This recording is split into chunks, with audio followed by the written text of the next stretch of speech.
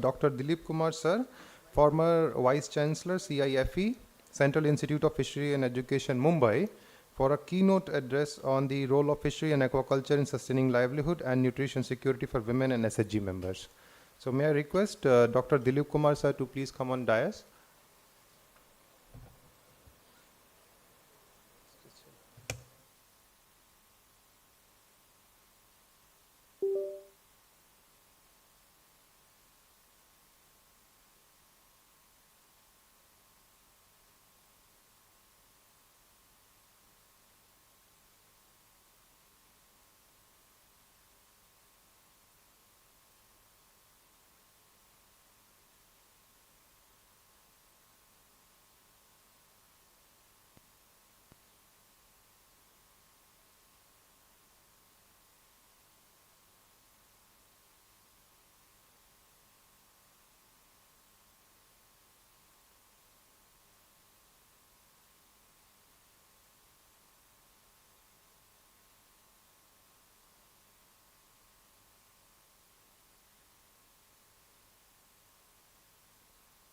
Yeah, no, it's okay.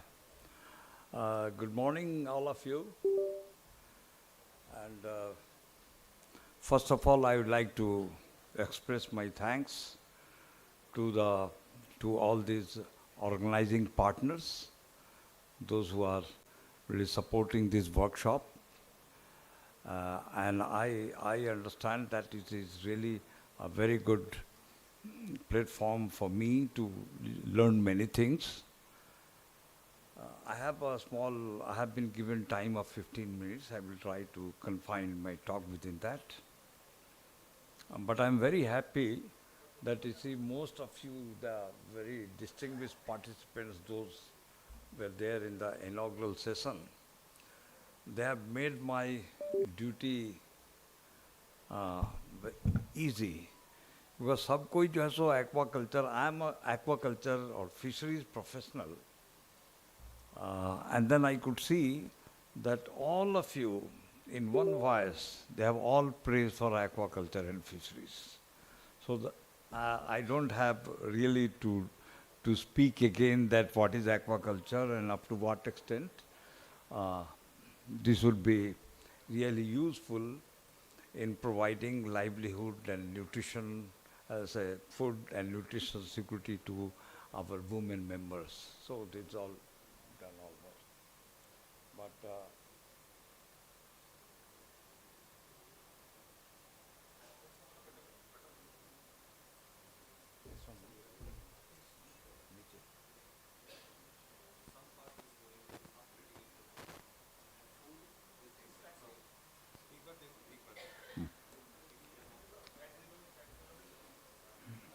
okay. So that way, and I see that many of you, it came. Oh, okay, this now is fine.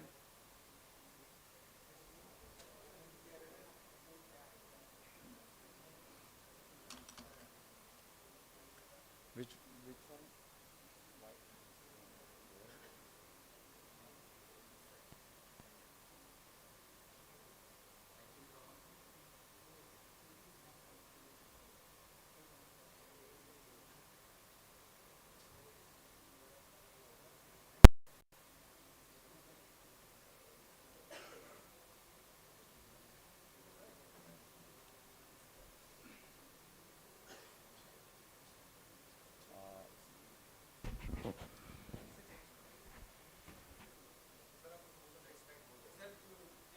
Okay.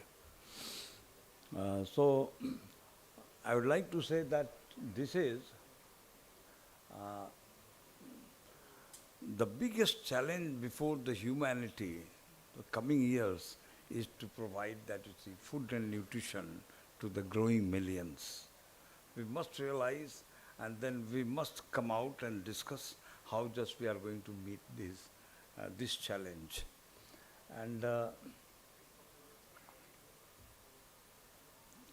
okay, this is another. Okay, leave it here, and then.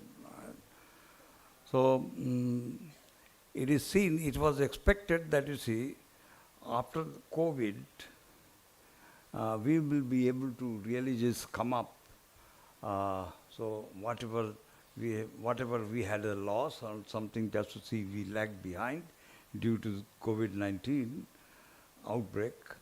Uh, but after that, you see the world report on that UN joint report by FAO, WHO, UNICEF, then IFAD, it all showed that you see, no, I think that still we need to recover. We have not been able to. And then they have also found that many of them, that you see among the women, 150 million people, in fact, women are more vulnerable and women have more suffered because of the COVID, just in terms of food, nutrition and food security. So that is important, what you have discussed, that supports to that. And here I came to know that you see GIZ, I have worked in Bangladesh for UNDP FAO for 9 years. Also in other countries, about 15 years with FAO, 17 years with FAO. And then I have worked in our own country, in higher education and also research. So I had many things that you see I have learned from Bangladesh. I don't know what I have given, but certainly just to see I have learned from Bangladesh a lot. One thing is that small scale, Bangladesh is a small country, just to see more or less of the size of Assam or West Bengal, something like that. And then they are the 5th biggest producer of aquaculture in the world. You can understand that how it is. We are the 2nd largest producer, and Bangladesh is the 5th. The second thing that, well, if you talk about aquaculture, I would like to explain here that there are 2 dimensions of aquaculture. One is just like many of they know that we can have, say, entrepreneur-based, some industrial aquaculture or commercial aquaculture.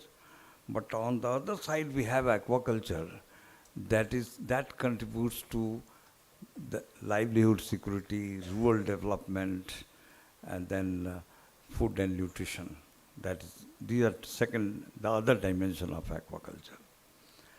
And if you see the entire world, that aquaculture, how it is being contributed, 92%, 91.6% of aquaculture, global aquaculture production comes from Asia. So simply it is not that somebody just to see they are getting huge stocking, say production or unit production is very high in some of the Western countries. It is not really that you see that is also suitable for us. Here aquaculture is part of the rural livelihood. It is a part of culture, I would like to say, in Asia. Whereas that you see it has nothing to concern with, in Western country it is nothing to go, but it is a simply business, and that way they are doing quite well. So that is also one of the dimensions. Even in countries like India, we have also entrepreneurs, we have also some of the commercial activities going on. So it doesn't mean that you see we need to choose only one. These are, you can see that how it complements each other. So we need to promote both. Second thing, this is also a fact that globally, 70% of the aquaculture is produced is a small scale. So globally, 70% comes from small scale aquaculture. And that's why they say small is beautiful. And recently, I think 2 years or 3 years back, a UN report came where it is indicated that productivity of aquaculture, not only aquaculture, all farming system, productivity is more in a small scale than you have a large scale. So that is also one of the plus points we must note it down. How many minutes left? Only 5 minutes I have spoken. Okay. Okay. So now, you see, just in our countries, like in Asian countries, India as a whole, we have, it is largely, we have the farmers, it is all small hold farmers. Here in India, it is just, it is not, in India, our average farm holding size is 1.15 hectare, average. Almost, if you consider 4 hectare, about 95% of our, farm holding size comes to that category. And if it is, say, you consider 2 hectare, then 85% are all small scale, all small scale farming. So this way, our really major focus is there. It is only because that basically poverty is rural in all our these developing countries, including India. And then even in rural areas, poverty is more concentrated to farming households or those who are working in agriculture. Those who are in business, it is not among them. So these are the realities that you see must consider while planning. Next one. Okay. You will see that even in India, it is, you see, almost like livestock animals. You see, those who are agriculture households, more than 50% of the households, they also keep livestock. More than among agriculture households, but in others, just to see it is less. But so it shows that simply if we have a one polar, single polar development focus, that is not going to help us. What I think I could remember, Additional Secretary of Union Rural Development Ministry, he has spoken that we need to complement aquatic ecosystem or aquatic food production and also with terrestrial food production. If you are going to complement this, we should say that it is integrated farming. But unfortunately, we can speak, but since last this is integrated farming, our institute, CIFRI, Central Inland Fisheries Research Institute, now located in West Bengal, we had in 76. By 76, we came out with the model, and that was really just field tested and field tried. So we had something like you can go for production up to 7.3 tons per hectare. If you have an integrated farming, you don't have to spend a single penny on feed, where feed costs about 70% of the entire aquaculture. So you save on feed, recycling of nutrients, and then you have an income from 2-3 various more than sources, so that you spread the risk of crop failure or market failure or something, and that is more resilient. So, but still, in spite of all these qualities, why we have not been able to promote aquaculture? Not aquaculture means integrated aquaculture. This we must understand. We must seek answer to that. It is mainly because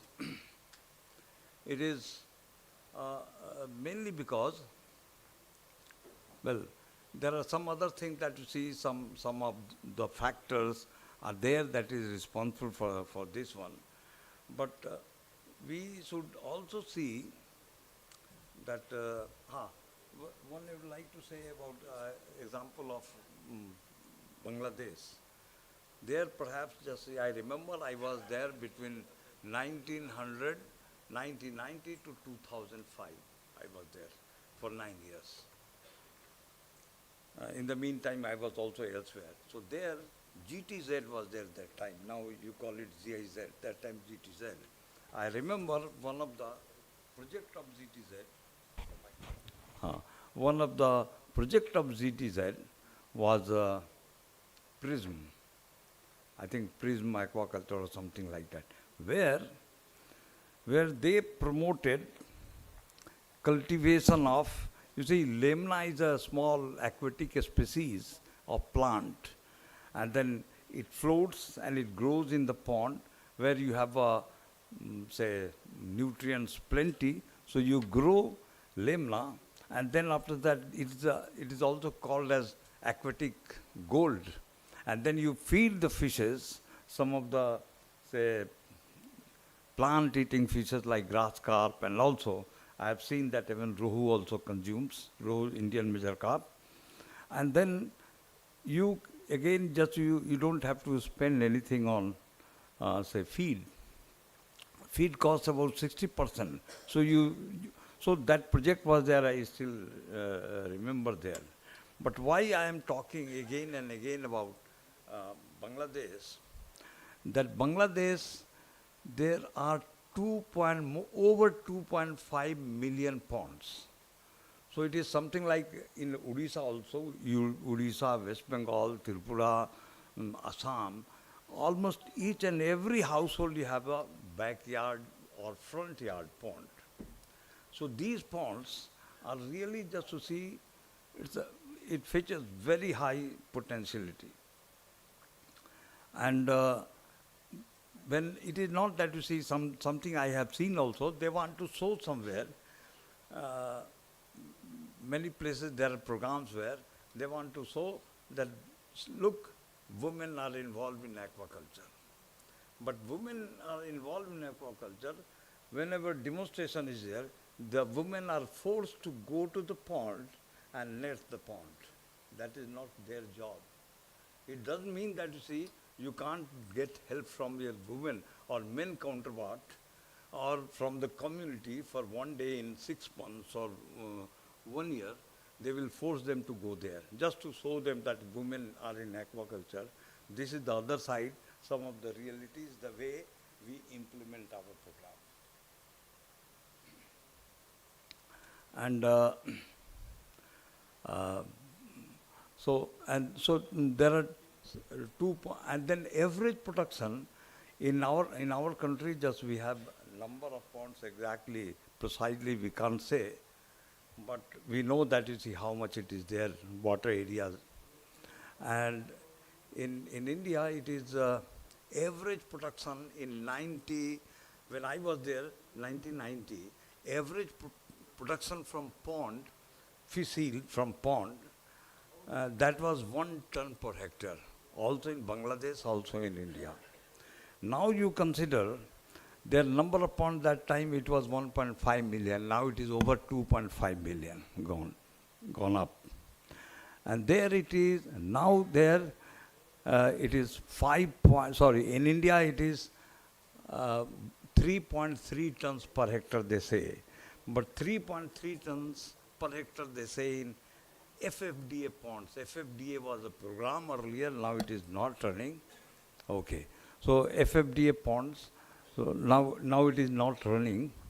So from there it is 3.3 ton per hectare, while in Bangladesh it is 5.14 or 15 tons per hectare. So we can see where we are. And this is what, despite we are giving everywhere, most of the government department, I would like to say development departments, for them the big mission or the major tool is subsidy. Either subsidy or grant, whatever. Without that, the government and departments also, they can't think that, you see, we can really help them, or otherwise farmers will not come to me. And that was also situation in Bangladesh. But most of the bilateral donors there in Bangladesh, GTZ, USAID, DFID, all said, So all these programs, they had the provision for this your subsidy and also grant. My project was that we were working for FAO and FAO was working for UNDP. Our program, from the very beginning, we saw 3-4 months, and after that we decided that we are not going to give any subsidy.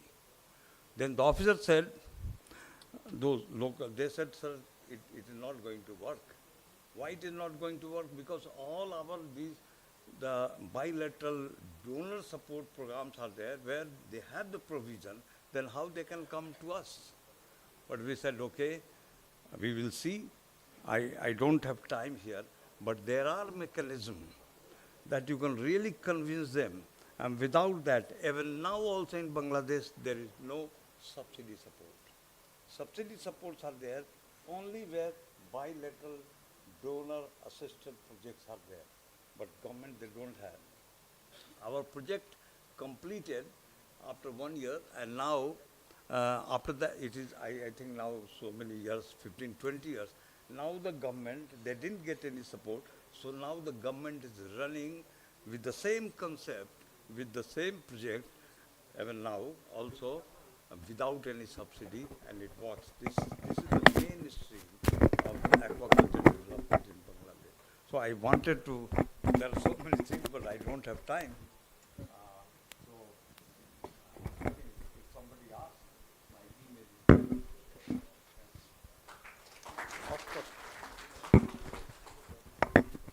Thank you very much, Dr. Kumar, and with the immense experience and the knowledge which you, sir, come, and I think the 15 minutes is not a justified time to encompass all of that, but sir, we are happy that you will be with us for next 2 days, and we seek your inputs in the working group session very actively, and these nuances and experience and the vision you have, sir, will be very pivotal for setting up the overall action points.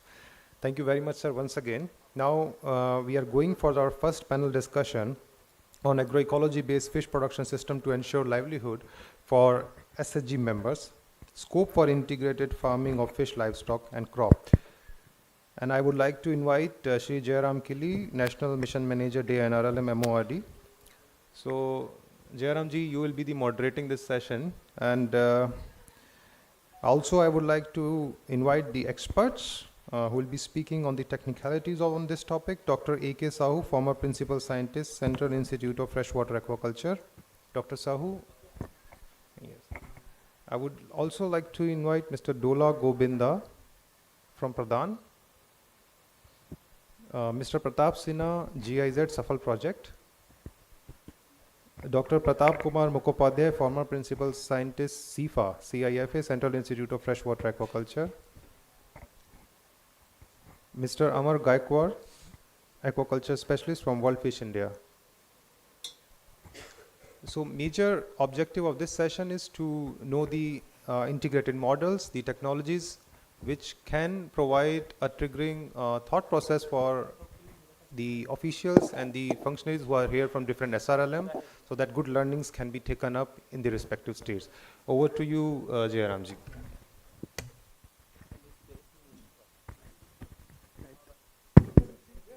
Thank you. No, sir. No problem. Thank you, Vaibhav.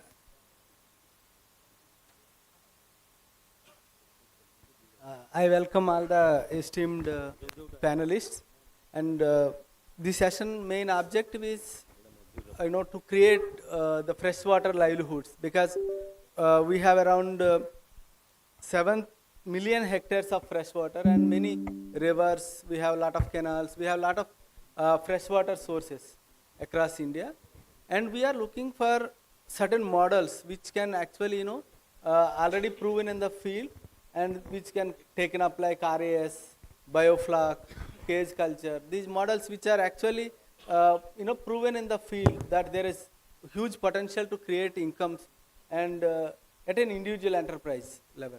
So we are looking for the models, and we request all the panelists to throw some light, your experiences on what kind of technologies which has the potential to scale up.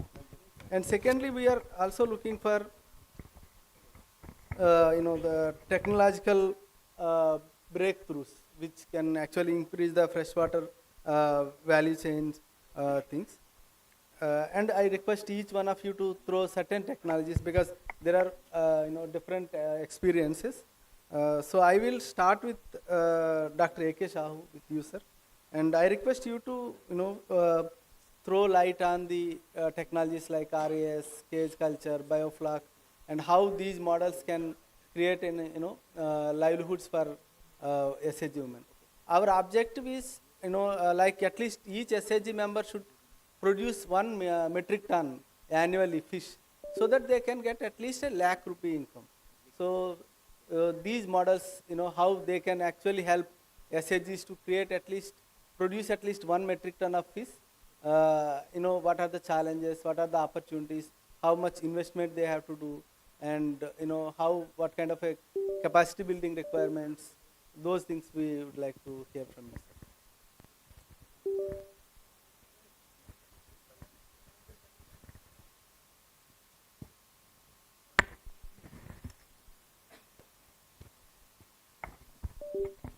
Hello.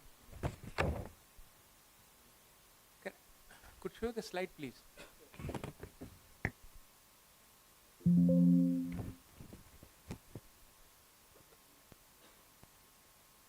Well, friends, very good afternoon. And at the outset, my sincere thanks to the organizers. And I wish that this particular program will definitely help the all stakeholders.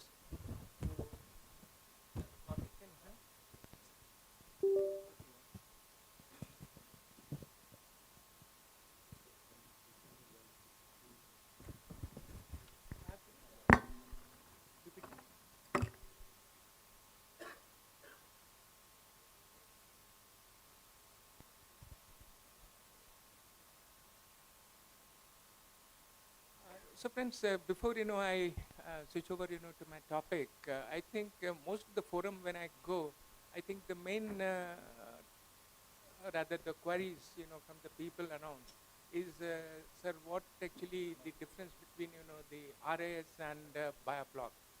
In fact, this is all across the country. Even a small marginal farmer who is having a small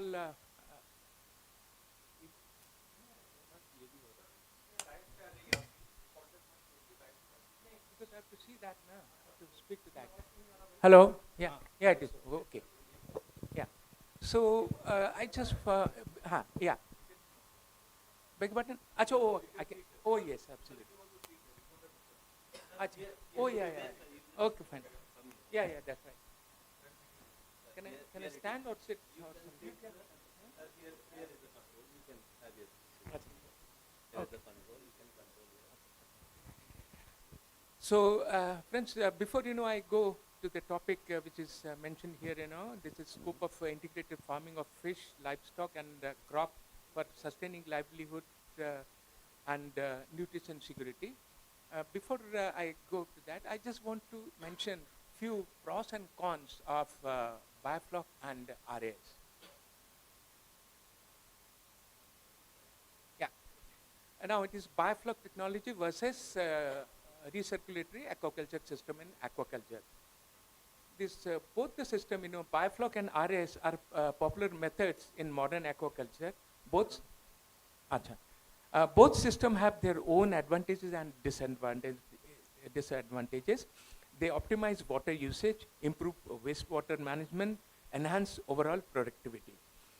The basic principle of biofloc technology is promotes growth of beneficial microorganisms, mainly bacteria and algae in a cultured water, where the uneaten feed, from the fishes and the waste are converted into microbial protein biomass, provides natural food to the cultured organisms, thus reducing the need for external feed inputs, maintain good water quality, removes excess organic matter, reducing water pollution, allows substitution of feed, leading to cost savings.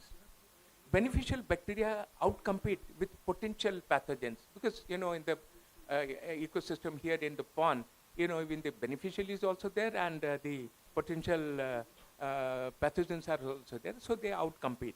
And it also helps in prevention of disease, enable higher stocking densities, and increase production. Despite its benefit, it also has got certain challenges. High microbial activity lead to increased oxygen demand, for which actually we need to have a severe, oxygenation, aeration rather, hence requiring efficient aeration system. Organic matter accumulation result in deteriorating water. Setup maintenance of bifloc system is more complex. In contrast to that, working principle of recirculatory aquaculture system to minimize water exchange by filtering and reusing. Friends, I want to mention here is, see, this RS it is possible where, it is useful, where actually there is a shortage of water. In fact, for your kind information, Israel is a country where they are doing, they have very less fresh water. They, water from the sea, actually they desalinatize, have fresh water, and they have this RS system. Even in India also, we definitely can do it, and it is also, we call it, industrial aquaculture, where actually in a small kind of infrastructure, you can have this water. You need not have a separate water, from either the pond or a river or a canal. The same water is being recirculated through the filters. RS operates on mechanical and biological filtration. Besides, helps in treatment. Treatment has several advantages. It removes solid waste, excess nutrients, and harmful chemicals. Controlled environment allows year-round production. Here I just wanted to mention is that whether it is a seed rearing, because nowadays, as you know, that most of the places actually people are using yearling. So what you can do is in a small place having, this RS system, you do it, yearling, and each yearling costing over 50, 60 rupees each one. So that is advantage. But this is my personal, opinion, that this is not for marginal farmer or a small scale farmer plus the small SHG groups. Because in RSC, for example, I'm telling you, this is possible, Western countries, where there is absolutely no breakage of, this electricity line. Here what happens, with a very heavy density, you are using RS. For, unfortunately, the line goes away. Gone case. Everything is, of course, you may say that, you should have a backup. But then backup again, it's a cost, it is there. So RS facility involves significant capital investment, yes. It is definitely, it is a very costly affair. And operation maintenance RS requires a skilled personnel. Like in a self-help group, in a village, you are doing this RS, and you don't have a person, having some skill about this. Gone case, what the poor farmer will do it. So you need that. So now the comparison. Now comparison is bifloc relies on creation and maintenance of biflocs, which reduces the need for the frequent water exchange. In contrast, RS minimizes water consumption because the same water is being circulated. Bifloc excel in nutrient cycling. Organic matter is converted into microbial biomass. Microbial biomass serves as a nutrient resource. RS removes nutrient process water treatment. Bifloc enhances the disease prevention. By competition between the beneficial and potential pathogens, as I was mentioning, RS generally require a higher initial capital investment. Due to the advanced equipment and infrastructure is required, choice between them depends upon the various factors, species being cultured, production goal, and available sources. Because here in RS or a bifloc, mainly those species which are cultured, it should be a little hardy, because those sensitive fishes, it has a some kind of a problem. So it is better to have fishes which are having which is very hardy. Both bifloc and RS systems are suitable for farming, provides natural food resource, and enhance disease control. So this is what I wanted to mention. Then regarding aquaculture, we have lots of technologies which can be adopted by self-help group. And I just want to mention, because I was told by organizers to speak a little bit of, I won't take much time, hardly another 5 to 10 slides are there. So regarding the cage culture, yes, Suppose near your place, there's a dam or a reservoir is there. So what you do is, what you require, it is the seed. Seed means, okay, you have a pond, fine. But at the same time, if you have a big, larger water body, you can have, cages, and not those, what you call, variety. I mean, this is all indigenous material, you can use it. It is much cheaper than, the one which is available in the market. The term cage means an enclosure of any size or shape, normally used to hold livestock in it. Cages are closed on all sides, leaving a small opening at the top to bring out or to release the spawn or fries inside the cages. Highly potential for fisheries development, definitely, and stocking materials in reservoirs can be produced. The cage shape may be rectangular, square, or circular. Areas suitable for cage are shallow base, deep reservoirs, the deeper portion of small reservoirs, lakes, and especially because I work in Assam, it is there is all those beels are there, all those open water bodies. It is and many people are doing, even the private entrepreneurs they are doing also. Then use low cost locally available materials. You could see it here that it is a bamboo, and all those floats are there, the drums. So it is much cheaper than that. So you can have in a hard this thing, for a bigger entrepreneurs, you can have other things. But for the small entrepreneurs, you can do like this. Then comes the topic is integrated fish farming. See, this integrated fish farming, the advantage is that, suppose by some cases, whether it is due to disease, because this is, climatic change or something, you incur a loss in aquaculture, so that you can get back some money at least from the integrated species. For instance, you can integrate it with birds, like ducks, poultry, piggery. We can have, you can integrate with the rice, you can integrate with sericulture. In Assam, I have done it in Nagaon. It is, you do it with the sericulture. You have a pond nearby, and then we have a silk. And then, all those peepers, it is full of protein. Those peepers, you're taking out the silk, you use it as a feed, number one. Then number two, those leaves, which these silkworm pupa, they feed upon, after they eat away, all those remaining things are there, it can be used as a feed for the fish. Then major production system is crop and livestock, provides protein, employment, and income generation, offers great efficiency in resource utilization. Wastewater from one system is effectively recycled, which I mentioned just now. Utilization of farming space for maximizing production. Fish culture with agriculture, livestock, a lucrative venture. Pond dikes are used for horticulture, because pond dikes, if you have a little bigger pond, like a 1 hectare or something, you can have these pond dikes. And annually what you can do is you can scrap the bottom mud, and you put it on the, the pond bun, and you can have, agriculture plants. You can have brinjal, tomato, and all kind of things like that. And then what happens, it cuts down cost by recycling organic waste into fish pond. Integrated fish farming is both animal and agri-based. Animal-based are duck, poultry, cattle, pig, goat, sheep. And agri-based are paddy, horticulture, sericulture, and mushroom. Even mushroom, here in our office, in my previous office, I retired in 2013. And there also, what we do is, mushroom, we have, paddy straw. So paddy straw, after, it is the mushroom is harvested, the paddy straw is, to put into this one, and it is a very good feed, for the fish.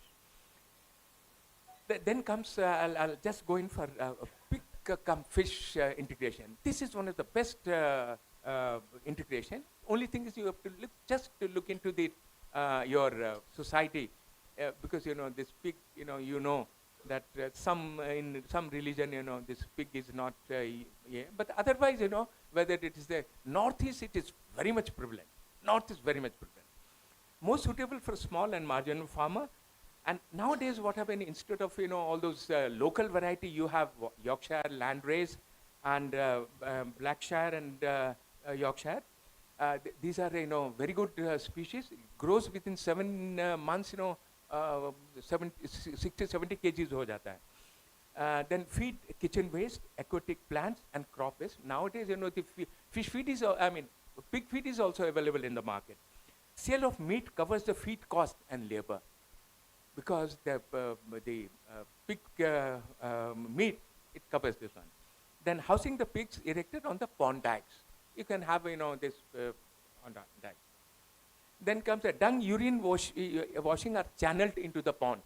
जो pig का जो dung है, it can be channeled into the pond urine, so that there will be plankton's development of plankton. So you can see the imported variety of pigs, and then you can have a duck cum fish integration. Pond provides a disease-free environment for the ducks, and ducks consume juvenile frogs, tadpoles, and like that. And duck dropping provides all essential nutrient for the fish.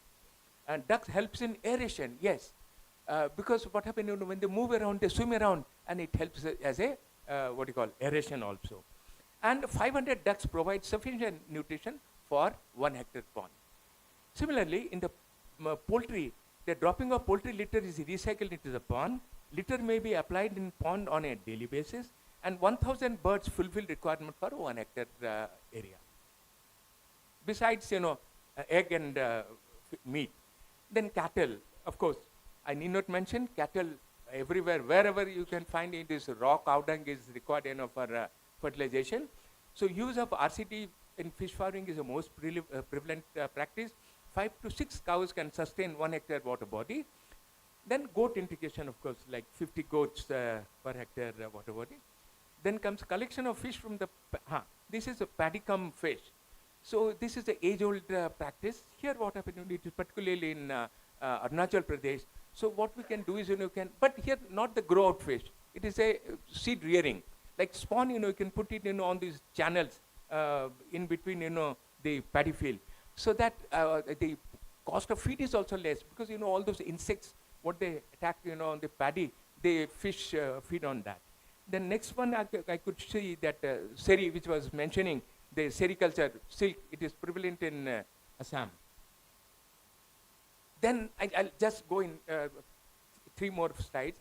For self-help group, and particularly women's self-help group, see, you can have valuation. For your kind of information, always valuation is done on the low value fish, because in the high value fish, if you add value, the rate will go up.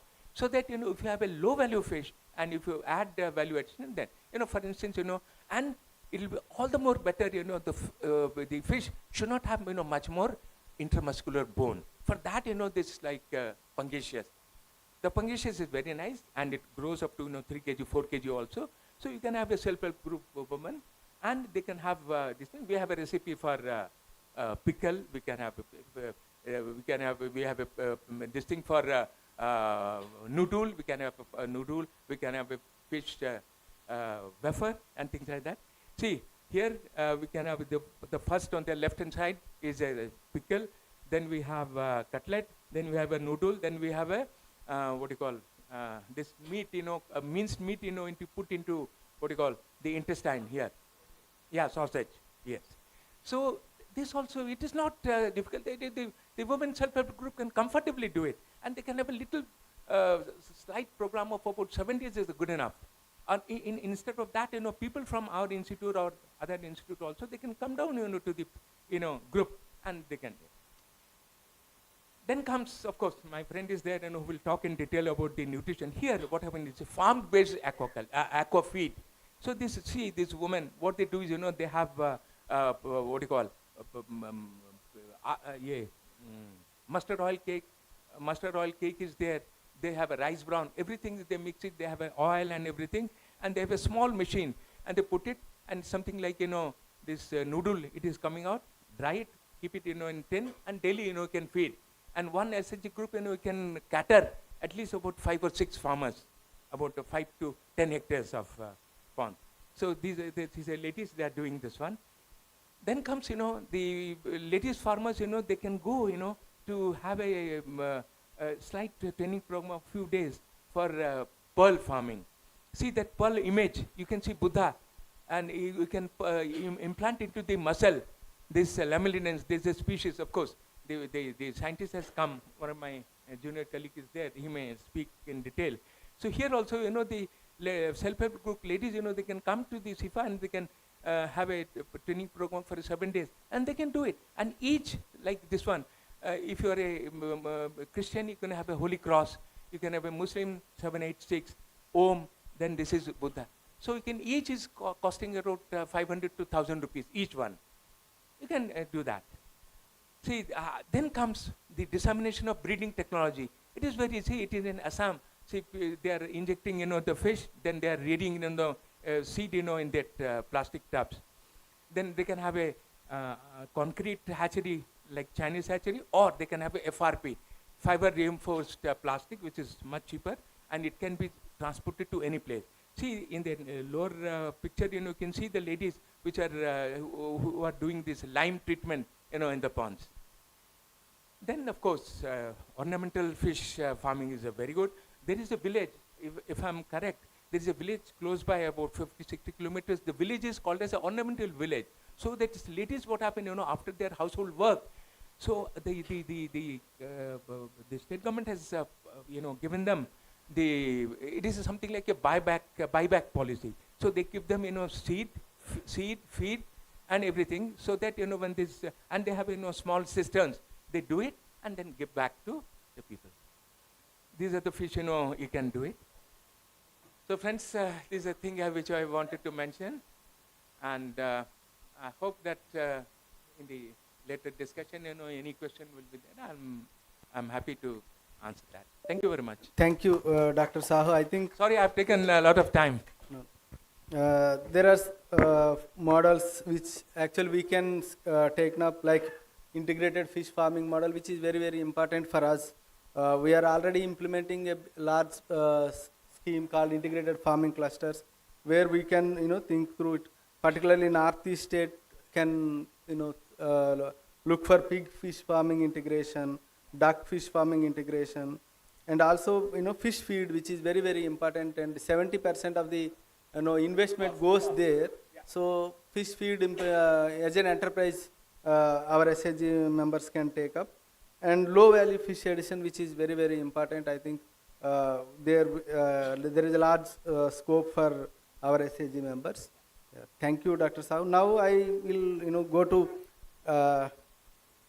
Dr. Pratap Sinha to share his experience in Safal.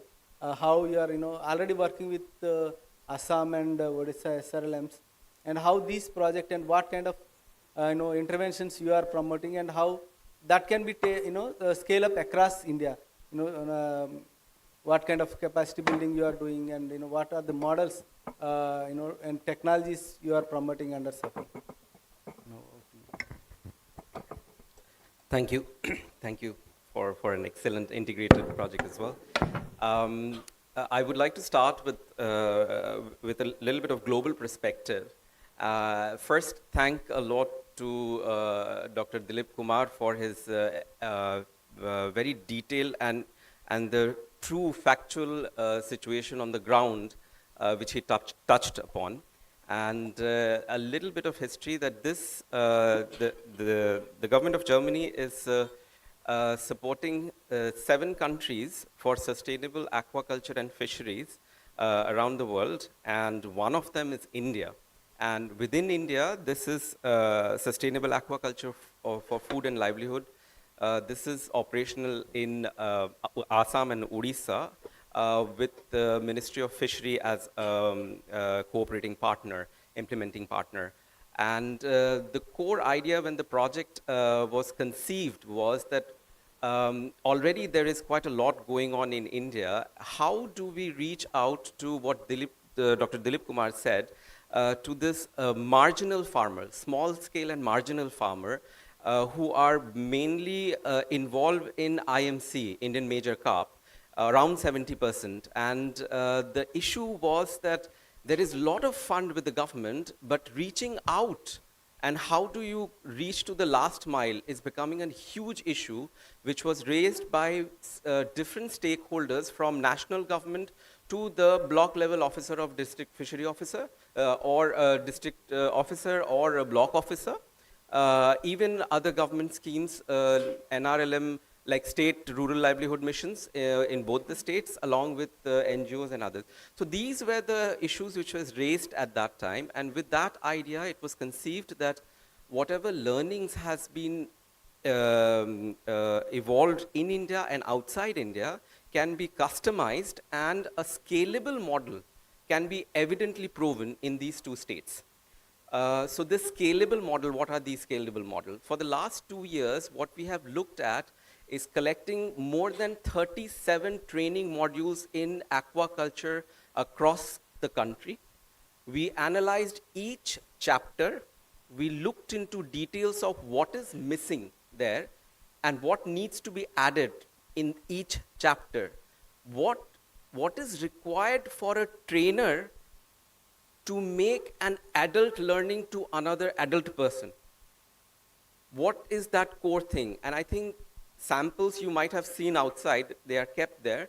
So in the last 2 years, almost, I would say, all the research institutes, government departments, trainers, farmers who are practicing, FPO members, consultants, international consultants, we all came together for the last 2 years.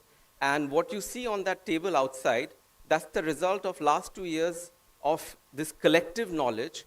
I would say more than 10,000 hours of effort has gone in, and with 37, 38 workshops, and that's what you see outside. Now the question is that what is the model?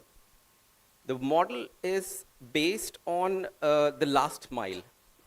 What the problem is that there are Matsya Sakhi, it was mentioned before, and there is usually one block officer from fishery department, and fish is below water. It's not chicken, it's not goat. You can't see it running around and you can see, okay, the health is gone, so we need to do. Fish is underwater. And to understand fish, you need some knowledge. Yes, people have told us that we have been doing fishery for generations and generations. What is new? And this is where there are best practices, of course, available in India. And this is where the ground shifting effort, which we can see right now coming up in these two states.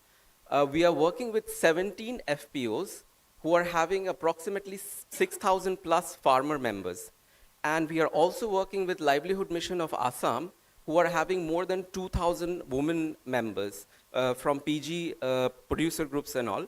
And we are also working with another only woman institution who are having more than 500 women members. Now, how this whole system works at a ground level is this, what you saw outside on the table, that is packaged into a 13 days module, which is delivered in a way without presentation or anything. That's why I also don't have a presentation, by the way. Without presentation, it is delivered to people who are selected as community resource person or Matsya Sakhi or whatever you want to call them. They are selected on certain criteria from the community. They are trained for first 3 days, then again 10 days on that course material which you see there. And then there is a refresher. And their job is that after this, like they are trained on a training manual, but then they get tools to train the farmer. And basically what they are doing is training the farmer to understand how do you make money out of fish as a business. And how do you ensure the nutrition and the taste of the fish. We are, so this CRP person, the model is called self-financed extension service. Why self-finance? Because one CRP is reaching out to up to 15 to 25 farmers, not more than that. Because beyond that is not capacity, it's beyond, it's not a gram sevak who can reach out to 200, 300 people. We are not talking about a person at the gram panchayat or 3-4 gram panchayat level who is expected to reach out to 500 people. One person up to 15 to 25, that person becomes the knowledge center, and that's the person who are being trained, and that person is equipped with the tools so that the person is able to deliver learning to an adult person so that the learning can be adopted and practiced. And this is the model which we are financing, which are saying self-financed, because nobody has money to give. We are talking about 400 people. It's difficult to finance them. So how do you include a motivation? Why will they do that? And that's the starting point. Why will they do that? And there are reasons, there are a long list of reasons, but there are selection criteria, and there are people right now, more than 500 people are trainers who are self-financed, and they are reaching out to more than 6,000 farmers as we speak right now. And these 6,000 farmers are receiving 14 chapters where they know basically whether they are going to make money or not with this fish. And nutrition level are going to be good or not. And health of the water, health of the soil. And I saw that there is wetland also. So whether there is any contamination, whether there is, hopefully there is no contamination, and how do you ensure the environment is also good? Through the integrated, if there is integrated, but this is basically on fish, on aquaculture in ponds. So that's one model.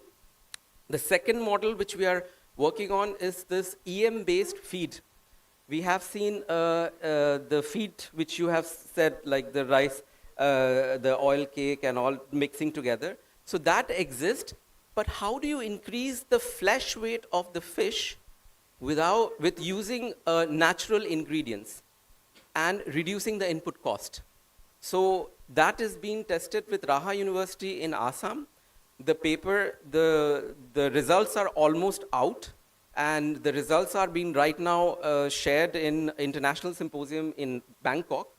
And that could be a ground shifting mechanism of reducing the input cost by 25 to 30% approximately. You have already heard about how much it costs to input cost, and increasing the flesh weight of the fish. So basically what we are talking about, if you stock your pond approximately finger size fish, you could possibly get a 1 kilo fish by 6 to 7 months. So that's a ground shifting thing which is going on right now. So that's another thing. Then we have, like, if you are feeding, like organoleptic test has been done last week, and I got the report of that. Organoleptic test is the taste of the fish. We heard about that. And in Assam, the fish from the beel, if you buy rehu katla, that is costing 600 rupees a kilo. 600 rupees a kilo rehu katla from the beel. And this fish, which has been developed with EM-based feeding, natural feeding, that is having an equivalent taste to the rehu katla from the beel. So what we are expecting, that even if 10 to 20% of this fish produced can be sold at a premium price, you're talking about a huge difference, margin difference. Plus the nutrition, plus the climate resistance, plus the carbon footprint, everything is countered with this EM-based fermenting of the feed. Then the next one is entrepreneurship. We have reached out to each block, and imagine that in each block we are talking about residents of 80,000 to 120,000 people. How do you find, let's say, 10 entrepreneurs out of, let's say, 1 lakh people, 100,000 people? How do you find 10 entrepreneurs? And this is what we are trying to come up with, a social behavioral pattern, that what is needed to identify that one person on whom anyone can invest money, and they have the idea. So how do you identify that process? So we have almost worked out a process in which out of 1,000 identified entrepreneurs from the blocks, we have reduced them to around 50 I would say per block, per district, we are talking about 10 to 15 entrepreneurs. So that's the second thing. And the last thing, I won't go into details too much, is the aquaculture business school. We heard about this integrating farming, and we heard a lot about the farmer level. What happens at the farmer level? So at the farmer level, what we understand, we all know that typically speaking, a farmer is having 2 to 3 activities, income sources, at least, if not more. So if you are in aquaculture, then you're probably having fish, maybe paddy, maybe duck. So the aquaculture business school is based on a model which is coming from Africa, in which GIZ has trained more than 15 lakh farmers. How do you understand what is the risk? Let's say you have 3 activities: fish, duck, and rice. How do you identify what is the risk in each of the business and where you should put more money or less money? So this is the whole business concept, and this is given in 5 half-day training. So basically, when you go back home, you can understand out of 3 livelihood businesses, where do you want to put your money? Even if you choose 3 different fish, like you do ornamental fishing, you do rehu katla, and you do, I don't know, feed management. So in these 3, where do you put the money? Where is high risk? So this is all about Aquaculture Business School. And I wouldn't go into more details and everything, but I would say the last one major thing which we have been trying out is a participatory guarantee system for certification of these freshwater fish, which is first time in India. We have participatory guarantee system like PGS certification for crop produce, but we do not have a PGS system for freshwater aquaculture fish. So that is being tried in Assam right now. It is under the process. Guidelines has been developed, and we would know in 2-3 months about the success. And if that happens, then it will become the first time certification system through which hopefully farmers can have that premium quality through the EM used feeding system, natural feeding system, and the nutrition and the climate and agroecology. The entire concept is connected to agroecology, and the whole system is based under the institutional system of farmer producer organization or cluster level foundation or PG producer group. So that's what it is based in. The last point I would like to just mention that we have made a simple calculation of 8 states. Let's say if we look at Maharashtra, Madhya Pradesh, Bihar, Jharkhand, Uttar Pradesh, Odisha, West Bengal, Assam, and Meghalaya, if you put them together, we are talking about 7.8 lakh hectares of water area approximately, and number of people involved in aquaculture would be approximately 12.5 lakh families. So 50% would be women approximately. And expected production, we are talking about 37.5 lakh ton.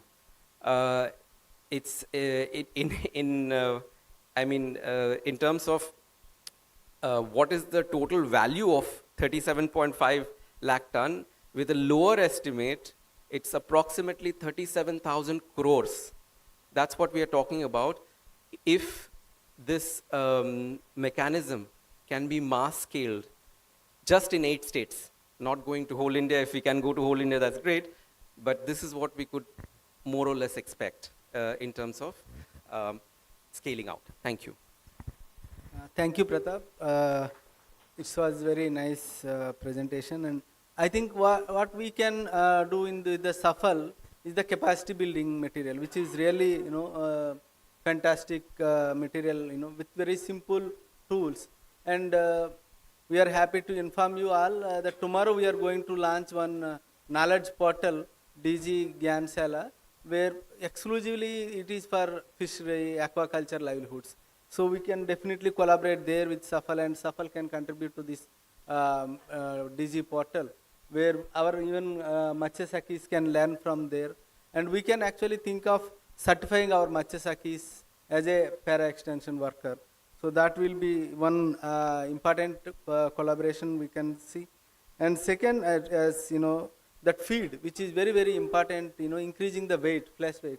And the conversion ratio is very, very important. And the reducing cost, 70% of the cost, how we can reduce it further. And EM-based natural food products are very, very important, because nowadays fish feed, there is a lot of issues. Of course, livestock feed is also a huge issues are there. Around fish also there are a lot of issues, and if you are not eating proper feed, and that fish is also not really good for health. There are a lot of carcinogenic materials adding.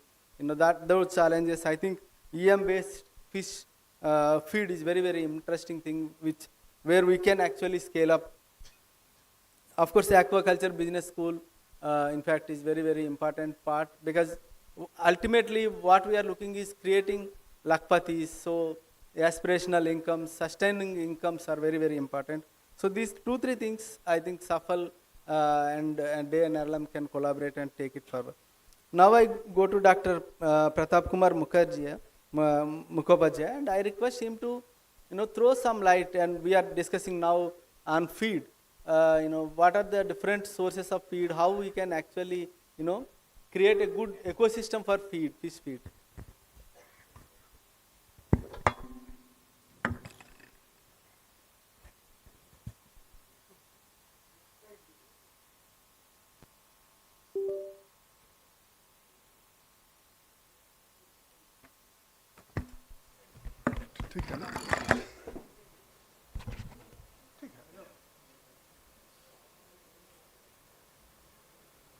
Respected colleagues, I will be having a very brief presentation on agroecological practices in aquatic food production system. In the morning, I was listening quite a few talks, and I was a bit surprised to see that most of the speakers meant by aquaculture just fish. I request the organizers for tomorrow's working group meeting, this should be emphasized that fish is just one component of aquaculture. There are several animal components of economic and nutritional importance. There are several plant bioresources of economic and nutritional importance. Those should be considered. So when you say aquaculture, it is not just fish culture. And I will, since the time is very short, I would like to emphasize that in the changing scenario, in the changing environment, I should say. Changing environment means what I'm meaning is changing environment due to climate effects. Now, in the changing environment, we have perhaps to depend more and more on aquatic food systems for future food security and livelihood support. We have not yet explored to the extent possible on the aquatic food systems. We still depend on terrestrial foods. Now, while working with some of the NGOs with which I am associated now, I will just cite a few examples of what is happening in some of the districts of West Bengal. A scenario developed a few years ago in the rural Bengal that most of the young boys and men folk started migrating to different cities, to the distant cities, in search of alternate livelihood. This created a problem. This created a problem means the children of the farmers are leaving their villages in search of alternate livelihood. Now, if the farmers' children leave the villages and seek for other jobs, then the entire farming system will be at stake. For us in Bengal, farming is very important. Farming is very important in the sense, in the true sense of the term, Bengal is really Shujala, Shufala and Shosho Shamala in the real sense of the term.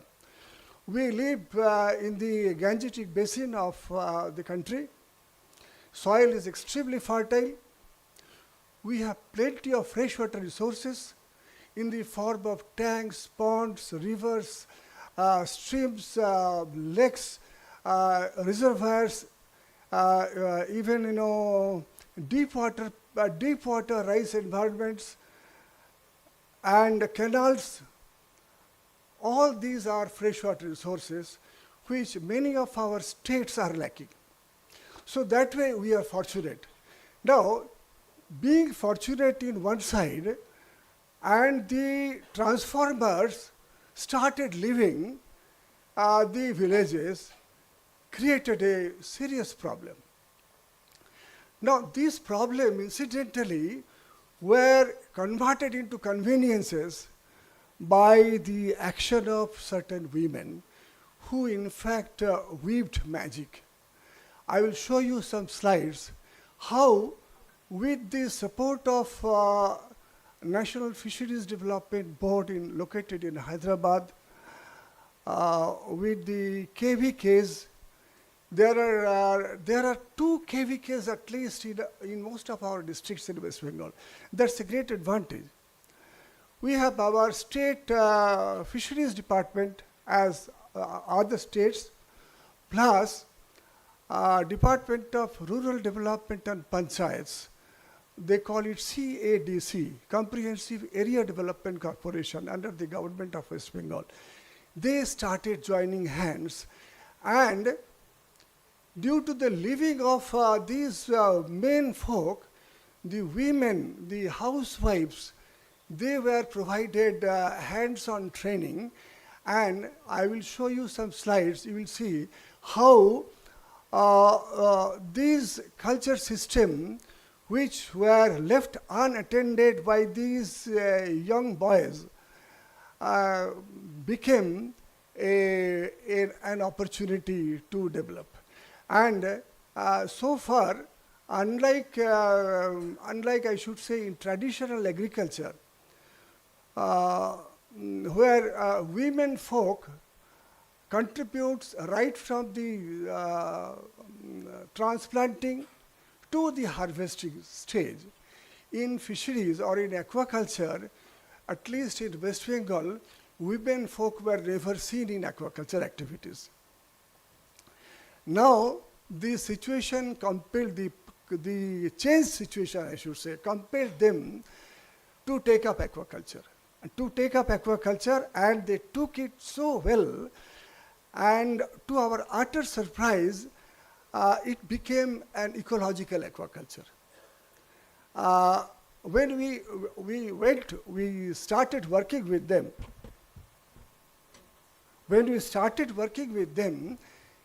their point of intention was, you please show us something which is low external input aquaculture system.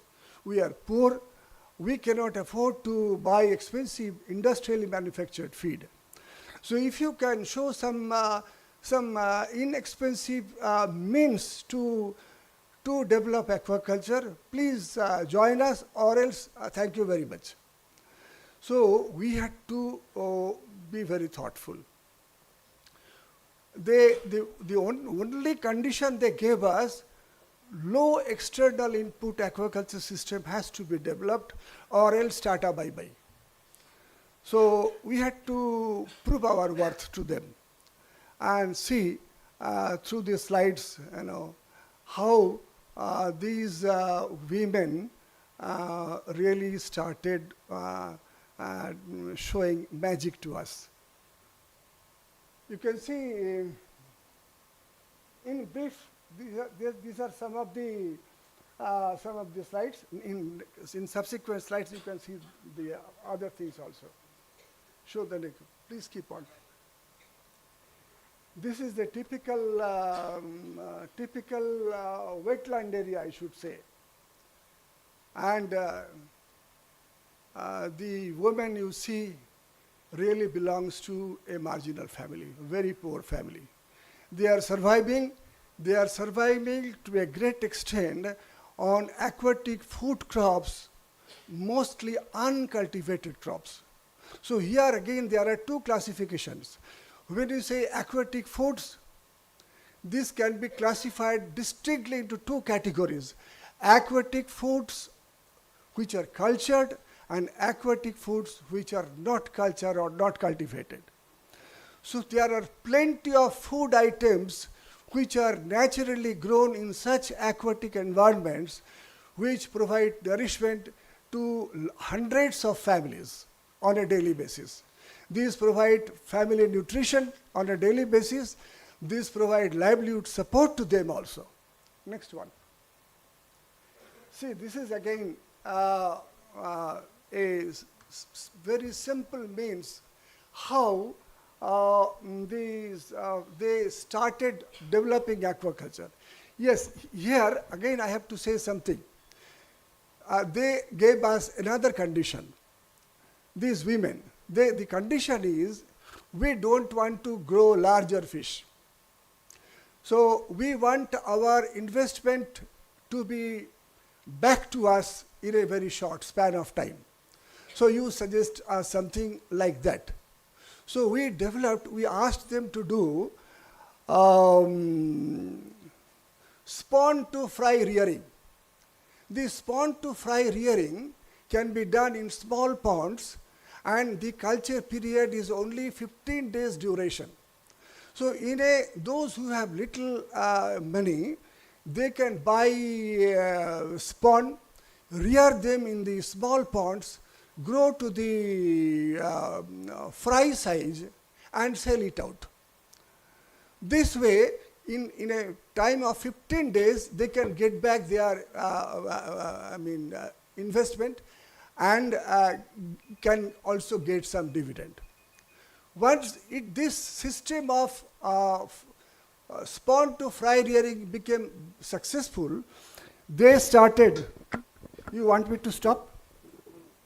You want me to stop? If you want me to stop, I can stop.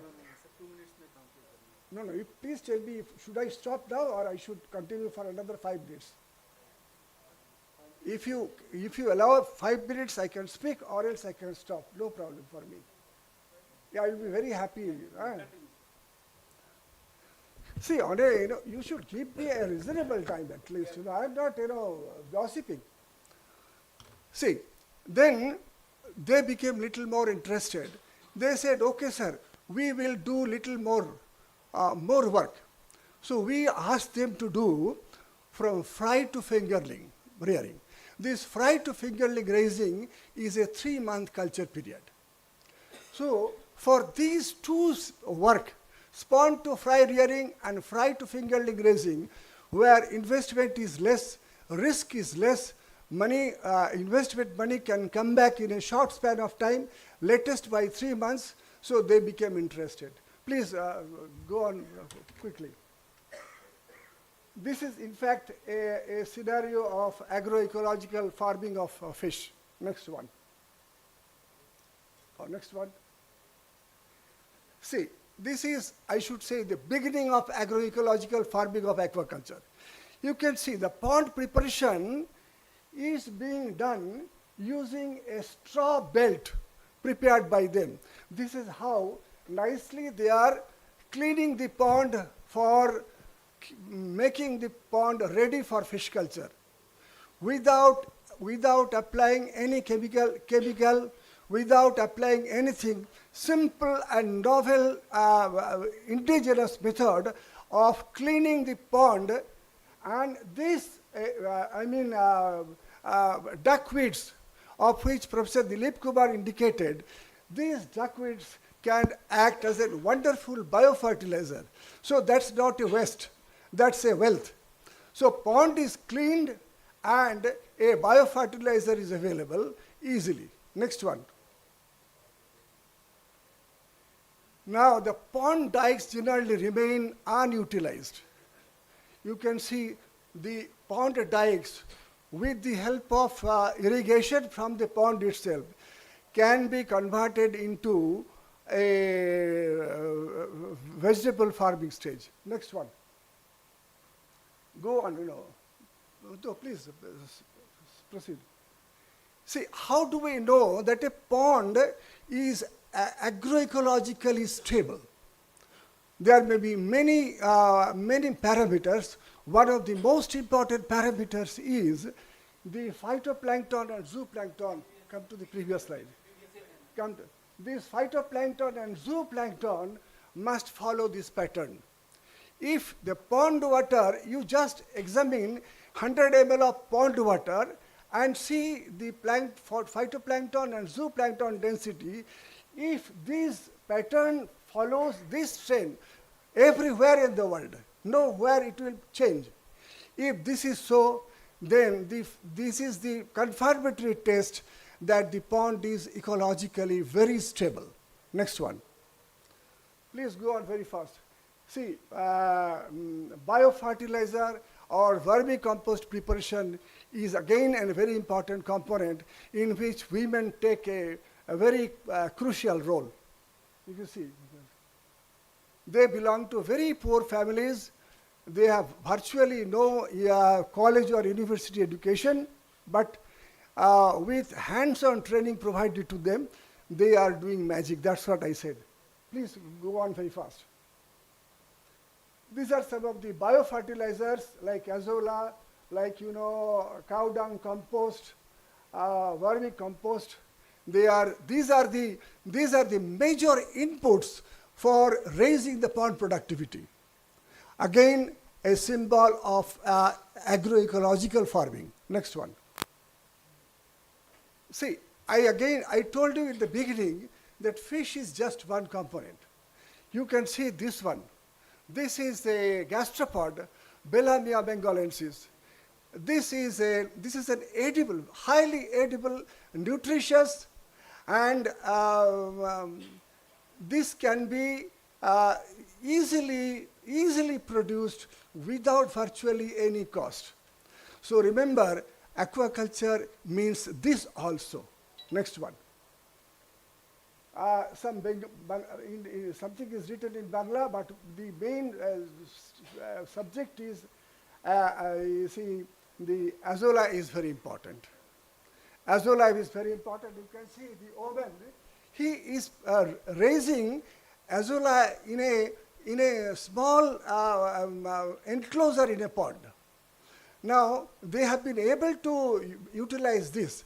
In the absence of men folk, these women are doing really wonders. Go on, please.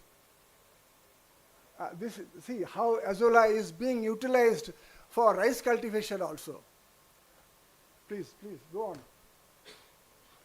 These are some of the other products. These are also aquaculture products. Remember, not fish only. This is signora.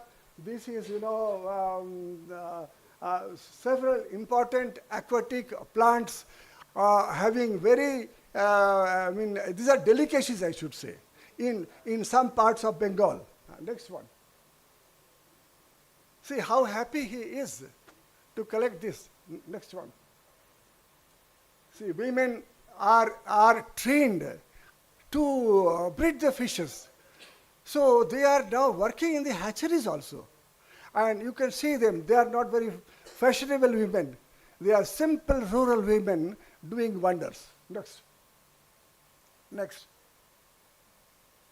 Again, using sugarcane bagasse, they are producing periphyton in the pond system, which means natural food production is increased virtually without any cost.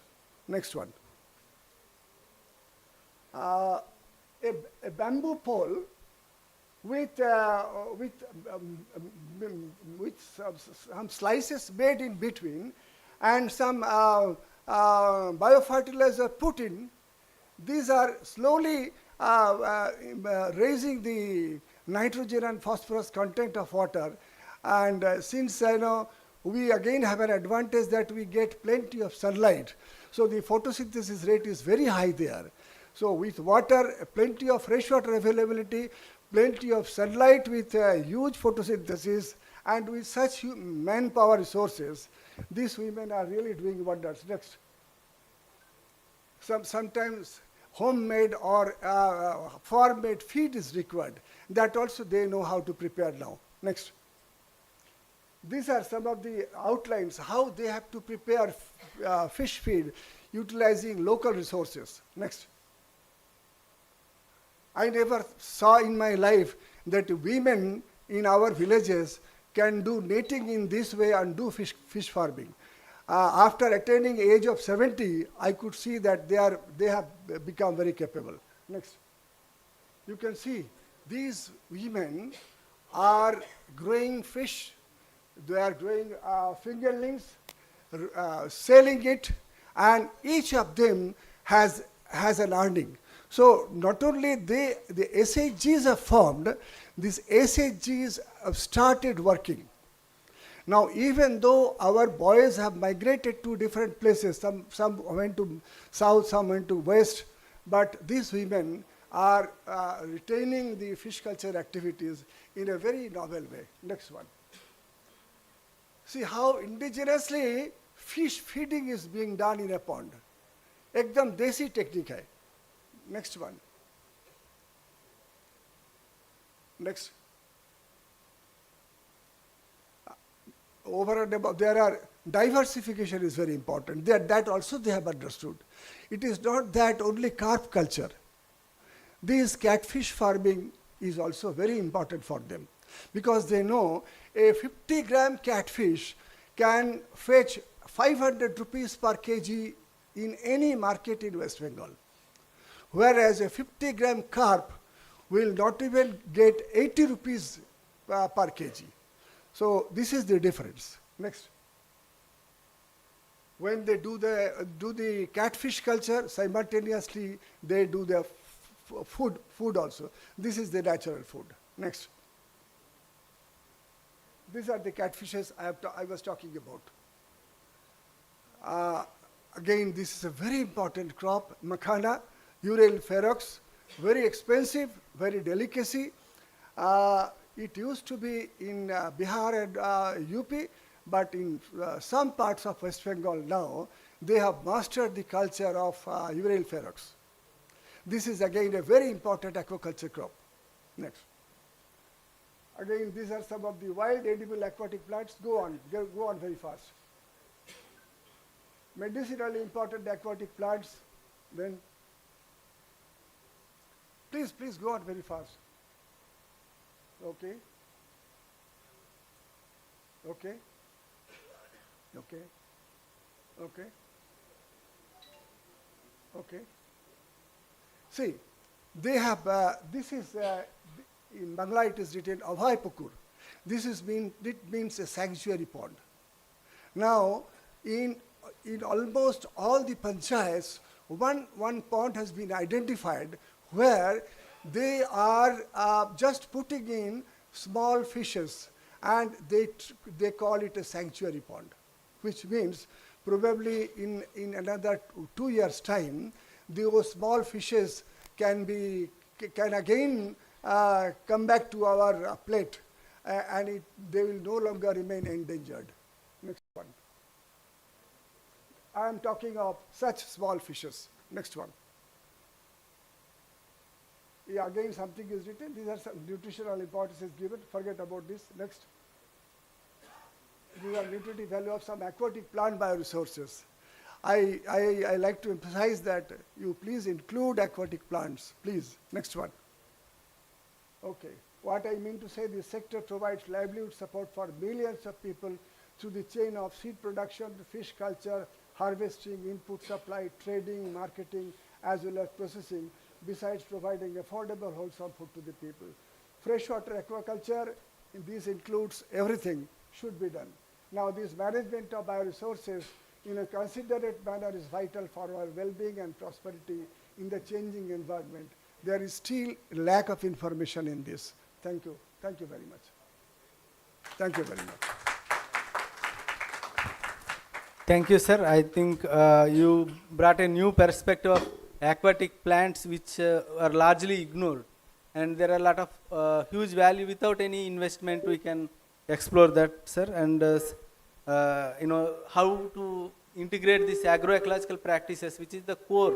I think you brought two core things which are core to NRLM, women and agroecological practices. These two are very, very important. And I think you've thrown very good light on how we can actually integrate agroecological practices into aquaculture, particularly feed and other management. Thank you so much, sir. Now, I would like to move to Amar Gaikwad from World Fish. I request you to share your experiences in aquaculture, particularly working with the SAGs in Odisha. On behalf of World Fish, first of all, I'm really grateful for this opportunity.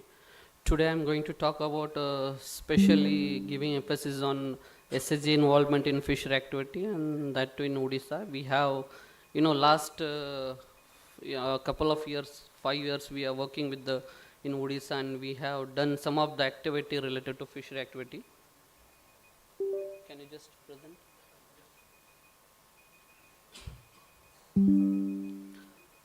Actually, World Fish is a one of international organization, one of CG center also, and we are working around more than 20 countries. Especially our vision and our objective is to end hunger by use of scientific technology in aquatic food systems, and especially in India, from 1996 we are working with the different organization, including government and the private sector also. And last 2018 we are really actively working in development of, especially in women SHG. So we have carried out some of the activities. So there are, I will highlight the 3 activities. One of which is scientific fish farming by SHG in GP tank. So if you talk about Odisha, Odisha, gifted with the huge natural resources, especially in the freshwater sector, and moreover, the states, the almost 95% of population consume the fish in Odisha. If you talk about, in terms of figure, around 17 kg per capita in consumption, population consumes the fish in Odisha. So in Odisha, next please. Can you give me this one?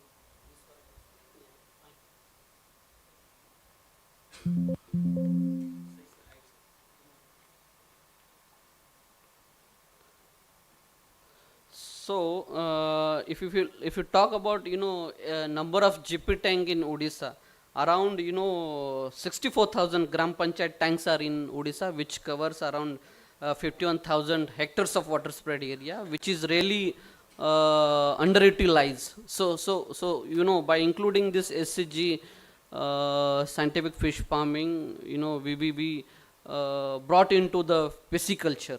Especially, our main objective is a specific diversification. In Odisha, mainly IMC production is dominated, apart from some of the other species. But along with this, we in the under specific diversification, we introduce gift tilapia culture, and then small species like mola. Mola is, especially the small indigenous species like mola. There are other rebas also there. So but particular characteristics of this small species, they are very highly nutritious as compared to the bigger one. They have high iron content, and especially if you give this small species to pregnant woman, it is very helpful for development. And apart from this, our aim is to give women's empowerment, to create the gender equity. So we wanted to give equal opportunity to women also to involved in the pisciculture. So when we carried out this activity in 2018 to 2020, and if you see here in 2018-19, we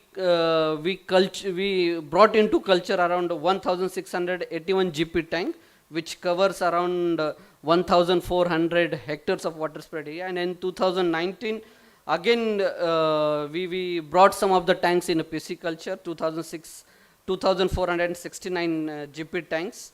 And after the end of this activity, we almost promoted in around 10,000 of GP tank, involving almost 1 lakh of women in the pisciculture. And in this activity, especially we train to women how to do scientific fish farming, what are the most important business best management practices are there. So we train them, and they are given very positive response, and then this activity was very successful in Odisha. So another activity is the capacity building of SSG to promote the dry fish farm, dry fish.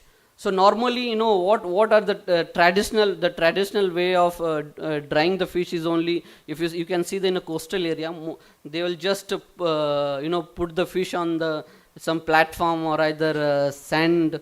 So that is really not hygienic. It is a open area where you can have air contamination and then through some soil contamination. So we wanted to promote very hygienic way how we can dry the fish, and that can be utilized in as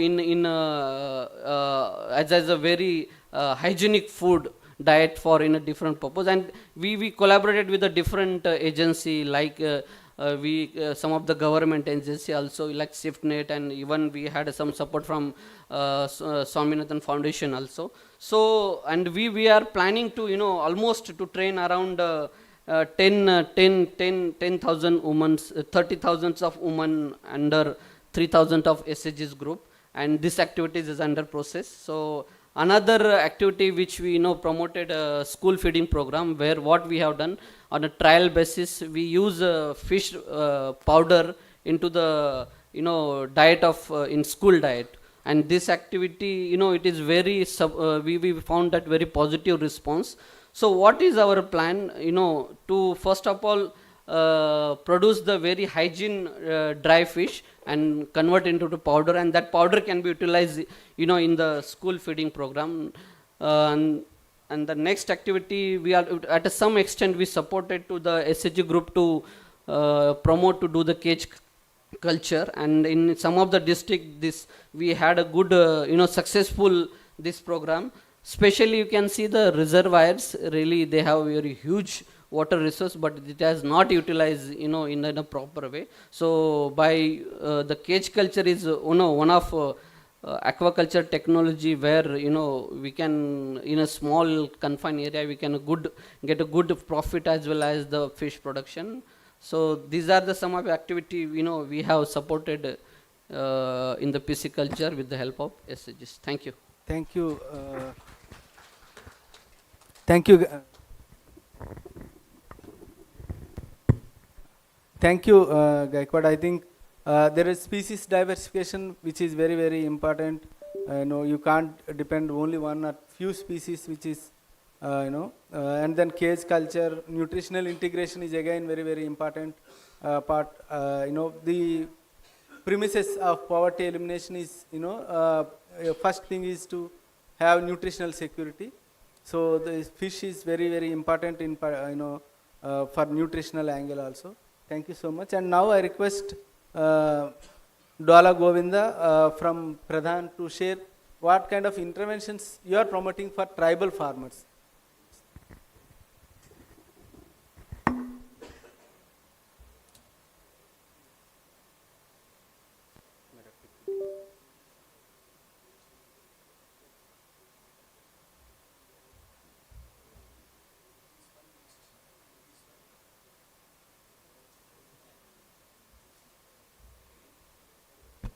Yeah. Thank you all for giving me this opportunity. I see many of people from fisheries from my fraternity. I am passed out from OUT, then I did my post graduation from CIF Mumbai. Sao sir had trained us on catfish breeding when I was in fisheries college. So Mukhopadhyay sir, I have read all your research papers and everything related to fish nutrition. So we are just fisheries professionals, and we have a huge risk on us, because something in government, state government, central government is expecting from us. Government of India has declared no poverty, zero hunger by 2030. But in case of tribal communities, they constitute around 80% of our population. More than 50% people are malnourished. So how to achieve this target of zero hunger and no poverty within 7 years, and when there is more than 50% tribal people are malnourished? So that is the burden all of us we are taking. So we had a mental model that it may be very difficult to rear fish in tribal areas. So tried different things. In Rajasthan, Gujarat, they tried through milk route also. That did not work. So, and pulses production is reducing, and our country is not self-sufficient.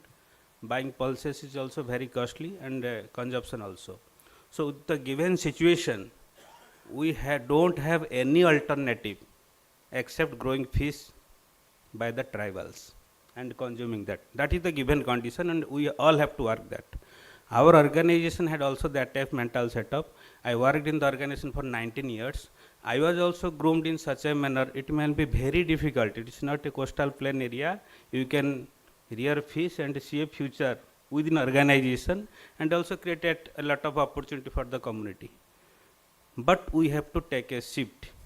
For last 4 or 5 years, we are seriously into this activity. So potential, I don't want to repeat it.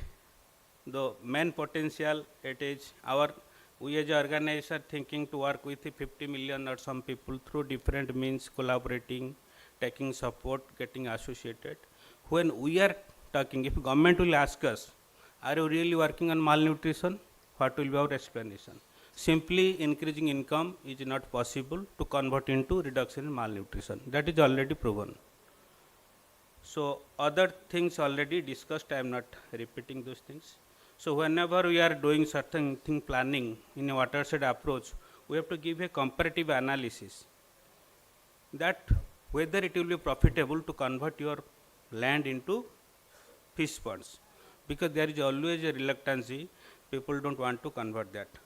So our in tribal areas we used to talk about gross income, we don't talk net income, because many components are inputs like labor and raw material, they can won't contribute. So gross income is the major focus, where we see on an average if you are going for half acre or 50 decimil for fish farming, so there is potential they can earn about 1 lakh with all the latest technology. Many of the technologies has been discussed here, and I am not going details into the table. In Orissa also I am a son of a farmer, till my brother is doing farming. In paddy farming we are investing around 20,000 and we are getting return around profit. Gross income is around 40,000, after investment it is around 20,000. And in our same village, some of my relatives are growing fish. In 1 acre, they are getting 1 lakh. So it is linear proof that fish farming is 5 times more remunerative than paddy farming. And if you are going the combination, there is a huge benefit. I used to argue, for a small and marginal farmer, if you are converting 25% of their land into fish farm, next year their income will be doubled, because from 2 acres they used to get 40,000. If they will convert paddy for 1.5 acre, they will get 30,000. Rest for 50 decimal, if they convert to a fish pond, so they will get around 30 to 40,000. So in case of 40,000, they will go in the basket of 70 to 80,000. So the easy shortcut formula, and with all ecological benefits what we have discussed, a farmer can be converted into a prosperous farmer if there is a species diversification, crop diversification, especially paddy to non-paddy. People are taking non-paddy, but I am telling paddy to fish. That will give the other routes are challenging. Paddy to millet, paddy to pulses, other routes are challenging. It's not that much short, because we all have observed. And the country is going at the rate of 10% for fisheries. Luckily, our state is also growing at the rate of 10% on fisheries. So, all esteemed people, we are here, and we need not to explain again what is the need of fish for human nutrition. When I did my dissertation in CIFE, I had a seminar, importance of fish in human nutrition. I searched everything in Google. What I found, Brazil and India at the same time, they had more than 90% people malnourished. Our government took the milk route, then Brazil took the fish powder route. So they achieved malnutrition target faster than us, but still we are struggling. So this is the role of the fish for checking malnutrition. So, and we as an organization has a set a vision that if we can contribute significantly for the people, then we have to enhance the productivity of the existing water bodies using all the indigenous knowledges, processes and technologies, resources, whatever they have. And some of those things we are already discussing, and I don't want to repeat it. The most difficult challenges are for tribal areas. They don't have access to water bodies. With all thanks to the NRGS program, whatever water body has been created for them, it is because of this NRGS program, and that too some substantial water bodies has been created in 2020, 21 and 22 when NRGS budget was almost doubled. That created that opportunities. And recently Amrit Sarovar Yojana. You need huge public investment in tribal areas, not in big dams, but to create water bodies, not farm pond, but water bodies up to volume 5 acre, 7 acre, 8 acre. Because we see all the traditional water bodies in Chhattisgarh, Madhya Pradesh, and western part of Orissa, and you go to Kalahandi, Balangiri, all these districts, you will see water bodies of 5 acres, 7 acres, 10 acres constructed by all the princely states by that time. Still, they are the major source of irrigation and major source of fisheries. Kalahandi is a district which is known for hunger malnutrition. For one district, one product, Kalahandi has identified fisheries as the major product. This is because has happened because not by the current government, but earlier they were under the princely state. They have created huge water bodies. In a village, you will find 10 hectare, 20 hectare water bodies called Kata, Bandha, something like that.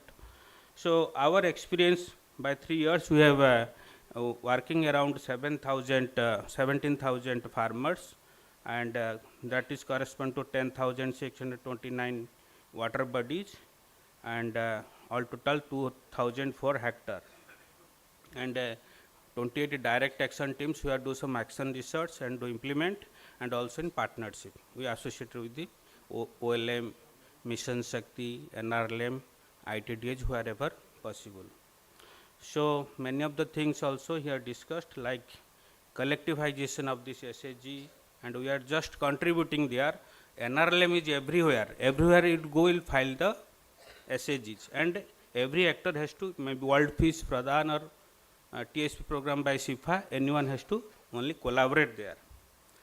And bringing this technologies, what you see in the tribal areas, these are rice bran, mahua oil cake, and mustard oil cake. Three things which has revolutionized fisheries. Still that needs to be again reminded that these are the key ingredients available in your area, and that should be applied into aquaculture. So we are doing just the basics, not the advanced things. So critically what we do when actually the challenges like the small farmer integration, they don't have a scale. They have farm pond which is size is around 10 decimil, equivalent 0.1 acre. So no supplier will come there for input and also marketing. So usually the process is to aggregate them. Aggregation is the main thing, where we do planning, then procurement or stocking, then production phase, then marketing phase. And in every stage, you will find the issue of aggregation, because no buyer will come there and no supplier will come to their end until unless there is a scale. And also we are talking about the service providers, the CRPs, community resource person. One day we want there should be self-earning person. From their own business they can able to earn. So fixing those models usually needs a scale. So I am giving these examples of these states we are currently have tried, especially in the tribal areas of these states. So two type of situations are there. One situation is that they have their farm pond which is around 10 decimil. In Orissa case it is around only 5 decimil. and they have access to community tanks. Access to community tanks is in Chhattisgarh and also in Orissa.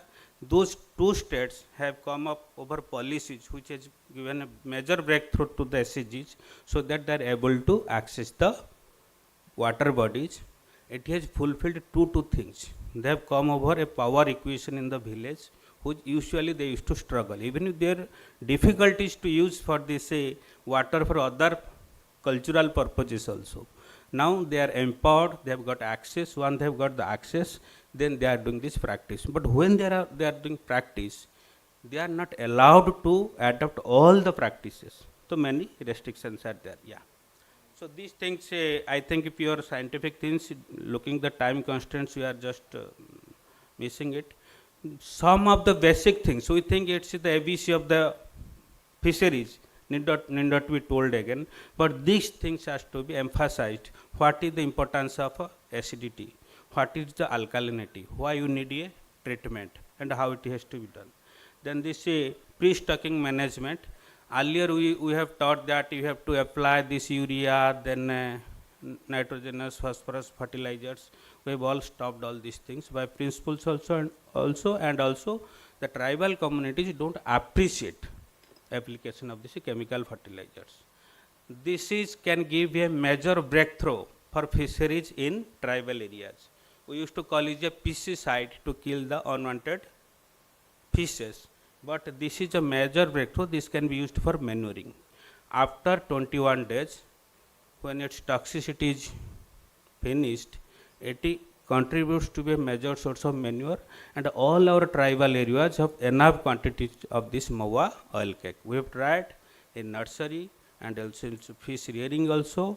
It is, you need not, sometimes they don't have adequate cow dung also, may not be always available, but this is always available around the year. We are using. Then this nursery rearing, here also we are doing all the best of the natural inputs available there, and some of the things we are trying, just Jayanti Rohu. Now Sifa is also coming up with improved variety of Katla also. Wherever possible, we are introducing these varieties. These are not hybrids. These are genetically improved varieties in the selection process. These are not the hybrids, not also exotic species. And then stocking. These are the basic things we are highlighting this here. If they don't have knowledge about this oxygen pack, so they will, a poor family paying 1,000 for say transportation, they don't need the importance of what is the oxygen pack, so they will simply lose interest. So basic things, tidbits, they have to be communicated, properly trained, so that they will adopt the same things. And acclimatization. So this is a huge meaning. Fish is a cold-blooded animal. Simply 2 degree temperature fluctuation will cause them heart attack. Immediately they will die. So it has to be ensured. The person on the field has to see that proper acclimatization. After that community resource person has to move out of the field. Otherwise, you will do lot of things, but within 10 minutes, everything will be finished and they will again lose the interest. So, Jivamrit, all people in agriculture, this is famous. Our Honorable PM is repeatedly telling these things. Under natural farming, Jivamrit is the major component, and same Jivamrit also applied for plankton production in case of fisheries. And like Mukhopadhyay sir was showing, everything whenever doing the tribal people, you have to do in a collective approach. So it should be enjoyable, a peer learning and source of encouragement for each other. Doing individually doesn't make any amusement, encouraging on the process of learning. Something has to be done culturally. Just making Jivamrut, it should be a source of merrymaking for them. Applying at a stage, at a fixed stage, it should be a source of enjoyment for them. It's not like individual farmers are doing, they will lose interest. Yeah. Because these occasions become sharing, gossiping, many things. After water sanitation program, so women need to get together in other means also. These agricultural activities also create that opportunity. They sing, song and enjoy a lot during these activities. So balanced fish are what you all have taught us, we are also adopting same thing. Groundnut oil cake, de-oiled rice bran, dry fish powder and some vitamin mineral mixture. Then pH, very important. pH is the pulse rate of fish. Pulse rate for the fish. You don't check their pulse rate, but check the pulse pH of water. So all our interventions are centering looking at the pH. It has to be ensured, whichever is the resource person working there, they have to ensure that pH is checked. Then this sampling of the plankton. And also whenever they are harvesting, there should be some treatments. Recently we are using KMNO4, potassium permanganate, and we are also searching, SIFA is doing some project on organic fisheries, they will come over with some alternative, we will also adopt that. So if some sort of injuries are there, it is not leading to any further diseases. So varietal growth, total production both important, because they want some money at the end of the day also. So we are using this World Fisher Government of Orissa fisheries income possibility. If you are going for yearling stocking, then minimum you can earn around 90,000 from 1 acre of pond. That is possible for 6 to 8 months of rearing. And if you are able to go for staggered stocking and multiple harvesting, that may also increase also. And we have done in Chhattisgarh, then in West Bengal also. What is the potential of a farm pond? In a farm pond, sir was telling, in small water bodies, productivity will be always more than the larger water bodies, because easy to manage. In smaller water bodies also, for 10 decimal farm pond, there is income potential up to 30,000.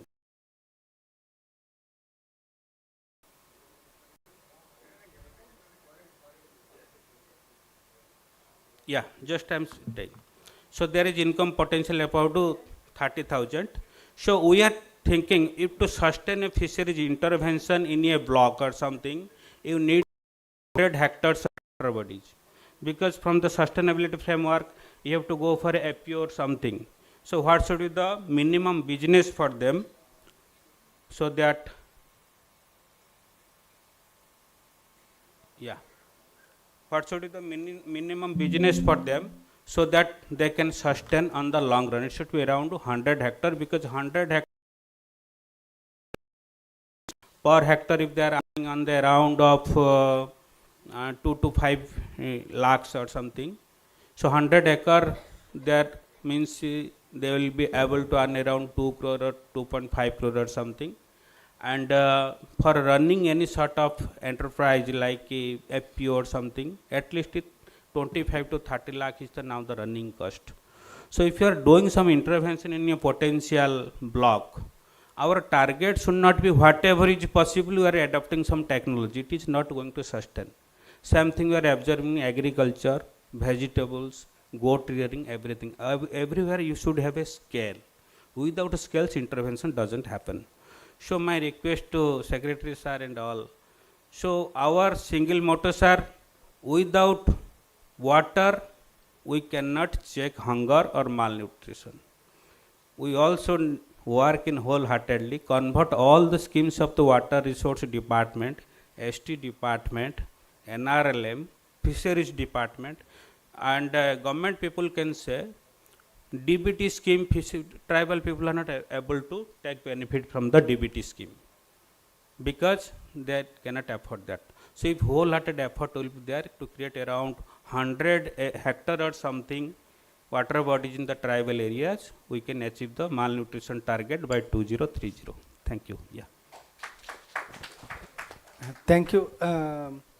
Majorly, I think one important lesson is how to use local resources for feed, like mahua cake, and also basic technologies, basic precautions, acclimatization, and how you will transport your seed, and most important thing, I think, economics of the crop versus fish, and how we can actually gradually maybe converted from paddy to fisheries, which is very easy thing, because paddy is also from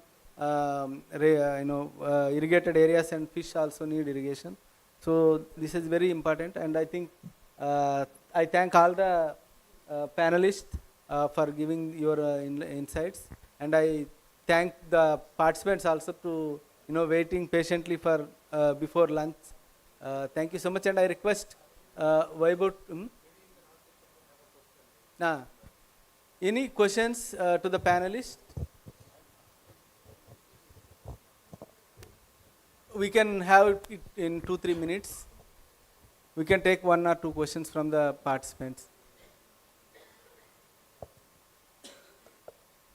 Yeah, please.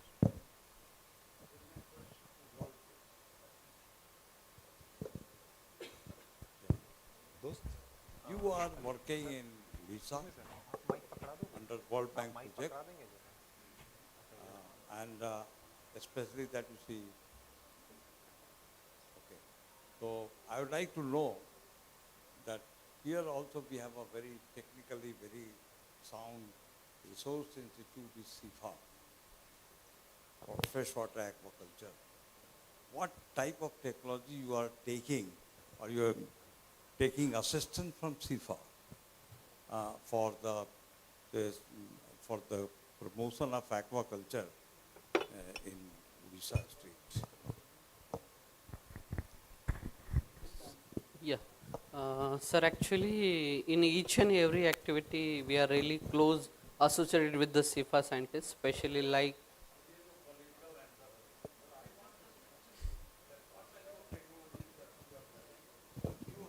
Recognize that CIFA has got the technology and you can get it. I would like to know about that. I think, sir, the most popular technology which is a Jayanti Rohu, sir. Jayanti Rohu. So at yes. Okay.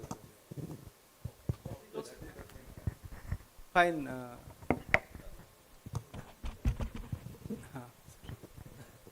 Hello, sir. Can you hear me? Yes, sir. Please. I'm not a fisheries scientist. Please forgive me if I'm asking some naive question.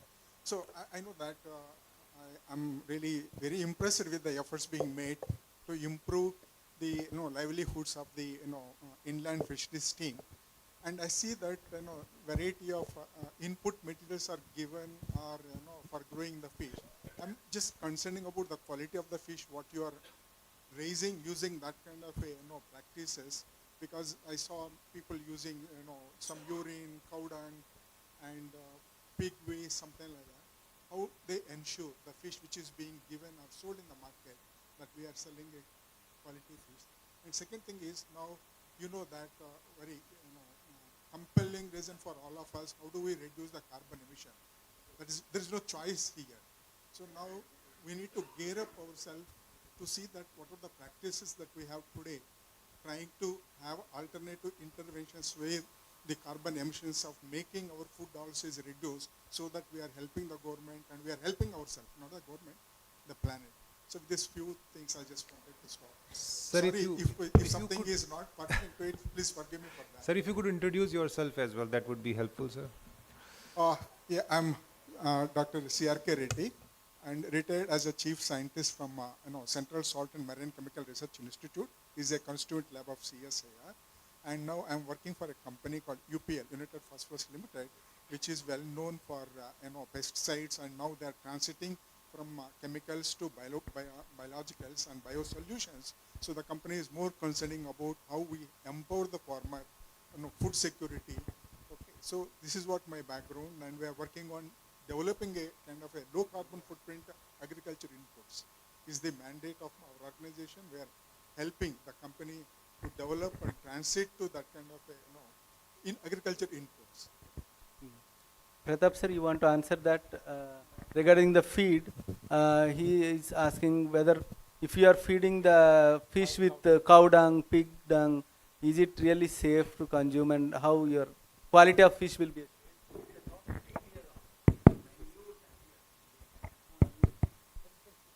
I have not really heard your questions properly, but if your question is whether cow dung can form a feed component, isn't it? Is it such? No, sir. Can you use mic, sir? Can you use mic? The waste from the livestock is used as a, My idea is, Please, sir, please sit, sir. Cow dung is an animal excreta. If the cow or the cattle is fed with green fodder continuously, then the cow dung will have some nourishment in terms of NPK. And when it goes into the water, it can assist in the phytoplankton production. Those phytoplankton, for example, chlorella, just one phytoplankton, an example. Now these phytoplankton will form the natural food for the zooplankton species. Again, an example is, say, rotifer. This rotifer again forms a very preferred food item for all the fishes in the country. There cannot be any fish in the country which do not like rotifer. So rotifer is the most preferred natural zooplankton. They feed on phytoplankton. Phytoplankton will depend on these NPK and sunlight. So directly cow dung or cattle dung cannot form a feed. In fact, no excreta of an animal can form food for any other animal. That's what I understand. yeah, I got your answer, sir. If that is the answer, my solution is I will have a different route to address the same. I might grow my feed for mine separately and add that clean feed for the fish. Like for example, you are talking cow dung is for growing phytoplankton. Yeah. So I try to grow my phytoplankton using the cow dung separately, and I take that one, inoculate that feed in my pond. So I keep my pond clean from the using this livelihood, that livestock waste.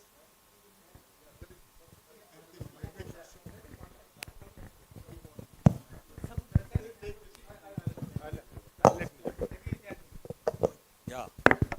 What you have, I think there are two things get confused. One, cow dung as a feed. One, cow dung as a feed. The other one is using cow dung as a manure. When it goes, when you apply in the pond, it has both. To certain extent, it goes as a manure. Then it is, say, bacterial decomposition, and then it releases the nutrients NPK. That's what Dr. Mukhopadhyay has already told. On the other side, I think your concern, you showed your concern, it is food safety. Yeah. So that you see, if it is used as a, say, even if it is used as a manure and also feed, that is food safety. But you should understand that we in our pond ecosystem, especially when we have most of the ponds are underlevel, we know exactly up to what extent we should allow manuring, how much, what should be the quantity maximum we can use in the pond. If you are putting more, it is going to just to say affect the quality, and then there will be mortality. The fish cannot survive. Not only the fish, there is eutrophication, at the same time environmental degradation. So that way it may die. So that becomes, they know that up to this there is no problem. So usually otherwise fish will be affected. So all the farmers, most of the farmers, they know that how much to be applied there. How much this feed or this has to be done there. The second one, that you see, if you apply, you will see that the coliform or other forms of bacteria that really just to see affect the quality of the fish. So under that it is all okay. So there is no problem. And because of that, even in Calcutta you have a sewage fisheries. So complete sewage. But there also, that is also perfected, and that is also cleared by WHO. So it is, if you If you are something from outside, if you think that these are the problems, but this, I talked about the Bangladesh. There, one can get even that you see a production up to 4 tons per hectare only exclusively on manure. But manure, how much you will have to put, in what form you are going to put, and at what time you are going to apply. So if you go in detail, then all those things. Thank you, sir. I think that carbon emissions, I request Pratap Sinha to answer. Thank you. Just for the pressing need of time, I will be very short on that. You have posed a very good question of carbon emission. And in the sector, it matters that, but I will take just one aspect, that's the feed for fish. What is the ingredient, what are the ingredients used in the fish feed? And like we have scientific research of how much it costs, or how much fish is fed to produce, let's say, 1 kilo of salmon in Norway. So 4 kilo of fish is fed to produce 1 kilo of salmon. So if you go back towards the carbon emission, this kind of research is still pending in India to find out how much feed you are feeding to a fish to produce another, using an ingredient which can be used for human consumption. So that research is still pending, and FAO could be a very good organization who can take up this research. We do not have such kind of research in India for feed industry. Now the feed is used heavily in shrimp industry. So if you go towards the carbon reduction emission, I mean, we are talking about natural feed and manure and all kind of things for marginal farmers. Now if we shift a little bit towards shrimp, that's a totally different ballgame in terms of carbon emission. Thanks. Sure. Thank you. Yes, please.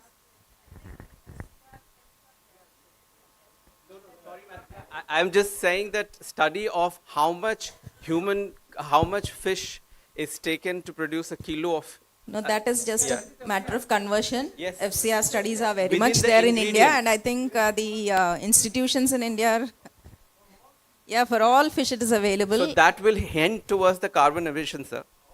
That Yeah, will of hint course. clearly that how much Yeah, carbon so emission is going into it. So I think a statement like that studies are not there in India is not I'm right. sorry, I take it back. I Yeah. take it back. We I have- take it back. We have about 8 Yeah, fine. Now, please, sir, we can have these discussions offline during the lunch time. I know all the technical people are here, so the discussions will be going on. We are closing the, no. We will offline only. Now, I hand over to Vaibhav. Yes. Sir, thank you very much, sir, for directing me. We are talking about feed, and we also need to, charge ourselves with the ATP and energy, carbs and protein. So let's not delay that. And we are here for 2 days, and these are the triggering discussions. Sir, ये बहुत ही अच्छी बातें हैं कि हम लोग इसी बातों में जा रहे हैं और ट्रिगर हो रही हैं thoughts. Thank you, ma'am, for bringing that aspect. That research is available. But हम लोग लंच में और लंच के बाद चाय में और कल पूरा दिन हम यहीं, कुछ लोग होटल में भी रुके हैं, तो हम लोग खुल के बात कर सकते हैं, पर्सनल, प्रोफेशनल, हर तरीके से. तो ये आगे जारी रखेंगे. But thank you very much for moderator Mr. Jayaram and the panel, expert panel. I would like to invite Ms. Ute Riekman to facilitate the panel. Please, with a token of agroecology from Odisha. Yeah. So pot is resembling the Odisha art, and it's a small gesture of biodiversity from our side.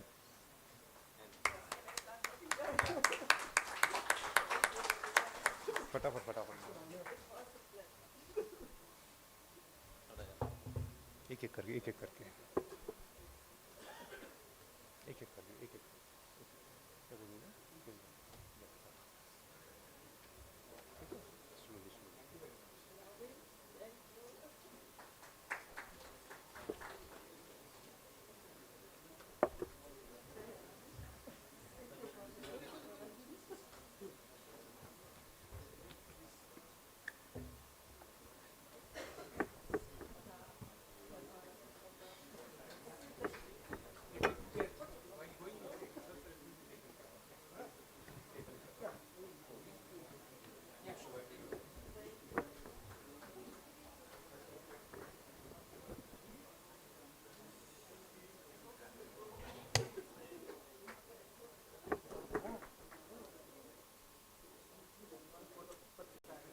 And thank you very much for all the participants. And now we'll break for lunch, and we can come back by 2:45.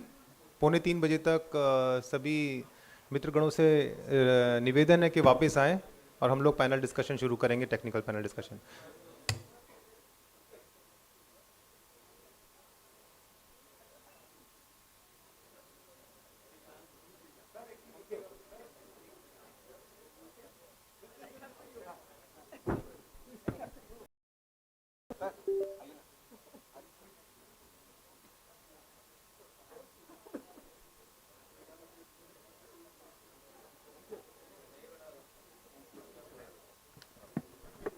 Wetlands and leveraging the opportunity with us in terms of alternate livelihood for the women SHG member and the local communities. So moderator of this session will be Mr. Raman Wadhwa, Deputy Director Day NRLM MORD. Sir, I would like to request you to join us on the stage.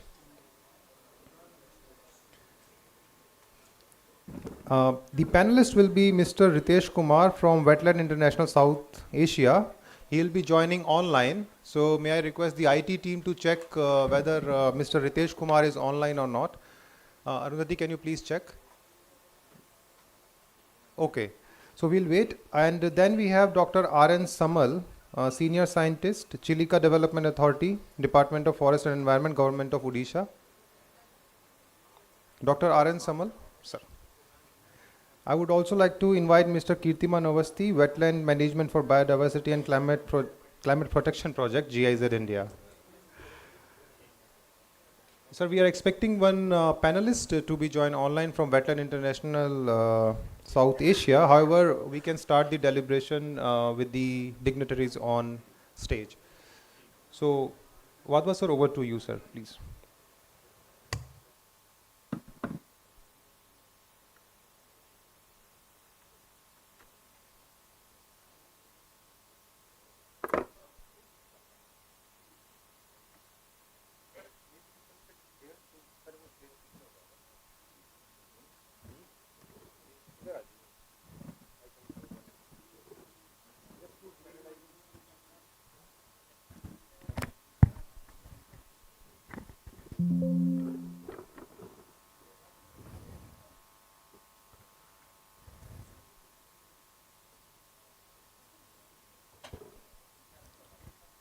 Good afternoon, everyone. So, in the morning there was a line, fish for health and fish for wealth. And though we started our lunch slightly late, but I am sure that you had a sumptuous meal. So, we'll perform well through this. Dr. Ritesh, Dr. R.N. Samal, and Mr. Kirtiman Avasthi. So, on behalf of this, as a moderator, I would like to welcome you, sir. And it's an honor that now we are going to discuss about what kind of livelihood opportunities are possible through the wetlands. Recently, I was discussing that nearby Chilka Lake is providing the livelihood opportunities to around 2 million people. So it's a huge number. We know that it's a major source of employment within the country and globally. And community wetland management practices are often small scale and they occur at the local level. But now with growing need, I think the time has come that how we can harness those capacities, and we would like to hear from you about those learnings so that some kind of understanding can go to our teams from the SRLMs, and they within their states can try to harness or have a better management on those practices. So to start with, do we have a colleague online? Is he Dr. Ritesh? Okay, fine. So then I would also request that we are already overshooting our time. So I would request the panelists over here that there should not be any overshooting of the time. I would request that we restrict to time. So, Dr. Samal, he is a scientist, Chilka Development Authority, Department of Forest Environment, Government of Odisha. So, I would request you first, sir, that if we can have your views on wetlands. Good afternoon to all of you. I am Dr. Aaron Samal, working in Chilka Development Authority for last 25 years. So, as you are aware that in India we are having more than 2 lakhs wetlands, having the area 2.25 hectare more than, and in Odisha itself it is 12,600 water bodies are identified as potential wetlands. And if you take into consideration that Chilika Lake, it is 1165 square kilometer area, and it is the first Ramsar site of India. We have now 75 Ramsar sites. Ramsar site means it is of international importance, that wetland is. And why we call Chilika is so important? So if you are taking the biodiversity point of view, we have plant species of 884, and also fish species, which includes, so it is 336 species. And we also have the Schedule 1 animals, that mammals, that is Irrawaddy dolphin. It is last, if you take the numbers, last census it shows that it is around 155 numbers. And as you know, it is a wintering ground for the birds. So in the winter, almost 1 million birds, they visit Chilika Lake. That is the importance of Chilika Lake. And as already told that, Chilika,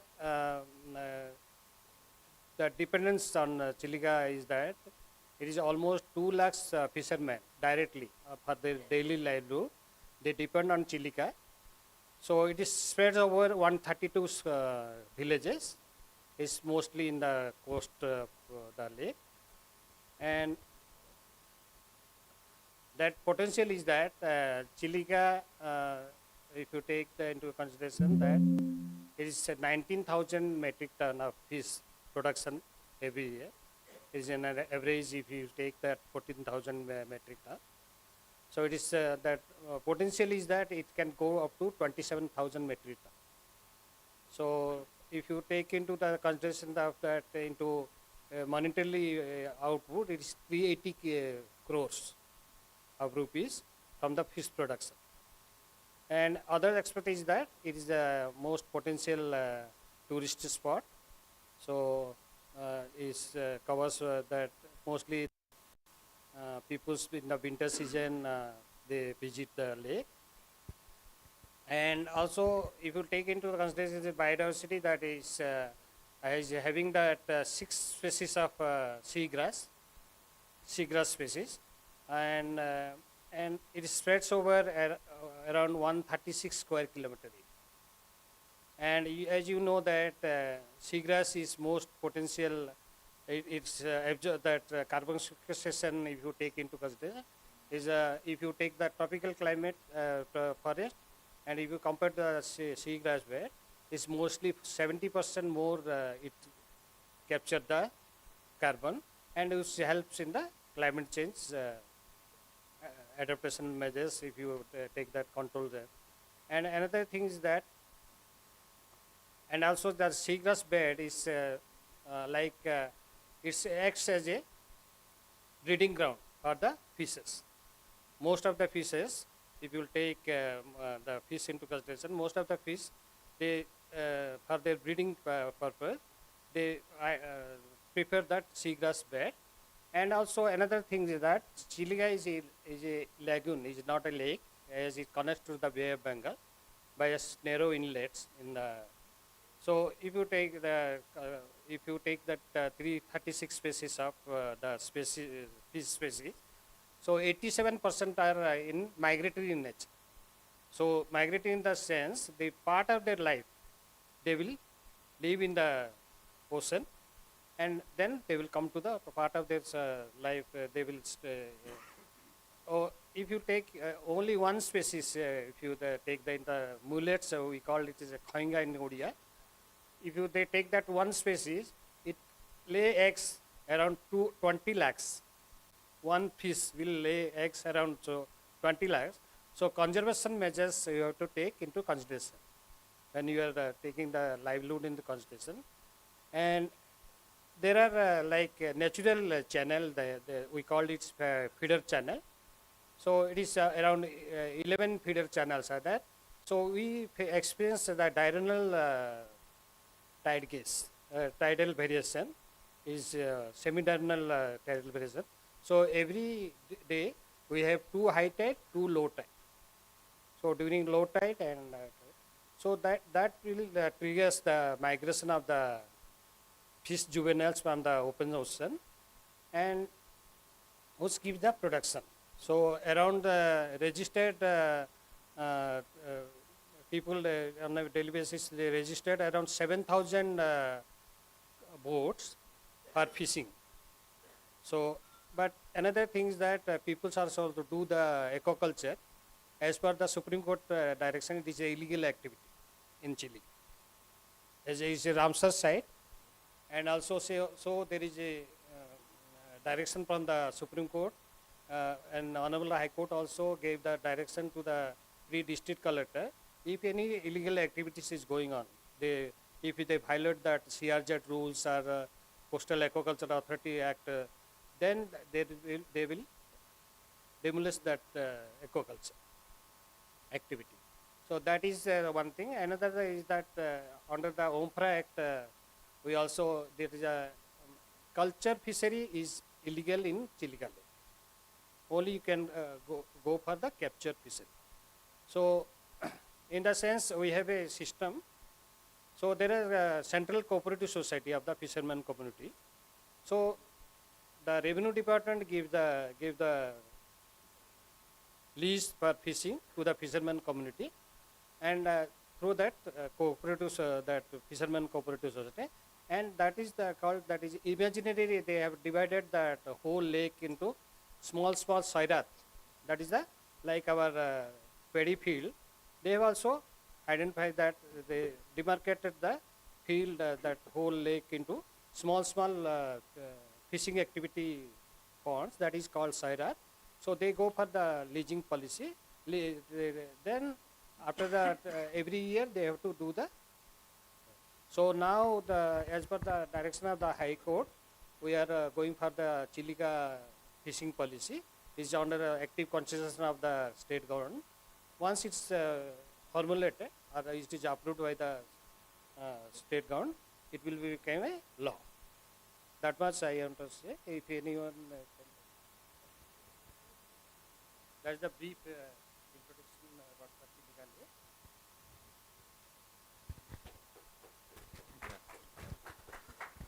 Thank you, Dr. Samuel, for taking those insights about the Chilica Lake and your vision. I'll just like to summarize his points. If you would have heard, it's more important from the state missions to understand that the kind of water bodies you have, the wetlands you have in your state, it's essential that there must be a state perspective. He has given a food for thought that you can go up to the district perspective and beyond. What kind of biodiversity is available needs to be understood. Then the process of doing it, that is an organized cooperative system is there for through a provision of some division. Though it's imaginary and they call it Siras. And during his speech, he very well mentioned that as of now, it's the average production is some between 14,000 metric tons to 19, and there is a potential of 27,000 metric tons. So as a state, we must try to evaluate that even if some kind of fishing is being done, how we can think of having identified the potential therein and then convert it into the monetary terms. Here he said about 380 crores. Maybe if you have a similar wetland, not similar, if you have wetlands there, one needs to understand those things. And of course, what it can be used for. Can it be used for, as a tourist spot? Though this is an exemplary kind of a thing. But still, water bodies are water bodies. We have to think of, we have to identify how we can create such kind of opportunities, be it related to only fisheries or entire aquaculture. In the morning also it was discussed. We have to go beyond and have a thought for it. So thank you, Dr. Samuel, for that wonderful insights into the Chilka Lake and sharing your experience. Now I would, one point that was important was that they are taking care of the juveniles.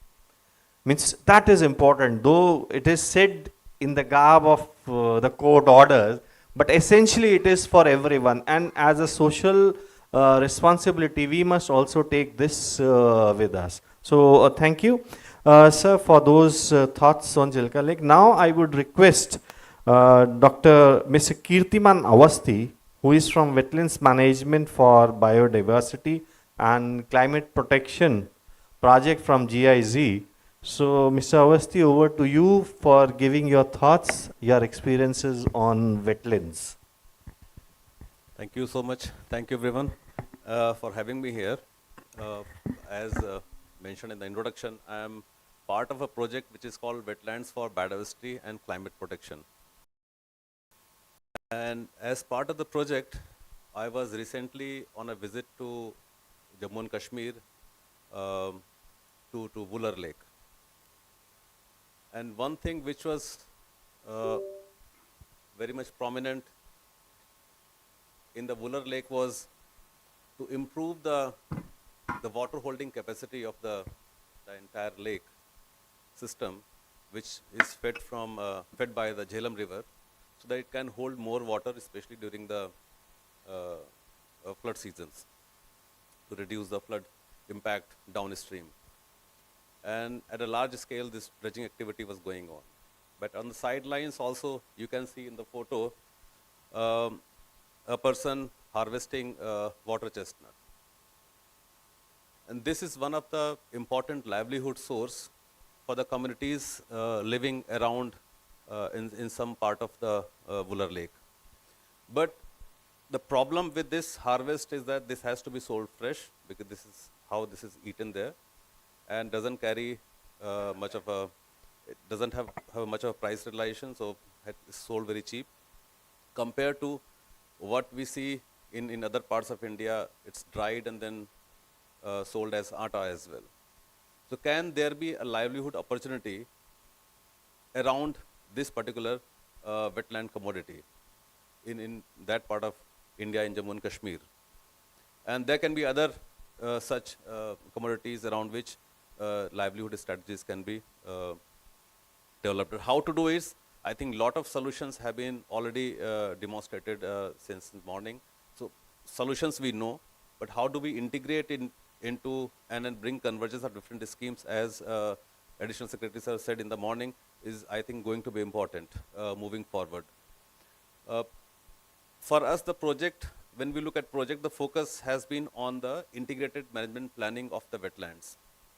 We are supporting Ministry of Environment, Forest and Climate Change on the bigger scheme called Amrit Dharovar, which focuses on the Ramsar wetlands. Now India has 75 of them. But also going beyond Ramsar wetlands and also looking at important wetlands, and then support integrated management planning.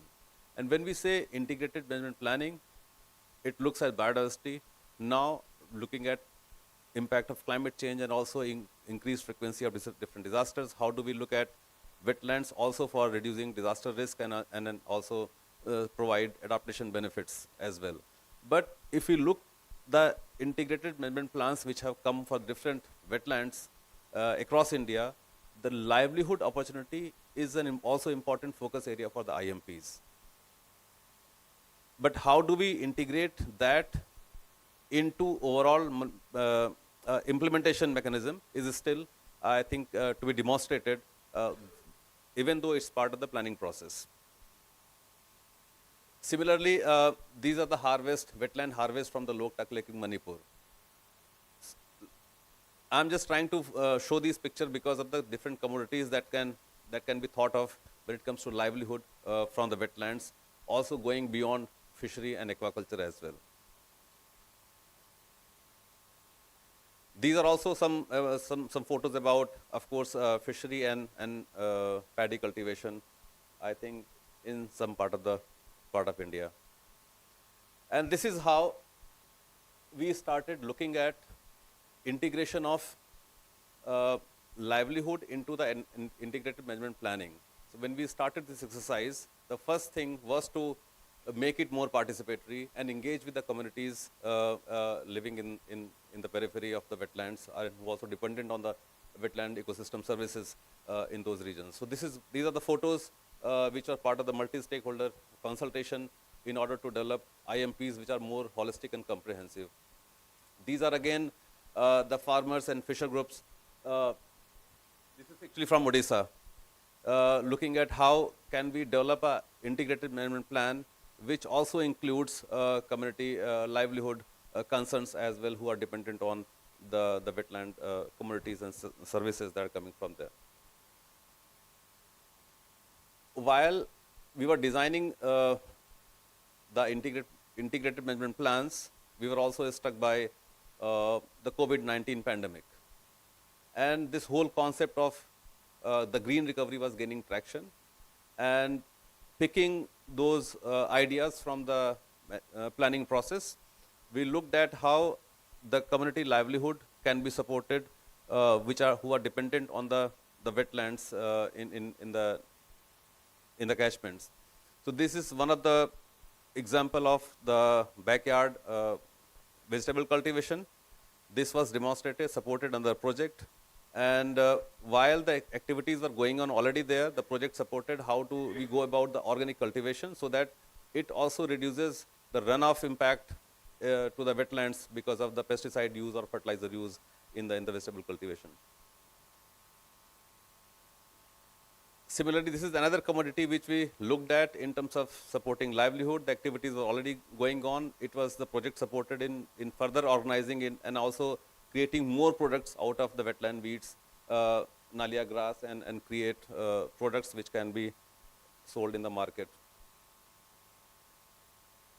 Another activity which the project supported was to train eco guides. So how do we engage the fishing community, the farmers, and also taxi drivers, for example, in those areas which are tourist hotspots, and how do we train them as an eco guide for alternate livelihood, as an alternate livelihood strategy. And this eco guide training was primarily in Odisha, and now the Ministry of Environment, Forest and Climate Change is actually working with the Ministry of Tourism to develop entire module on the what they call nature guide, and to be implemented across India, especially across the Amrit Dharohar sites, which is the Ramsar site, 75 Ramsar sites in India. This eco guide training was done in collaboration, in partnership with the IHM Institute for Hotel Management, and also the naturalist school that we have based in Karnataka.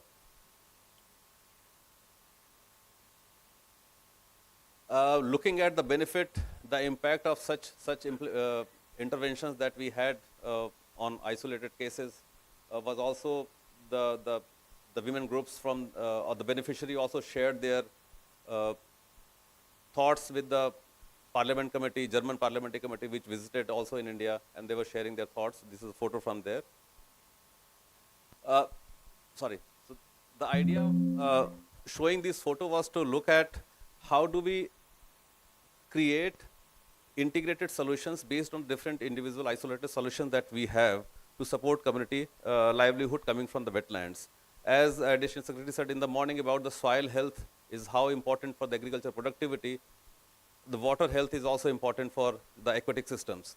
And this is precisely the reason that there is a whole approach within this whole wetland management is called wetland health assessment, and there is a provision of developing is called wetland health report card, which allows authorities and agencies and the community groups to fill in different parameters, including water quality, which is important from wetlands management, including different other ecosystem services that coming from there. We are trying to make this process more participatory, not just relying on the forest department, which are responsible for developing the health card, but also how do we engage with the community groups and individuals, and what we call, the ministry has named them as a wetland mitra. We are also working with wetland mitra, but not also only wetland mitra, but also wetland sakhis, working with women groups, and creating these local champions who can support the wetland management and also wetland health assessment, and developing these wetland health report card as well. Finally, one of the important mission the government of India has launched called Life Mission, Lifestyle for Environment. And one of the objective under Life Mission is to have like 80% of villages and the urban bodies as environment friendly by 2030. And if we have to meet that objective, we also need to look at how do we develop this or strengthen community resilience because of the increasing impact of climate change and disaster risk. And to me, wetlands and the smaller water bodies are going to play an important role when it comes to sustaining this objective of the Life Mission, because loss or degradation of wetlands or water bodies will have a cascading impact on environment as well as community livelihood. And once the livelihood is compromised, the environmental resource base is compromised, it will be difficult to imagine individuals and groups to follow a sustainable lifestyle. So it's important that we have integrated approach and then keep water bodies and wetlands at the center stage of those solutions as well. Thank you so much. Thank you, Mr. Awasthi, for sharing those thoughts on integrated management and planning of wetlands. Friends, you heard him saying very well. He mentioned that wetlands play an important role, and any loss to them will have an unbearable impact on us. We were taken through from Jammu Kashmir to Karnataka, Odisha, Manipur, and he talked about the most important thing, how participatory process is important to create livelihood surrounding the wetlands. So it's important that if we are doing anything with the community, it should be through them. And also, if any kind of report card is to be come in, that should be participatory. As an SRLM or the missions, you have got another assignment, that is the wetland Sakhi. So just a food for thought, how a new Sakhi is to be integrated in this planning and management along with your Krishi Sakhis. Thank you so much, Mr. Awasthi. So now I would request Mr. Neelkant Mishra from Jal Jeevika to share his insights on harnessing livelihood potential of the wetlands. Please. Thank you, sir. After the previous two speakers, there is hardly anything left for me to contribute. But yeah, I will take up from where they both have concluded. Let's draw a big picture. Let's start with the Chilka. It has 2 lakh people are dependent in that, and they catch the fishes, and their catch is also very limited. But they sell in the different landing center. There are 8 or 10 landing center where they sell their fishes, which goes to the different private company or the buyer from Kolkata, Havra, Bhubaneswar. And the selling capacity of each farmer is like 10 kilo, 2 kilo to 15, 20 kilo, that's all. And they get a price. Now think of like they are organized as a cooperative, but suppose all those 8-7 cooperative and the different SAG group, we bring all together as a FFPO. Imagine, that is the FFPO, and they are taking care of the landing center. Whatever is collected from there, it goes as a different brand, Chilka brand to Havra or the export. Now why I am telling it, because if you look at the prawn culture, Jhinga, which is the highest favored crop in Chilka, tiger prawn. So globally, if you look at the export or even in the food conscious urban consumer, people try to avoid prawn because of the so many pesticide and the medicine, so much of use of that. But this wild catch, it's free of everything.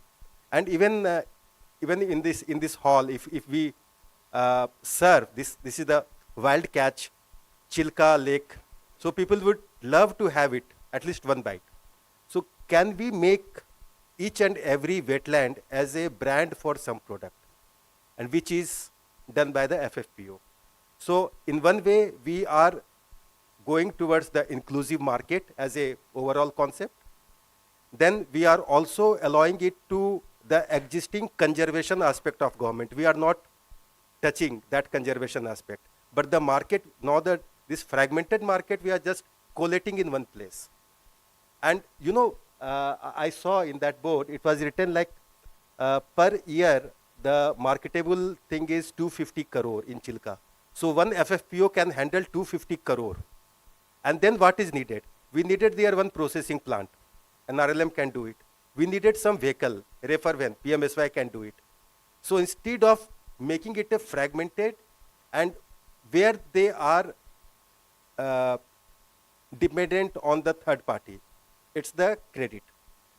Because for every month they need net. Net is, it is broken by the crabs and other thing. So they take a loan from the third party, and that is why they have to sell those produce to the third party.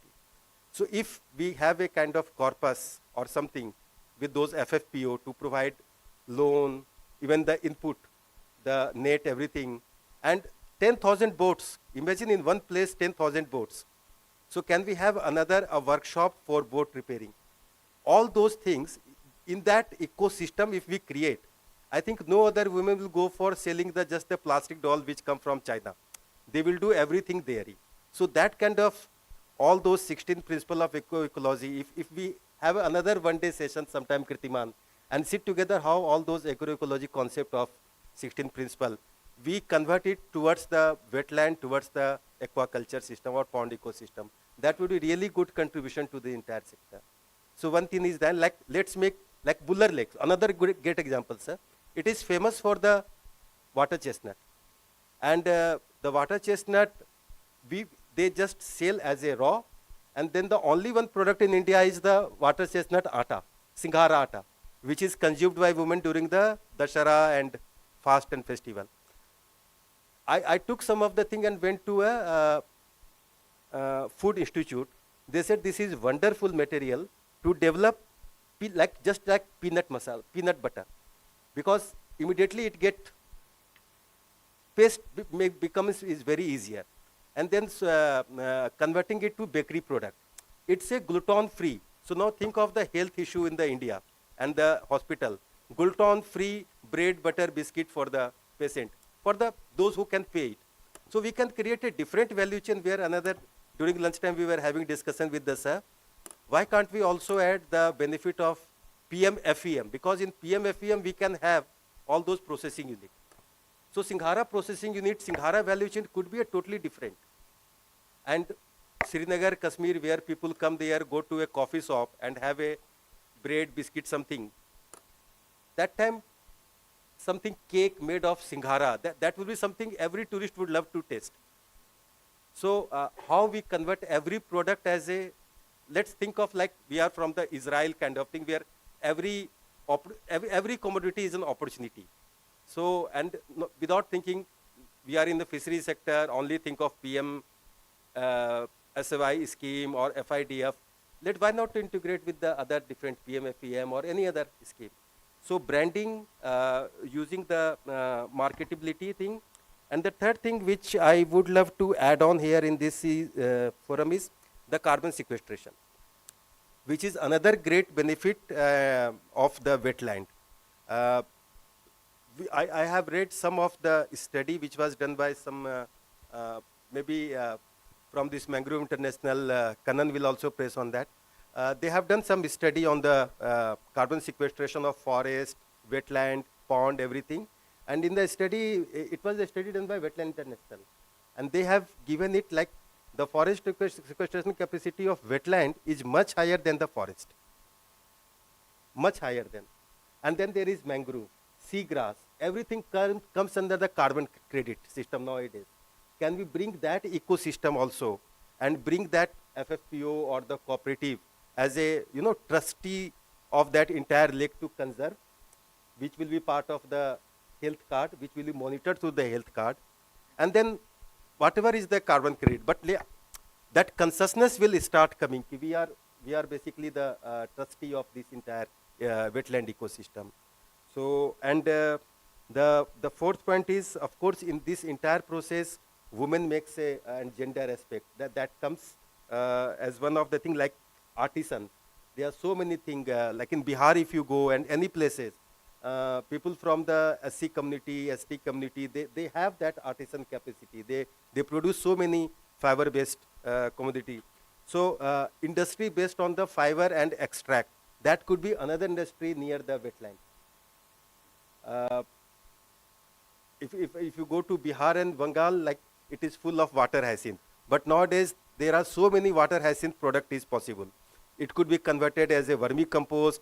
The green could be converted, extracted as a color, which will be used for the artisans, and then for handicraft. Then the fiber is used for the cloth making, so many things. So then this handmade paper, that water hyacinth pulp is very good for the handmade paper material. So another industry, so whatever is the problem area, can we convert it as a opportunity for those communities? So if we, it could not be a one-person job, but yeah, collaboration of different agency, collaboration of different imagination, ideas, that will work for the wetland.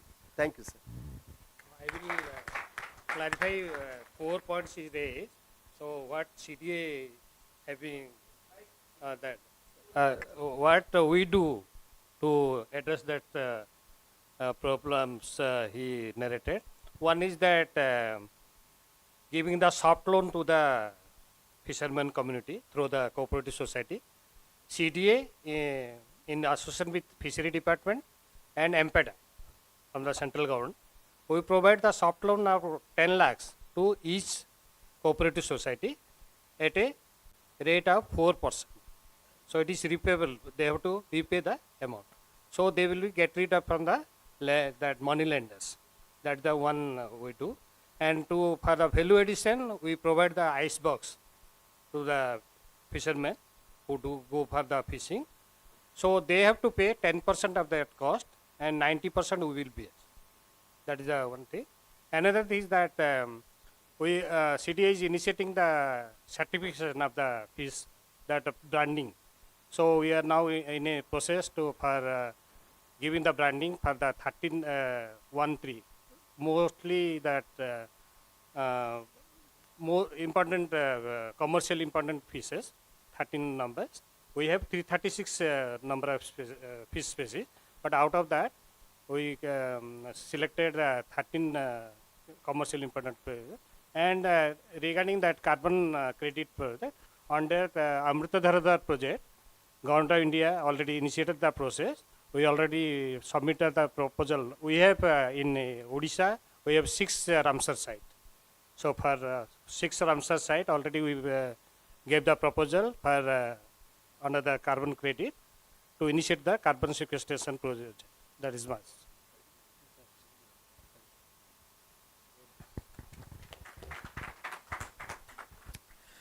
Thank you. Thank you so much, Dr. Mishra. So we could hear him making you give a thought for branding and marketing through the wetlands, and then how this can be helpful to create inclusive markets. And he rightly mentioned that don't think of organic produce from the farmlands. Wetlands can also give you some kind of organic products which are essential. Then another important thing is that how we can integrate with various schemes. That should not be left out, because multiple schemes are already there, and it should be, we should harness those benefits from. And nevertheless, the kind of aggregation that can be done through the FAPOs is important. And last but not the least, that mentioned about the processing. That was also with Mr. Awasthi, if you could recall, that it's not only a kind of farm activities, but various kind of non-farm activities. He talked about hyacinth, water hyacinth that can be used in various products, and I recall that in Assam it is being already, they are already using it for various kind of products, be it basket, caps, hats, whatever. But point is how we can create more businesses, create brand, and then go in for the activities. And nevertheless, the carbon sequestration. That is an important point we have to take in. It's not that wetlands are going to help us, but point is how you compare it with the forests. It's higher than those forests. So I think now we should close and give a big hand to all the three panelists who maintain the time, and after food of thought, they also created that time is important for all of us. So I would like to thank them. And in the last would mention that the point which is being talked about by the Ramsar sites, I feel it is important that I reiterate that Ramsar sites has a global conservation responsibility, linking that with SDG commitment and adding on livelihood diversification, market linkages, government schemes, convergence will bring ecological sustainability and economic opportunity to community. So I think this is an important point which we must understand in our state. And certainly wetland is an opportunity to harness integrated farming models. Thank you so much. Thank you very much, sir, for the great moderation, and I would say very disciplined and timed, well timed. Congratulations for that. I would also like to take, sir, 5 minutes if we could take one or two questions from the audience. So please, floor is open. If you have any questions, please do. I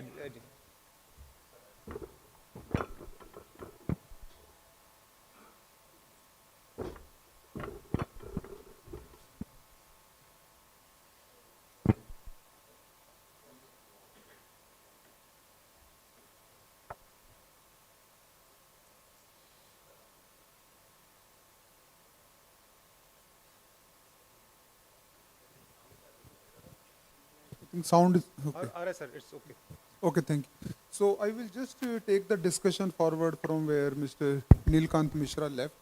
So I think these wetlands are very important. There is no doubt about that. That's why they have been declared Ramsar sites also.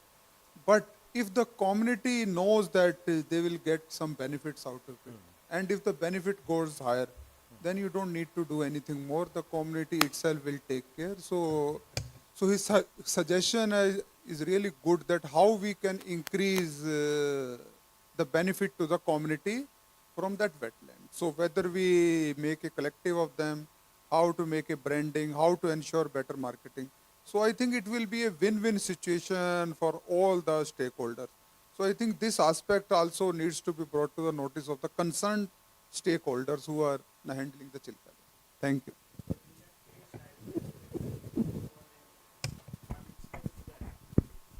Previously, if you take that Mangalajodi, one of the important birds area, there now people are in ecotourism activity. Before that, their own profession is that poachers. They are the poachers, birds poachers. So one day, when we explain and discuss with them, they agreed to further, instead of poaching the birds, they now protecting the bird. Then we go for that. But what the sir told, if they are not getting any benefit out of the they will not listen to us. So we introduced them into the ecotourism side. We provided them boats and other logistic also. We constructed the watchtower and also jetty and also the approach road, everything. Now they are in the conservation measures. They are there. And also they are now the eco guide, most active eco guide. So their earning also is increased by many fold. So they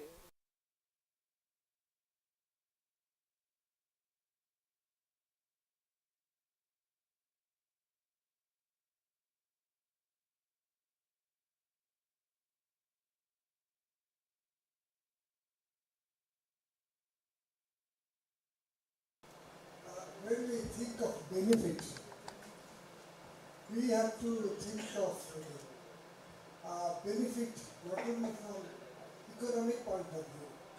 Ecological benefit is very important. When, for example, we explained that the microalgae present in the wetland serves excellently well in terms of carbon sequestration, then the air quality in that area will be much cleaner. So we have to tell that this wetland contributes to the cleaner environment. So that has to be explained. We should always think, we are generally thinking benefit means economic benefit. But ecological benefit far outweighs the economic benefit, sometimes has to be understood. Thank you very much.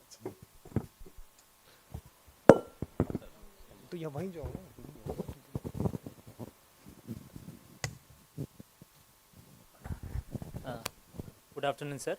So, in the context of wetland, particularly we have seen the Chilika Lake examples, particularly with concern to the Sundarbans Island and Pulicat regions of Tamil Nadu.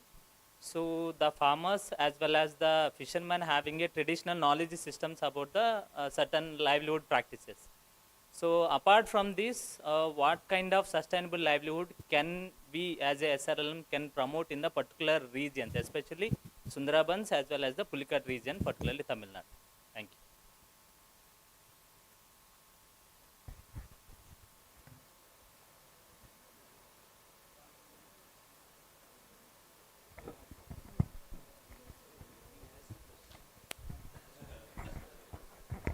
Yeah, this just one.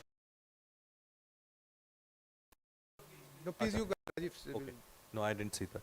No, I think his question prompted me to think that there needs to be an advisory role of people like our colleagues here who can be available to the various state rural livelihood missions, because the agroecological context of each region is very different, and the studies are available, but who will go through them? So if there could be an advisory group set up which could be available to state missions, it will make this probably more scientific and better. May I request all the, please, participants, I mean, whoever is asking question, please, if you could just state your name and organization.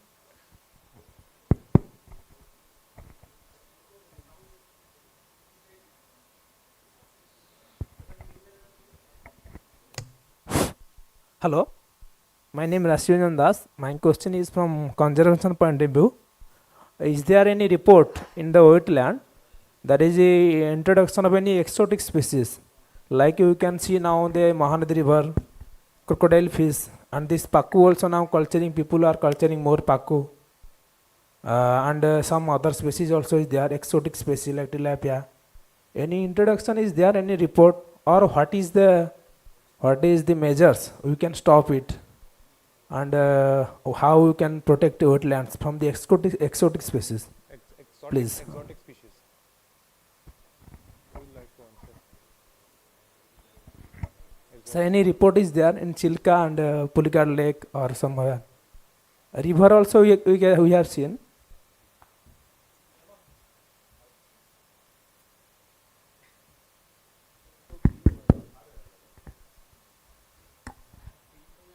I may not be aware of any report as such, but what I can certainly say, when now the ministry is looking at the integrated management planning, the management of invasive species, exotic species, is an important focus area in that planning process as well. And you will find that in all those IMPs which have been approved where such an invasive species has been a problem. My colleague Shambhu is right here, who has supported different Ramsar wetlands on IMPs. If you want to add anything on this? Thank you.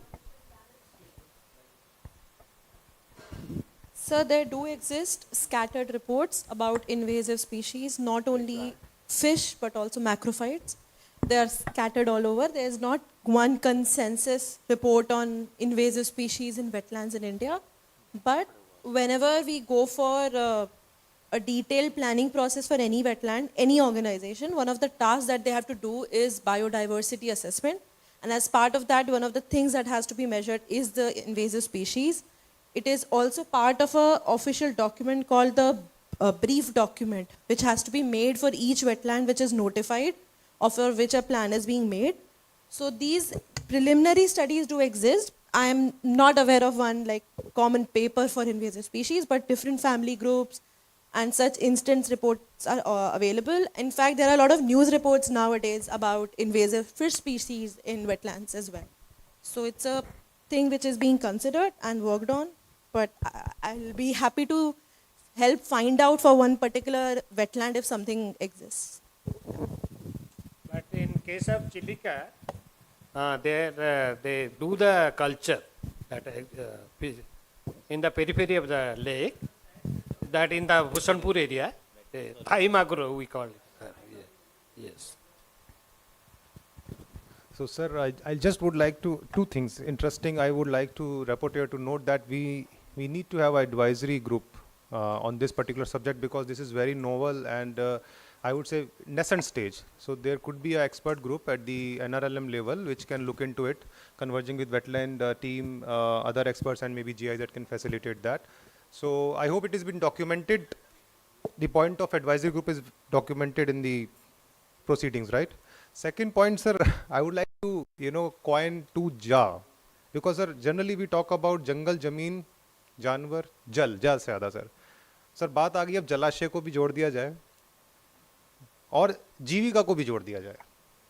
तो I think these 5 jars can be added as a bouquet of जा, because sir हम लोग biodiversity side से हमेशा जंगल, जमीन, जानवर की बात करते हैं. We always talk about just for I mean for other who doesn't understand Hindi, like animal and water, land and jungle. So I think we need to add livelihood, which is called jivika, and jan means people. So that might complete the story here. So yeah, thank you very much, sir. I would like to ask Jairam ji. Sir.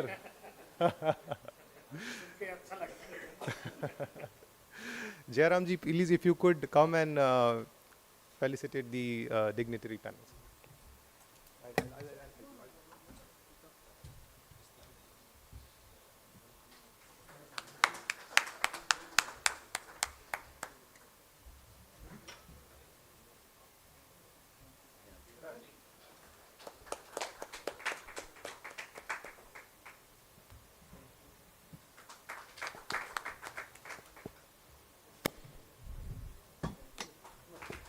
Photo कीजिए. जयराम जी एक photo please. हाँ, panel के साथ.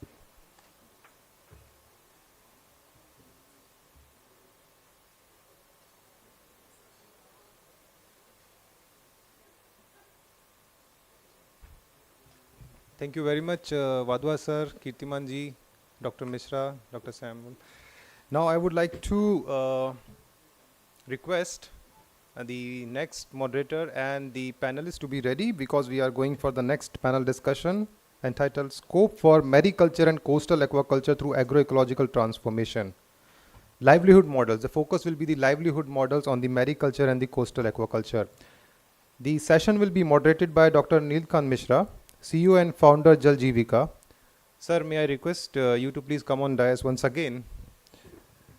I would also like to request Dr. C.R.K. Reddy, editor, Elsevier Publication, and former chief scientist, CSIR, Central Salt and Marine Chemical Research Institute, Gujarat. Sir, please, if you could join us. Dr. Nikita Gopal, ICR SIFT, Central Institute of Fisheries Technology, Kochi. Madam, if you could grace the stage, please. Dr. S. Velivizi, Head MS Swami Nathan Research Foundation, MSSRF, Fish for All Research and Training Center. Yeah. And Mr. Kanna Shri Purapu, Senior Fellow, Seki Waters. Can you add one chair? Here? Yeah, one chair, please. Somewhere in between.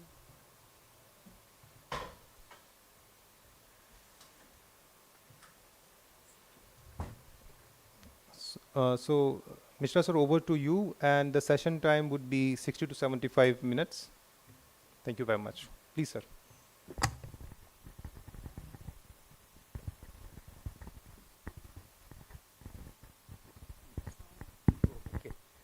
Good afternoon.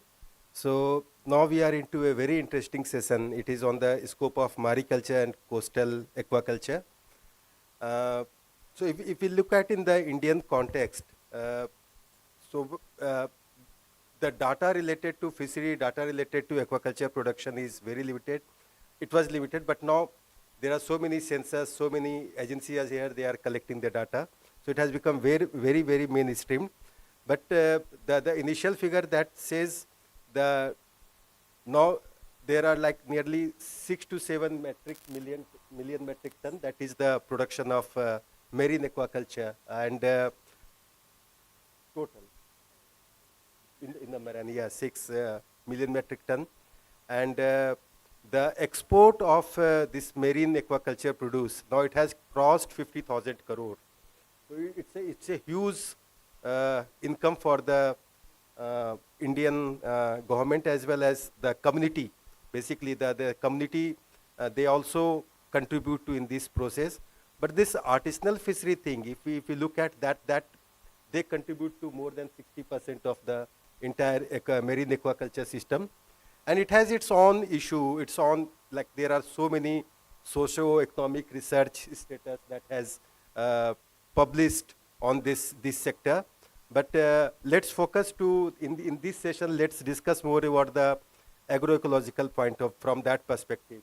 The contribution of this entire mariculture, which is growing. Now, if we add on the concept of seaweed farming, and there are pearl farming also coming up in this marine aquaculture sector. If we, cage culture has also come up recently in this marine aquaculture system.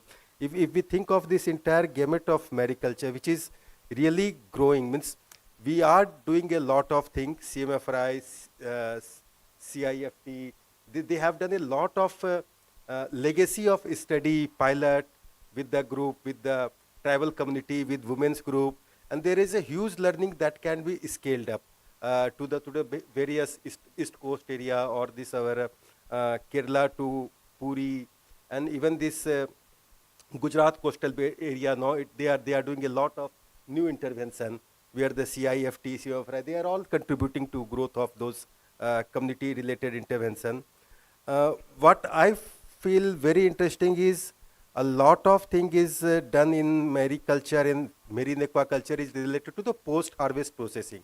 That part is very limited in inland sector, but in marine sector it was done very much in a very much professional manner. And inclusion of women, inclusion of small group, cooperatives, it has become very much a kind of commercial setup is grown in this sector.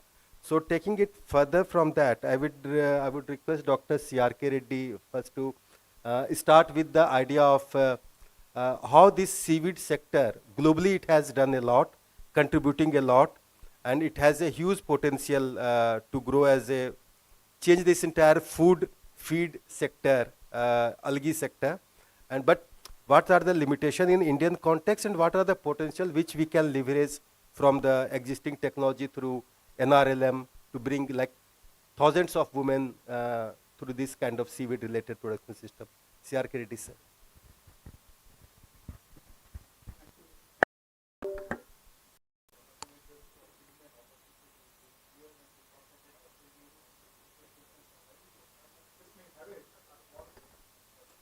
Yeah, I have a small presentation which I quickly run through it, covering all that what Mr. Raji was talking about it.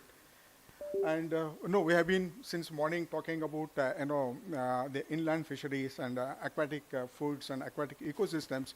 So today in this second we are talking about mariculture, and particularly I am going to talk about the plants, okay, the seaweeds, and which are one of the important components. Yeah, thank you. Yeah, one of the important components of the aquatic marine aquatic system, and they play an important role. And the ecological services what they offer is phenomenal, and they sustain the health of oceanic ecosystem and the health of it. And they give it different dimensions. The seaweeds have ecological dimensions, they have environmental dimensions, and social dimensions, and economic dimensions. As you see, the seaweeds, when we talk about it, there are different color type of seaweeds. Basically, they are divided into 3 groups based on the color. Some are looks green in color, some are looking red in color, some are in brown, right? Though the color is really imparted by the pigment what they have it, but biochemically also they are very different. So looking at, as I said that, the kind of roles they play, the seaweeds largely considered as environmentally carbon neutral because they grow in the ocean waters which has the nutrients for their growth, so it doesn't require it. It doesn't need even land for growing them. So therefore, they're the best material for especially for climate change perspective or environment. In that context. And another thing is that the ingredients what we make from seaweeds are now blended with animal feed, which are accounting for more than I think 60% of methane emission. So they're all proven that this incorporation of that contribute to methane mitigation. So this is another important. In addition to that, since they grow very fast, there are autotrophic plants. The amount of carbon they sequester and the nitrogen what they remove it is phenomenal. So therefore, their role in the aquatic system is phenomenal. And looking at the seaweeds, why these seaweeds are so important is they have been integrated in the human foods, especially in the South Asian countries. So the foods they value, actually the seaweeds, the more than 75% of the seaweeds which are produced are utilized in the human foods. So if you look at globally today, around 35 million tons are produced. And as you see that one, initially if you go in the formative stages in 1950, so the seaweeds, which are used by the industry largely come from the wild harvest. Since the demand has been increasing, then there was a development of a cultivation technology that resulted into now, producing the seaweeds for utilization from the cultivation systems. And the value of the produce, what is estimated around now, is around $13 billion.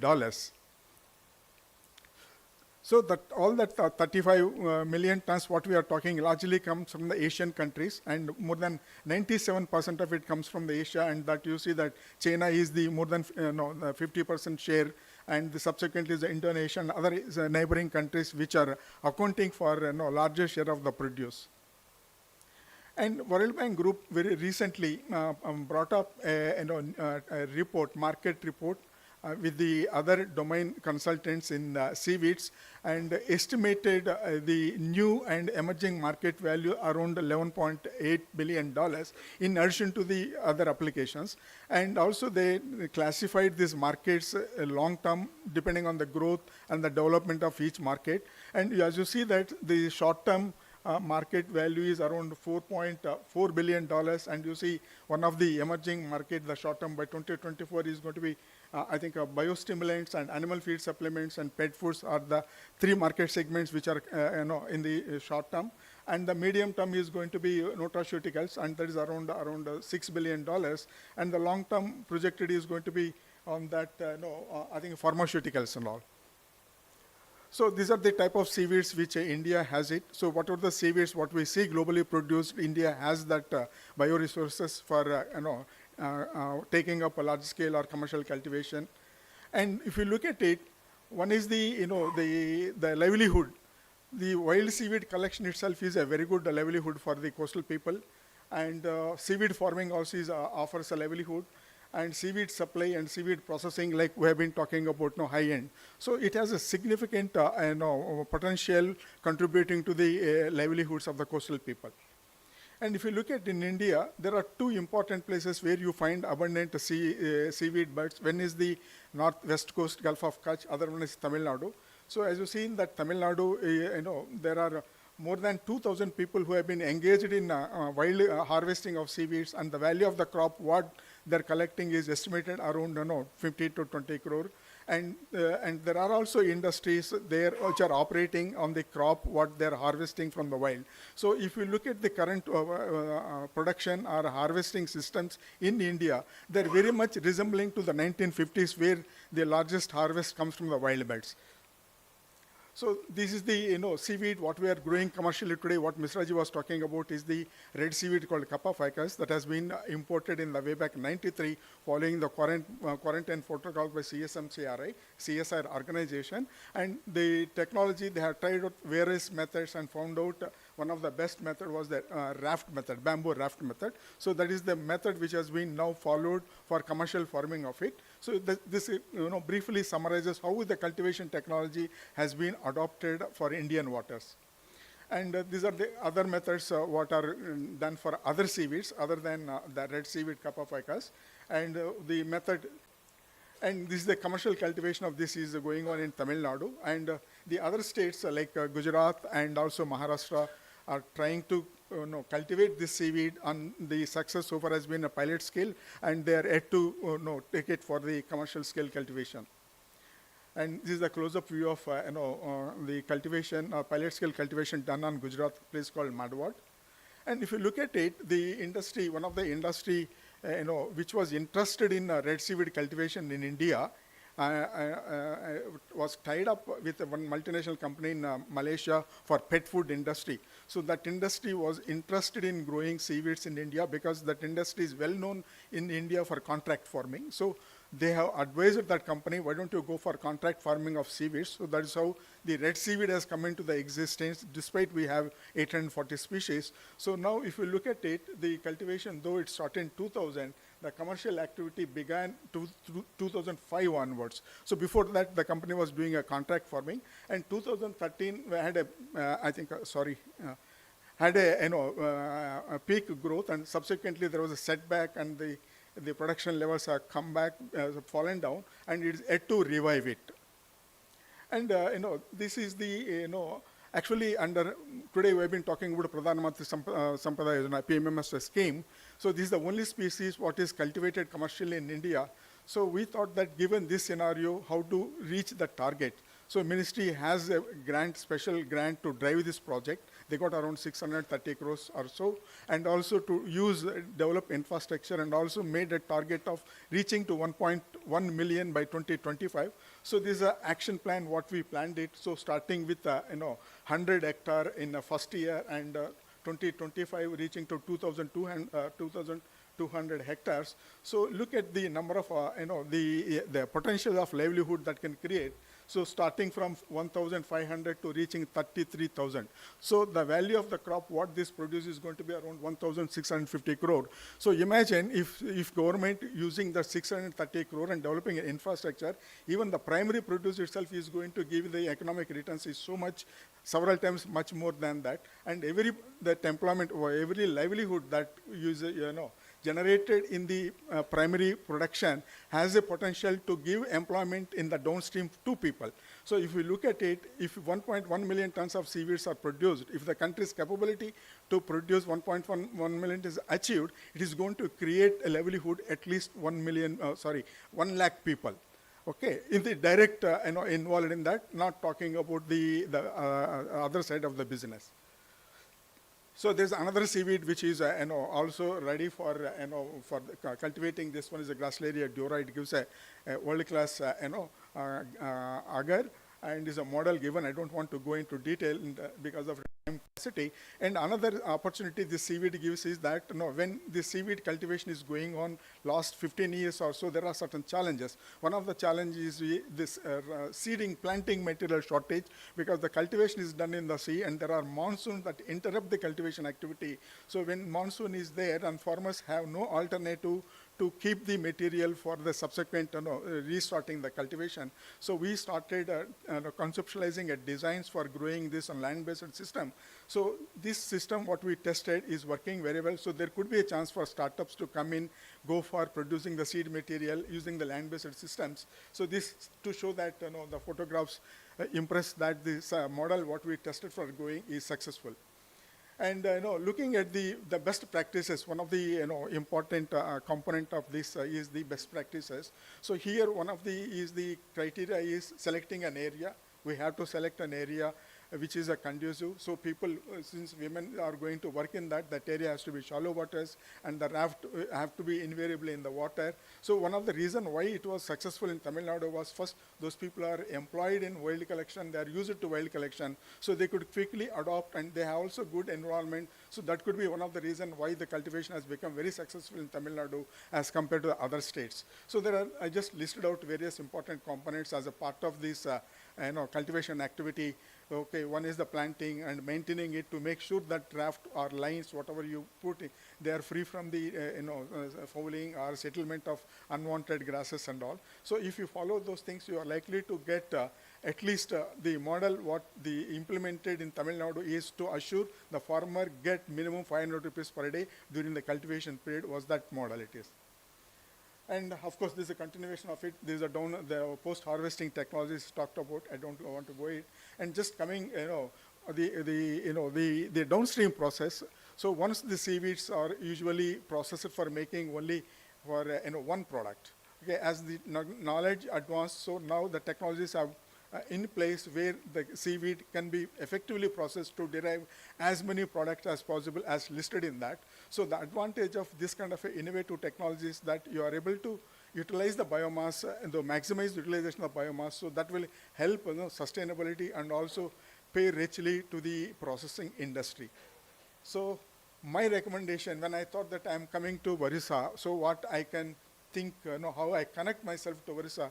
So like in the previous session, I have seen that people talking about the Chilika Lake, and here we have a biodiversity CDA representative. So you have 1,000, more than I think 1,100 square kilometer area, and it seems to be the world's largest second largest brackish water lagoon. So when you have such kind of a natural resources available with you, and there's also rich of biodiversity, marine biodiversity. So even if you use 1% of that area for livelihood, so it has a potential to create at least 60,000 livelihoods based on the model what we have it. And even I heard that, unfortunately I never traveled, I don't know much about it, but I was told that this area has a brackish water species, like a green seaweeds. If those seaweeds are available plenty, and I believe that one can go for harvesting the wild and start, I think, processing and marketing it, so that the markets are, I think, made ready when we go for commercial cultivation of it. So it is a blessing in disguise COVID has brought is that two things. One I remember, which I appreciate, is the what you call the conscious of human being, on nutritional aspect has significantly gone up. And other one is it resulted into development of an online platform. So sitting at home, work from home concept has become now new. So taking advantage of this, and I think since you have a brackish water and since you have the green seaweed which have high nutritional value, I think you should go for I think harvesting, identifying, harvesting, and using that for making products for marketing locally. I think that's what, in nutshell, I hope I have done my job given time. Yeah. Thank you so much. Thank you, sir. Thank you for giving such a, it was new for many of us to understand about the seaweed. People have not even seen so many varieties photographed. So thanks for enlightening all of us. And the few points which Reddy sir has really presented in the entire discourses. One is the dissemination related to technology intervention is needed, and it has to be standardized. Then only farmers will become successful. Second one is industry linkages, because this kind of produce and are totally new. I think there is echo, no? Yeah, because this kind of, it is going back to. Hello? Awaaz aa rahi? Okay. Because this kind of produce is totally new, so industry linkage is one of the important aspect which has to be done parallelly. Production is one thing, but productize it to different aspect, like from refinery industry up to the food industry, that's the different aspect. And how we use base the government scheme, existing scheme, and the infrastructure to scale this entire solution for a livelihood generation for the millions of women. So thank you, sir. Next, I would request Dr. Nikita Gopal, ma'am.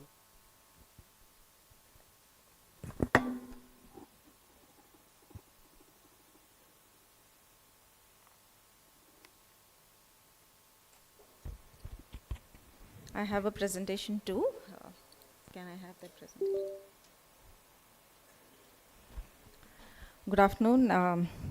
I work at the ICR Central Institute of Fisheries Technology. We are headquartered in Cochin, and we have centers in Veeraval in Gujarat, Vishakhapatnam in Andhra Pradesh, and Mumbai in Maharashtra. This is the outline. I'll be sharing some of the experiences that we've had with collectivizing and clustering women and men in fish-based livelihoods. Through some of the action research projects that we've undertaken, the outcomes and processes are the challenges as well as the opportunities. And I'll also briefly let you know about what we do in CIFT, so that if some of you can pick up some of the opportunities that you have in fisheries from that. So the work that I'm presenting is all Kerala based, but just to tell you that our work is on a pan-India basis. So we've worked in several other states, maritime states, mostly maritime states, because we have worked with coastal fishing communities, but also in inland states through several national flagship projects, programs that we also conduct as an institute. So this is one work that we've done in Chelanam. Chelanam is a small, long sort of a coastal village in central Kerala with the Arabian Sea on one side and the Vembanad Lake, which is again a Ramsar site, on the other. So men usually go fishing, both marine and inland, and this is the most common fishing system there. The ring seiners, just to give you an idea of how big the net can be. If you see the diagram there, that's the boat at the top, and the net can be about 1 kilometer long. So that's it's sort of a purse. It acts as a purse, and entire shoals are sort of caught in the ring seiner. So this is the most common fishing system in that area, and they target shoaling fishes, basically sardines, mackerels, anchovies, which are called small pelagics. Pelagic is the water column, fishes that swim in the water column. So they target that those species. And women are involved in small-scale pre-processing, which sort of provides the raw material to the processing industry. They do a lot of drying, and also they're involved in aquaculture, small-scale aquaculture activities. In those areas, it used to be paddy, fish, alternate culture, but slowly it has shifted to all-round shrimp culture because of the profits that shrimp bring in, but it has also brought in several environmental effects and impacts which are not really welcome in that region. We, in 2008 and 10, when still value chains were not being talked about as oftenly as it is now, we had undertaken a project where we were looking at the entire value chain of small pelagics. At that time, in 2008-10, during those years, the small pelagics were considered low-value fish, but today they are no longer low-value fish, but still, comparative to certain other species, they are still low value. So we tried to set up and operationalize a community-based fresh fish processing unit that could strengthen the value addition of small pelagics as well as be a source of employment to fisherwomen. So we worked in close association with the Fishermen Cooperative Society in that area. So one of the major activities was forming the clusters. That was when we actively started working with clustering and collectivization. So the clusters were supposed to take over the management of the processing facility as a business venture, not as a small-scale unit, but as a business venture, which was catering largely to the demand of value-added fish in the urban areas close to where the village is located. So we did a pre-evaluation. I need not teach this to an audience probably who is already doing this, but we did a pre-evaluation of the groups. The society had several fisherwomen groups, and Kerala has one advantage that the self-help group movement is very strong in the state, so that was an added advantage. So we selected randomly some 15 groups to test their decision-making, institutional performance, as well as financial performance using a customized rating tool, and we found that the groups were fairly cohesive and could actually our objective for our planned intervention, we can do through these groups. So after that, we did the actual clustering activity, where an expression of interest from the fisherwomen themselves, a list of 100 fisherwomen were drawn, and we had several rounds of meetings because we wanted to not just know the interest of the women in taking up this activity, but also whether they really grasp the idea of the intervention, because as I said earlier, it was they had to actually operate and manage it as a business model, not that we will handhold after a point. So that list automatically got downsized to 50, and then we had these in-depth meetings with them to sort of make them understand the risks involved and the roles of the partners. We were giving the technical support. The administrative support came from the society in the form of land and building, which they were providing us with, and the management and operation would be the sole responsibility of the cluster. So 50, it was again dropouts were there, and then we had 36 fisherwomen who finally made the cluster. And then we went in for intensive capacity building. We did it in processing, advanced processing methods, on how to keep records, on entrepreneurship development, and on accounts.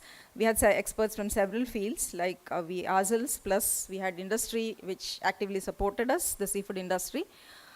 We had chartered accountants come in and give them training in how to maintain accounts, etc. So we had several partners who helped us with the capacity building.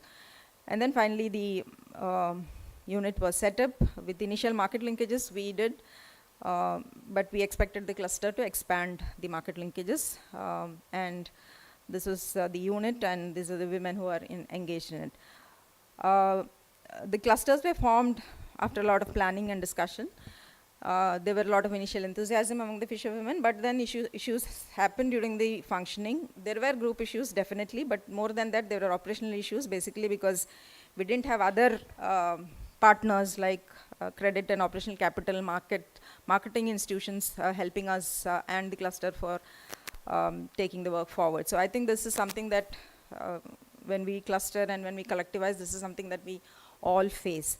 So we still think that is a workable model because we could definitely manage the internal and external risks with a little thought and involvement. But there were several positives that emerged, mainly because there was a lot of convergence of institutional efforts, R&D, local government, fisher groups, etc. But what was lacking, as I said, was financial and market institutional support. We had an empowered group of fisherwomen, and we had anticipated family resistance, but that didn't happen. They were very supportive because there was income coming from this activity, and the standing in the community also of the women had risen. So if we had sustained, this was several years ago, it was 10, 13 years ago, so if we had sustained, it would have really been a very good model. But then moving to 2023, this is Stellanum again, a new harbor has come there, a fishing harbor, and if you see the picture here, the map, it is now prone to sea erosion. There is hardly any beach left for typical traditional activities that once happened there. So we've re-engaged with the village through another project where we're looking at biodiversity loss and the impacts of COVID on livelihoods. So as an adaptive strategy during COVID, we found that women couldn't move out far from their homes because they had additional responsibilities of taking care of the family, the elders in the family, the children who were not going to school because they were online education. So they needed some activity which was closer home. So they all, most of them took to drying. This was a traditional activities which they had been doing for generations. They were familiar with how to do it, and it was easier for them to actually do it near their home. So this was an adaptive strategy that women had taken up during COVID, and surprisingly several members of the earlier cluster with whom the cluster that we had formed and we had engaged in earlier were now doing drying.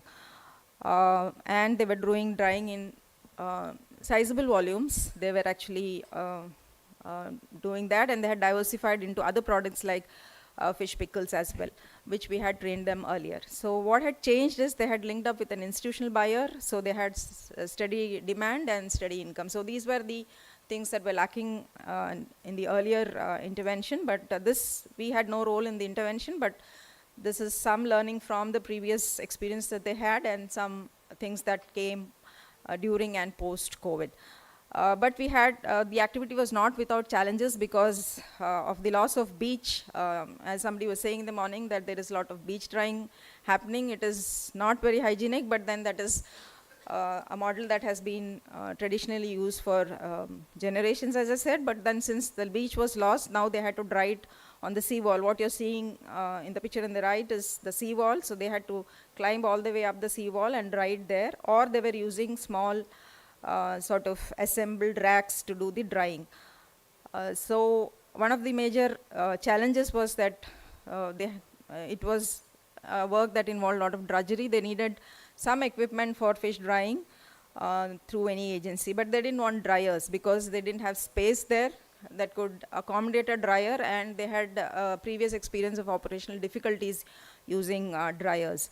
So we came up with this small stainless steel, food grade stainless steel dryer, which is actually foldable. So they could actually fold it up after they used it, and they could stack it within their households. So this small dryer, this small rack actually, you can dry about 20 kgs of fish at a time for small quantities, for smaller quantities of fish. This was ideal, and they are now using this. So groups work, I think we all agree on that, otherwise we wouldn't be having this whole conference concentrated on groups. They do work, but we need convergence of institutional efforts. We need to build capacities and probably ask the women what they need. I think that is something that we all forget to do. We all, it's more prescriptive than asking them what they need and how to go forward. So I think that is, we need co-created solutions ultimately. Dryers also do work. This is another group where we, a 50 kg multi-purpose solar dryer, gasifier hybrid dryer that is. So you have, it is a multi-purpose use. You can dry fish, you can also generate hot water, and you can also use it for solar lighting. So this again group is supported by the local cooperative bank for marketing and for funds. So that's again, as the earlier group did not want a dryer, but this group has very well accepted and is using that dryer. So technology per se is not an issue. It is how we adapt the technology to various locations, which is very important. You saw in the morning World Fish presentation, that was the tunnel dryer. So that is again CFT dryer that was given by us. So technology can be adapted to the local situation. So it needs customization. In case 2, which is again in the wetland, that is an island. It's a small island. We started this work as a as a clustering activity for NABARD basically, and this is again a small scale activity where clams are bivalves. The men actually harvest the clams, and women, they shuck. The shucking is a process where the clam is sort of boiled and the animal is killed, so the shell and the meat get separated. So the women engaged in this are engaged in this activity. There are 250 families in this small village island which is doing this activity. The island is sort of unconnected. It doesn't have a bridge, so it's only approachable by ferry. So there was a definite possibility of clustering these 250 families who are dependent on clam fishery.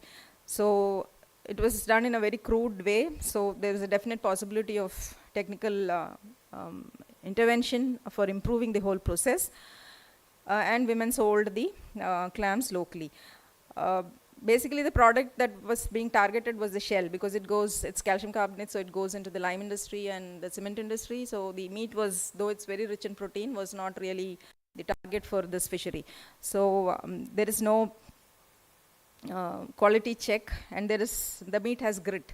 Grit in the sense when you eat, you actually bite into sand, because this is a filter feeder, so it feeds along with whatever goes into its digestive system, it feeds. So the grit, the sand, everything goes along with it. And when they shuck the clam, that is when they boil the clam to separate the shell and the meat, they don't take any, there's a process called depuration where the grit can be removed, but they don't do that. So through one of the funded project, we standardized the technology. Then we went into the same activities like clustering, capacity building, creation of facility, and handing over and hand holding. So we worked with the panchayat and a local village youth club for this. And here we faced political issues because we had opposite political parties, one willing and one unwilling to help us do this work there. So finally it necessitated several rounds of discussions to resolve. So in 2019 we set up the facility. The second, the blue thing that you see is the depuration, where the clam is, the live animal is kept in flowing water for about 10 hours. So it is only feeding, we are actually starving the animal, so it's only feeding water. So whatever grit is there inside, it goes out. So the meat becomes grit free. And then we sort of mechanized the shucking process, where it's just like a pressure cooker where it is cooked in steam.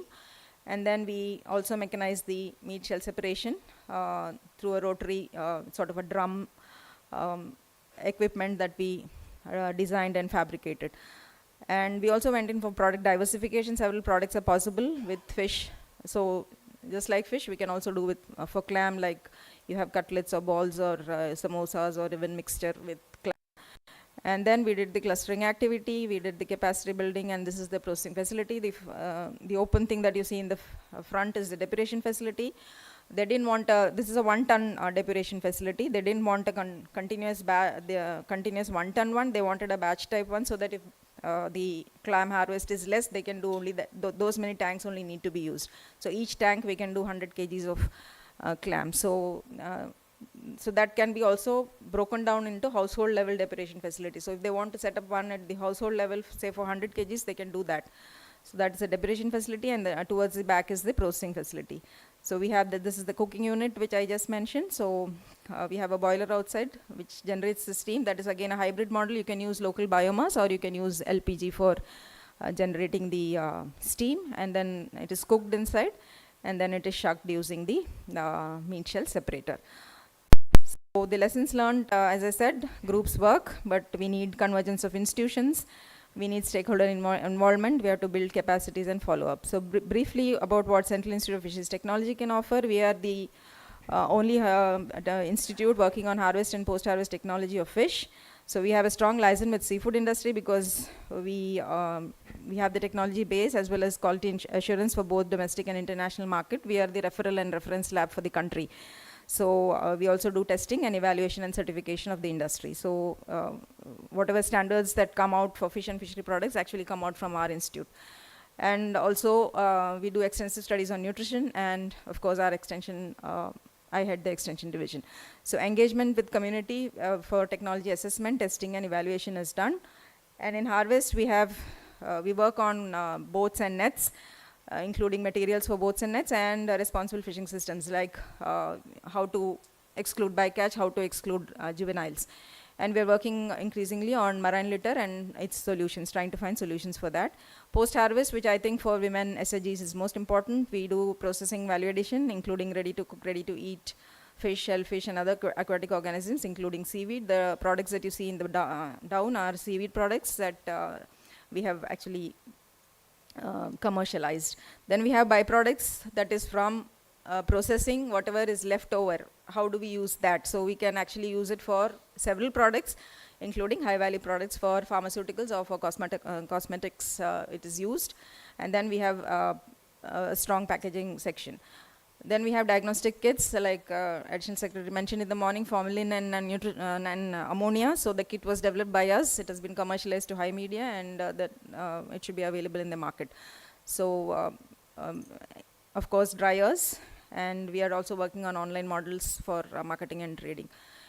And we also have the Agribusiness Incubation Center, which helps prospectors. We are the first fisheries incubation center in the country, and we proactively and give value-added business support to any entrepreneur who wishes to incubate with us. The lady on the down is Mrs. Omana. She has a kurkure-like product with prawns, so she does that.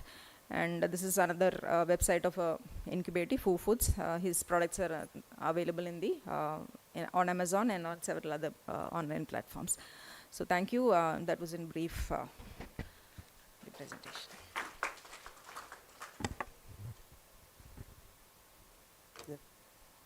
Thank you, Dikita ma'am, for sharing two two different case study from Perumbalam, Aslan and Chelakam, but in both the story, in both the process, it was very much clear, like from initial days a value chain approach was taken by the institute, and then cluster approach. So that was, now everywhere we talk about this cluster approach, so that was well thought during the initial days.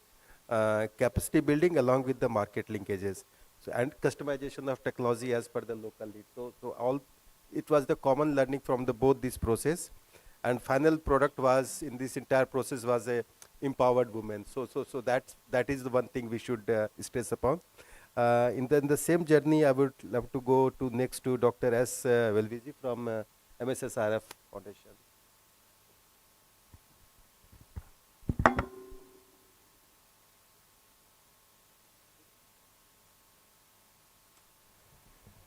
Presentation.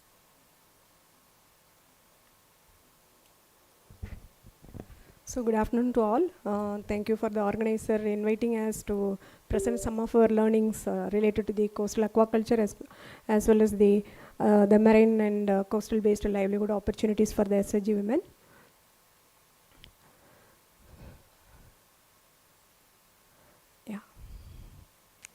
So I am from MS Swaminathan Research Foundation. So MSSRF, we have the separate center, Fish for All Research and Training Center, which is located in Bumbuhar fishing village in Tamil Nadu state. So initially, actually it is one of the MS Swaminathan Research Foundation post-tsunami initiative for livelihood development of the tsunami affected communities. Initially we restricted our activities only with the Tamil Nadu, and slowly we expanded the intervention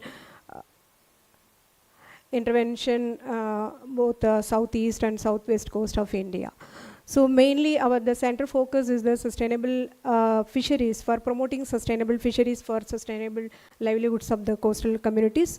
So we are focus on 4 major aspects, the capture fisheries and resource enhancement, and then post-harvest management, then culture fisheries and resource enhancement. Then training and capacity building is the cross-cutting factor for all these 3 components. So this is some of the interventions focused on capture fisheries to enhance the fish resources. Here also the participatory management is crucial. We work with the small scale fisher community and fishermen association and traditional panchayat. Then coming to the post-harvesting, actually by MSSRF, we have developed several models for the collective approach of fish harvesting and management, and especially on post-harvest related things. We have promoted a federation called the Win-Win Federation. So that federation, they have developed this dry fish as a major fish product. So currently around 250 fisher women in and around the 5 fishing villages of that region, they have formed in a kind of FFPO. It's a first 100% women FFPO in the state, and under the PMMSA scheme of promoted by this NFDB. So through this project, we have demonstrated this dry fish is one of the important livelihood activities for the women groups. They collectively collected fish from the landing center, and they do it in the processing unit. And the packaging is also very important. The package and quality control is very important. So provide all the training to the women on packaging, quality control, and also the marketing link with supermarkets and other online marketing techniques. So when we do this kind of things, the important thing is that the financial literacy also very important for the women to take this kind of intervention further.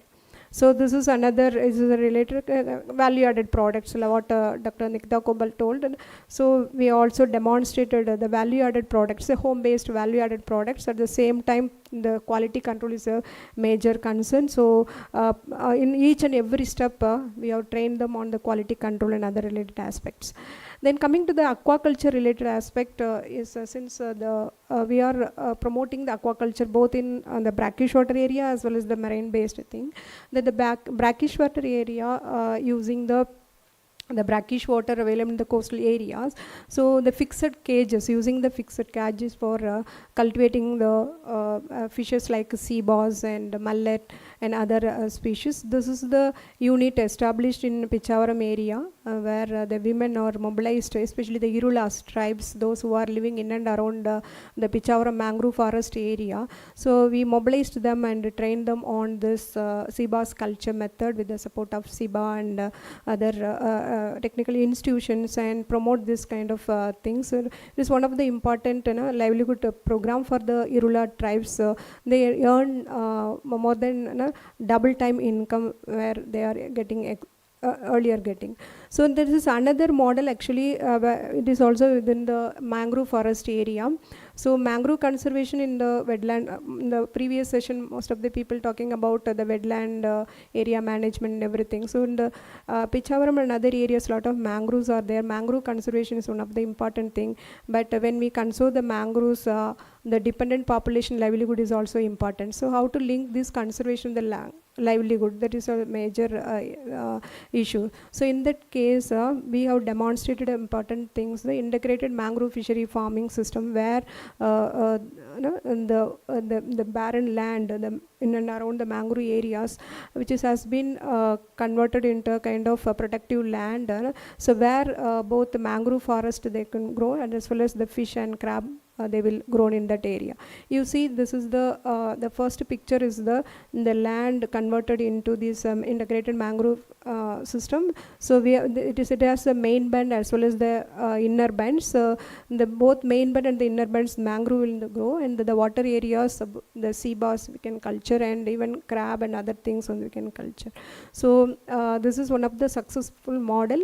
It is a kind of family farming activities for the people, those who are depending on the mangrove areas. And even the underused stream farms and the barren lands and the coastal areas can be used as this kind of activities, and it will be very much important for the important livelihood for the coastal communities. Then another important thing, the crab culture and crab fattening are also the small type of cages we have developed, and these cages will be utilized for both culture as well as the fattening of the crabs. So the cycle is for culture we have to wait for 8 months, but in the case of crab fattening, so in crab the molding is important process. So after molding, the cell is it is a soft in nature. So we have collected those kind of crab from the landing center, live crabs from the landing center. The value is very less. For example, the water crabs, we call that loose-celled crab is a water crab. The water crab price per kg, live crab per kg is around 200 to 300 rupees. So these water crabs collected from the landing center, and it will be come to this pond area, and it feed. We feed with other like live feeds. Then after 15 days, these water crabs is it's thickened. The shell is thickened, and the cost is weight is it also gain weight. So after 15 days period, the water crab, 400 rupees crab, it's a value of 1,800 rupees. So within this 15 to 20 days, the women get a good income from this kind of activities. And moreover, it is a less, not more technical things. Even small, with a little bit training, the women can do this kind of intervention. Then this is the cage farming thing. The cage, actually there are different type of cage we are promoting it. It is in the east coast of this Krishna district, Andhra Pradesh. We have promoted this floating cages for Siba's culture as one of the intervention for the women group. Actually, initially the women face a lot of difficulties because it needs a lot of training and hand holding and demonstration kind of thing. Even the disease management is also important thing. Then later, after giving proper training and linkages with the resource institution and credit and other institution, now the people are managing it in a very successful manner. Then actually advantages for this fish farming, there are different, there are various advantages are there. One is that it is we have a lot of coastal waters, and even in the marine water we have 8,000 kilometer coast marine waters also there. So this is one of the important livelihood intervention. Another thing is that is for carbon emission, this kind of the aquaculture activities is very good. Morning also we have discussed about about the carbon credit, carbon emission, how we are tackle it. So this is one of the important thing.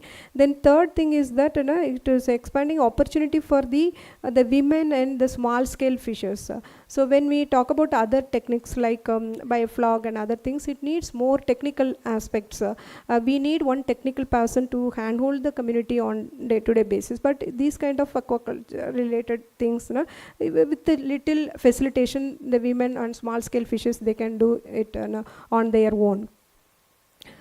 Then the cages also actually, when we develop the cages are different types for different areas. So for example, if we are selecting the area, the running waters, so the running waters, the fixed cages are more suitable for cultivation of the fishes, and the floating cages, the area like lakes and rivers and offshore areas, these fixed cages, we go with fixed cages and floating cages. And the submerged cages, especially area where the high winds and high waves and frequent cyclone affected areas, we go with the submerged areas. And the material also different, depends upon the area and the place.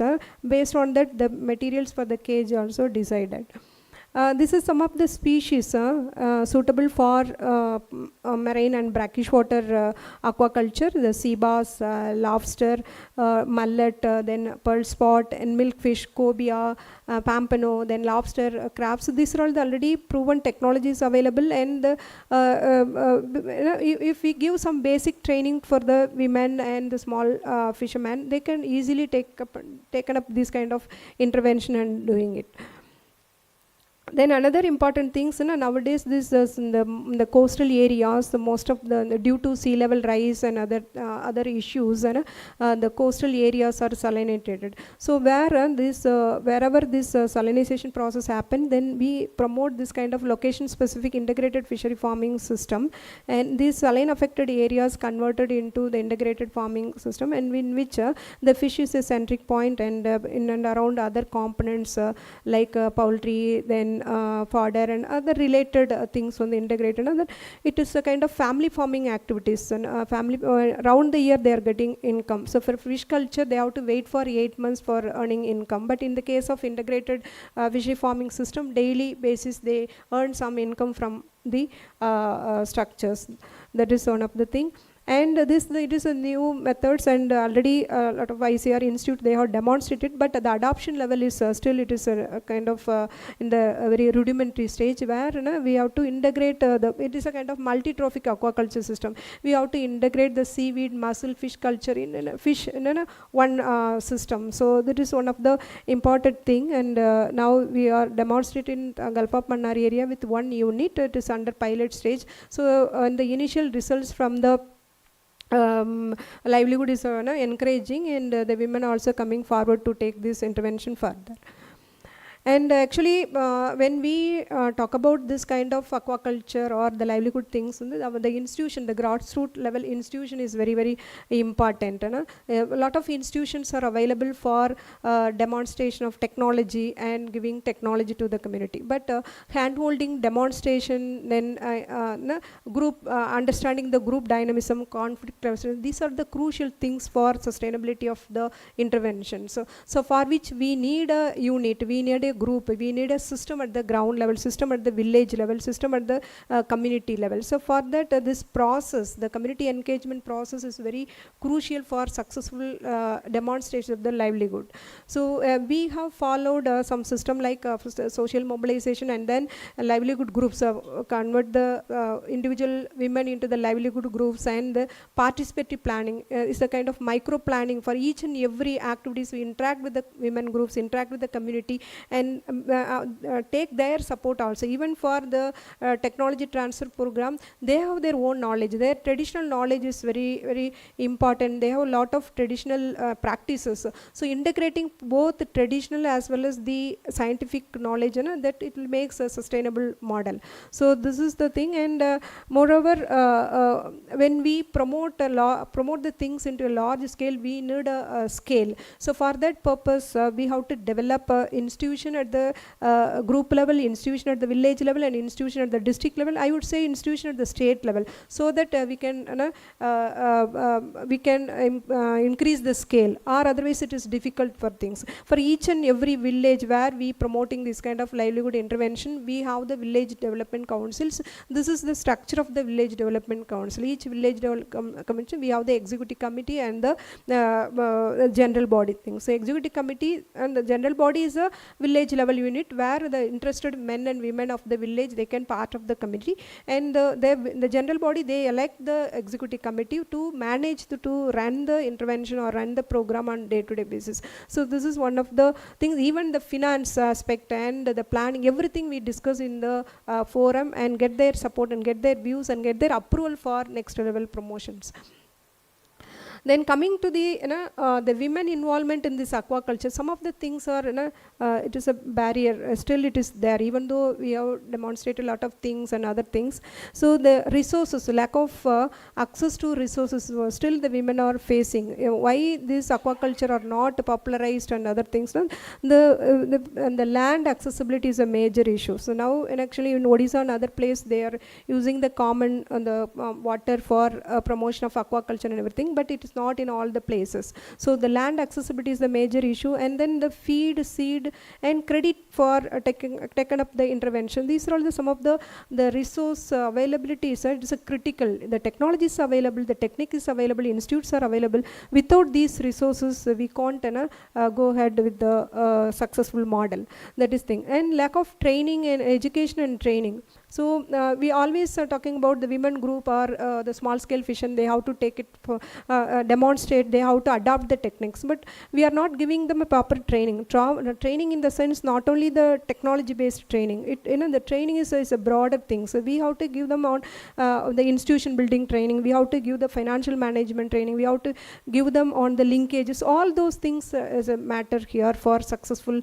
livelihoods. Then most of the schemes, I would say, actually even even the PMMSY and other schemes. What it is, I mean that 60% the women group or the person, those who are applied for the scheme, they have to bear the cost, and 35% subsidy and kind of things.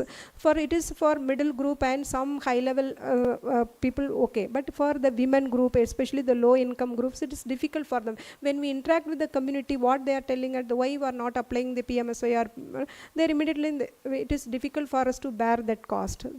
Because of that reason, even though the women are interested and the small scale fishermen are interested, because of this kind of things, when they are difficult to undertake it forward. So what my suggestion here is that actually, at least for developing the demonstration stage and the pilot stage, we have to give them then 100% subsidy, so that we have developed some good models. Once the model develop, one it is viable, one it is demonstrated well, and adaptation level is good, then we go with this subsidy model. It works very well. Then market access is also very major barrier for the things. Yes, they have the market network within their village and within their panchayat and as well, but if they want to access the international market and other markets, still they are facing lot of issues. And then the technologies, when we are talking about women and women focused intervention and aquaculture and things, so technology also we have to see whether the technology is women friendly, the timing and everything, when we have to see the things. So these are the when we interacted with the women highlighted why they are not take part in the aquaculture in full-fledged mode. They highlighted these kind of issues. Then what's needs for women SHGs active participation in aquaculture? Actually, we in our country we don't have, not only even at the village level and district level and state level, we don't have data, gender disaggregated data with us to understand the women engagement in the productive system, especially the aquaculture productive system. So that is one of the gray area when we are the government taking take this model as a big way. So we have to have this kind of data for us for proper planning and go to next level. Then providing education and training in all aspects. What I have mentioned about not only the sustainable aquaculture practices, it also on water management, it also disease prevention, and also market analysis, then credit linkages, everything when we have to provide them on board. Then access to resources, access to the necessary resources including land, credit, and inputs such as seed, feed, and equipment. So these are also a need of an hour for successful management. Then promoting women-friendly technologies. Already some technologies available. Those kind of technologies we have to popularize among all the women. So that thing, that is also important. And market access, I have mentioned. Then yes, actually the institution building is a crucial aspect. Promoting women participation in aquaculture association. You take all the association, aquaculture association, most of the association, I would say it is a male dominated one, and very, very few groups, aquaculture women groups are there, but in the association, in essence, even though women are involved in the aquaculture practices, but the association headed by women or association included women is very, very less and meager, I would say. So we have to promote those. We have to identify those kind of association and then promote them on board. So these are all the some of our learning based recommendations. With this note, I end my presentation. Thank you. Thank you, ma'am, for putting effort in showcasing the two very interesting technology. Like one is this integrated mangrove IMFS, and then this in IMTA, this multi-tropic aquaculture. And in both the system, what I feel is this is very closely linked with this agroecology principles. So maybe some more documents, some more learning the principles, if we decodify, would be useful for the many others to relate with it. And another thing what I felt with this two with the Dr. Nikita's model and your model also, it is more process driven. The outcome comes later on, but it is more as a process driven. So that is one of the safety valve in this community oriented program, and where the combination of water, energy, food, plant is integrated. So thanks for putting all those things. And next, coming to Mr. Kanna Siripuru, he is going to share with us how this mangrove and mangrove related dynamics relate with the ecology, economics, institution building. Thank you, Kanna.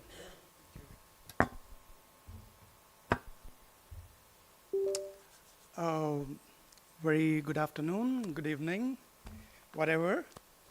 I would like to thank my co-speakers, because their presentations must be interesting, because they kept you hooked, or else I was afraid that half of the room would be empty. But let me tell you, it's not easy to be the last speaker of the panel, especially when the day is heading towards a tea break. I'm telling you, I'm really, really scared.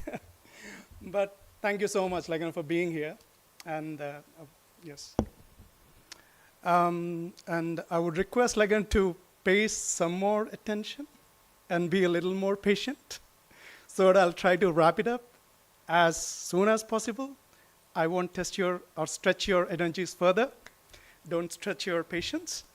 I would also like to thank my co-speaker, who has already set the stage by introducing what she already said, IMA, Integrated Mangrove Aquaculture. So that is exactly what I'm going to discuss or probably share with you in the next 5 to 10 minutes. This is just an overview, not much. And this is basically from the secondary information.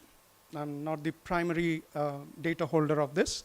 So what I'm going to share with you is the Sylvia aquacultural models. The two models which is already there by MSRF, which they have already pioneered way back in 1980s itself. But I had also the pleasure and opportunity to witness these models in Bengal as well as in Bangladesh in Khulna district. And I thought like this is a very interesting topic to share with people, especially from Odisha, for so many reasons. One, I would say Odisha has a vast coastline. And it's also one of the states like which has a vast mangrove cover. One of the few states in India. And apart from that, like, this state also lost more than 21 square kilometers of mangroves, especially in Bitrakanika, for aquaculture and for multiple other reasons as well. And apart from that, like, on the brighter side, this state, of all the fisheries policies that I've read, a few of them, I found Odisha's fisheries policies very comprehensive. This is one policy that speaks about ecosystem-based aquaculture. It speaks about ecosystem conservation, species diversification, habitat conservation, and also community development, which is like pretty interesting. It has already set the stage for that. And then there is this interesting emergence of carbon markets. Let it be blue carbon, let it be green credits, let it be water credits, let it be biodiversity credits. There are n number of things that are emerging. And apart from that, there is climate change. And one of the interesting things that I want to bring this up here, why I felt this is very important is, I hope many of you already know about or heard about this Satabhaya, which is these 7 islands, out of which are near Kendrapada. Out of these 7 islands, 6 have already vanished. And the one that is still there is barely hanging there. And this has something to do with the mangroves. It has something to do with the estuaries. And this is something has to do with the coastal aquaculture. And that's the reason why I felt like this is way more important to speak something about integrated mangrove aquaculture in the context of agroecology and extension of agroecology to aquaculture as well. So with that, I would like to present 2 case studies from Bangladesh and India. Yes, next please. So as you can see here, this integrated mangrove aquaculture, which is also known as SIME. If you just Google it, news, Nature, Education and Wildlife Society in India has been promoting this for quite some time. And there is this acronym SIME, which you Google, you find it.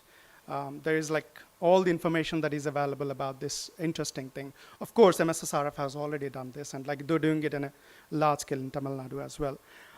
So in Indian part of, India part of Sundarbans, this particular model is being piloted with 42 farmers in 20 hectares in Chaital, I guess, of 24 Parganas North, and 10 hectares in Madhapur, of South 24 Parganas.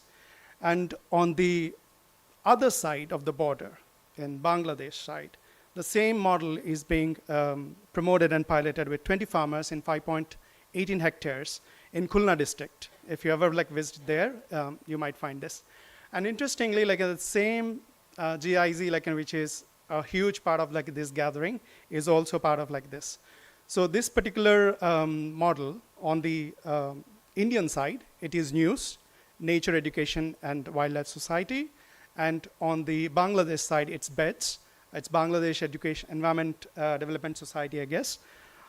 These are the 2 NGOs, large NGOs, they are a part of this particular project or the pilot. And this is being supported by Global Nature Fund and Natuland, which is an organic certification and marketing end in Germany. And this is being funded by German Federal Ministry for Economic Cooperation and Development, BMZ. So which has taken up this pilot from 2019 and 2020, I guess, that's a timeline. So which is relatively very new, not too old. Next, please. So in this an IMA model on the Indian side, they have planted around 7,000 mangrove saplings in 20 hectares. And the Chaital side, and 3,000 saplings in 10 hectares in Madhapur in West Bengal. And approximately it comes to 350 tree or saplings per hectare. And it's like a species model of around like 9 mangroves. And they're usually like planted on the dikes and somewhere like in the islands and monds like that are made inside these ponds. And similar like on the Bangladesh side as well. And we have planted approximately like 1,000 saplings like per hectare, and around like 5 to 30% of the area of the pond is covered usually under these mangroves. It's also like a multi-species model. Next, please. So, what are the direct benefits? Like, they're definitely like there are some. But before that, like, I would like to say, like, there is enough literature available on contribution of leaf litter of mangroves to the growth and the development of shrimp and aquaculture, like whatever. And then there is enough literature available on mangrove roots or trees in assimilation of ammonia, nitrates, and nitrites. They are like very efficient like in actually assimilating that. And there is enough literature available online on the kind of denitrification bacteria that thrives in mangrove ecosystems. So with that, like which is already established, like that there is a positive impact on the aquaculture and growth of shrimp or whatever. So this model has some kind of like a bearing and support like from scientific school as well. So what the direct benefits like in here, these things noted, like where there is an increase in 10% household income, and there is a decrease in production rate. I mean, investment in production. Investment in production like basically comes from feed, and the other thing is like breach of the bunds and the tykes. So with the mangrove like plants like planted across and along the bunds are a little bit bolstered. And now when there is a flood or cyclone, there is no breaching at least. So some of the investment that grows into management of these bunds has decreased, thereby contributing like to decrease in the production. And also like better market prices. Of course, I'll come to like that market price like later. And there is like a relatively higher yield reported in the IMF farms, because what I've already said, like there is enough evidence like that is there that it contributes positively to the growth of shrimp and fish. And the rate of survival has also increased in these IMF farms, anywhere for it to be between like 50 to 70% more survival rate in the IMF farms than the conventional farms. Yes, but of course, like one thing like that people observed in Bangladesh side was the rate of survival is higher among the fry and the seed that was brought from the hatcheries than that is brought from the wild catch. Next, please. That is like about the direct benefits, but there are also like co-benefits, like which may not have been foreseen, or like probably people didn't foresee like this. These co-benefits like could also be there. One, as I said, like with the infrastructure. So there is more stability of the dikes, and the repair cost like can have decreased, and thereby like there is less breaching like of these dikes during floods and cyclones. And for the shrimp, I hope many of you like who are very familiar with aquaculture, they know like there is a molting stage of the shrimp, which makes them like very vulnerable. But like when there is a high concentration of shrimp is like put in like one pond, there is high rates of cannibalism because they eat each other, especially the ones that are undergoing molting stage. So the roots and the vegetation like that is a part of like this system, like has provided like some crevices like for these shrimp to take refuge when they're very vulnerable. And also like during summers, it provides like a safe haven for these shrimp like to take shelter in those. So these are like kind of like thereby decreasing the mortality rate. And for the farmers, they said like one of the things is like when they go out like for fishing, the canopy of the mangroves like provided them the shade. And also in the shade, like usually when the shrimp go and hide, it makes them easier like to catch. These are like some of these like co-benefits. But there are also other co-benefits, like in one of the ponds like where I've been in West Bengal, they could produce fodder for livestock, which was not like in a scene. And the same fodder like also feeds the fish as well, because the seeds and the foliage like that grows into the pond is consumed like by this fish and shellfish. So these are like some of the core benefits like from that. Next, please. And then obviously like just like putting like a few plants here and there would not work, because like when you talk about a value chain, of course like when there is no end-to-end solutions, end-to-end support, I don't think like it would work. And I think like that's already well explained like by my co-panelist earlier. So in this IMA chain as well, like there are multiple stakeholders, and like these are like some of the few major stakeholders like which I've put here. But of course like there are more and more. So the international donations, of course, like to scale a model or introduce a model, it's very difficult. But to some support like from any funding organization could help like to set it afloat. And obviously like BMZ and GNF has done like a good job in actually supporting this in these places. And News and Beds like has played a major role in mobilizing the communities and piloting it. And the local communities like did their job, and they participated in that.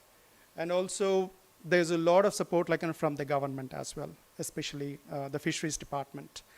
And also that is from the production side. And from the demand side, like you have Natuland, like which is organic certification body, which is based out of Germany.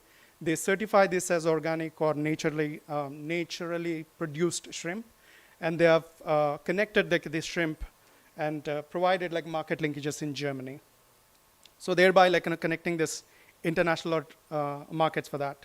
And the domestic markets, like there are few FPOs like which are being promoted and supported by the same organizations.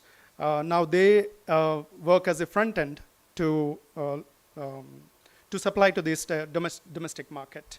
And obviously like there's MPEDA, which is also helping in certification and selling it like and supplying it to the global market. And obviously the consumers like who are the major stakeholders, and we don't like necessarily understand like the power of a consumer, but of course like consumers who are environmentally conscious and who are really conscious about health and organic products are one of the major drivers in consuming like this and taking this model forward. Next, please.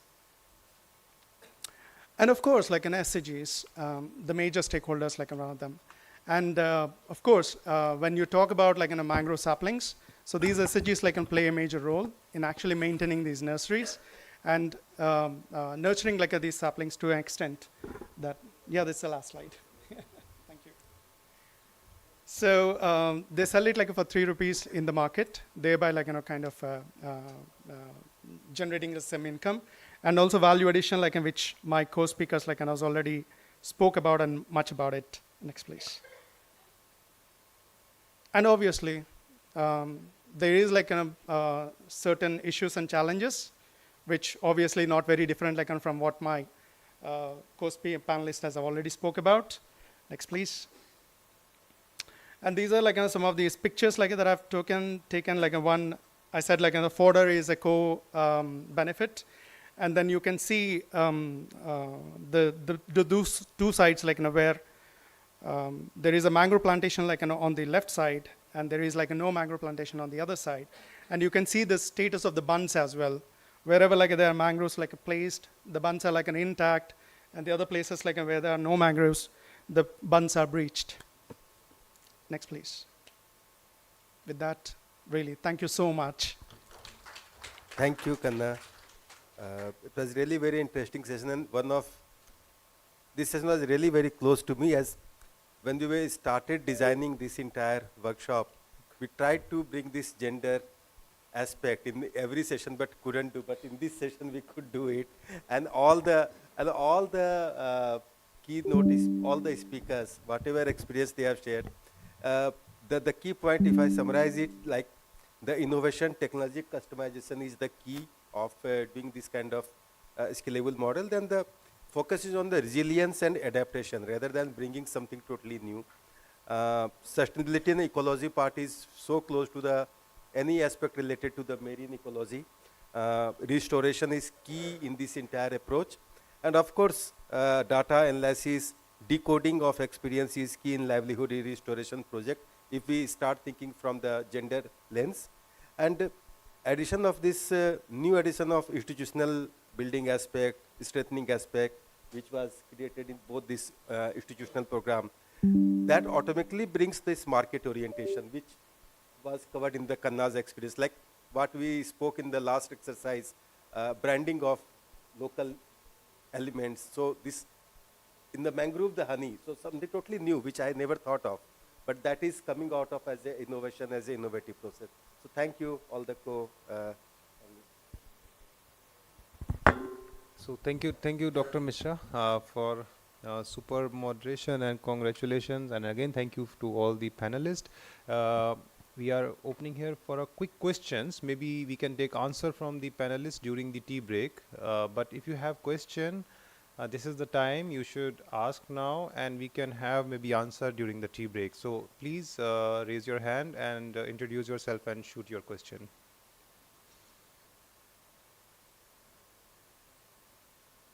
So I think more questions you might be having, but the couple of things from my side, ma'am, Dr. will see that the practices and the nuances which you shared about integrated aquaculture, and also, ma'am, the value chain addition which you shared, ma'am.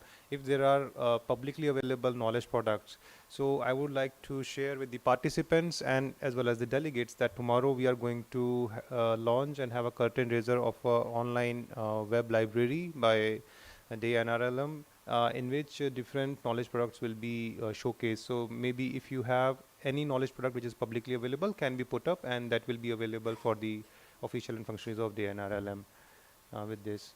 So mangrove comes with challenges, and every challenge has a hint of opportunity. And people, communities who are living around mangroves, of course, they are aspirational and need some support. And herein, ma'am, the knowledge and which you shared comes into picture, and other things. So with these words, we can break up for tea. But before that, I would like to ask Ms. Subuhi so to felicitate the panel. And meanwhile, Subuhi is coming on the stage.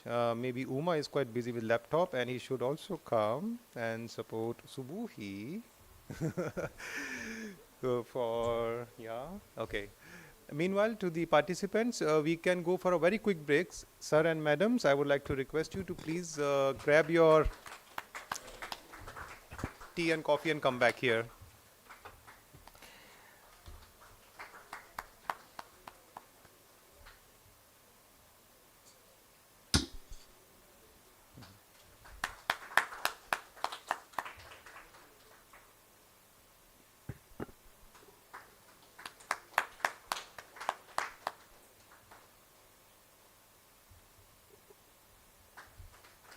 Thank you very much.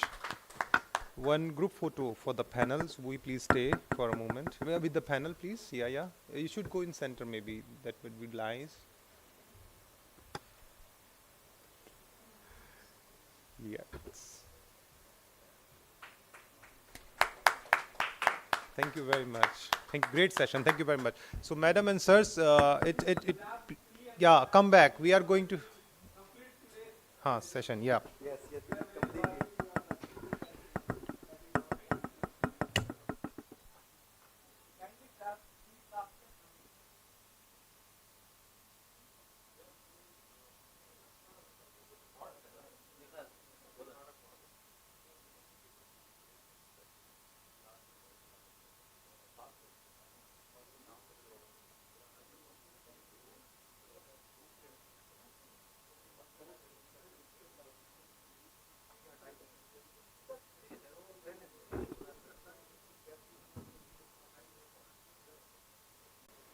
Okay.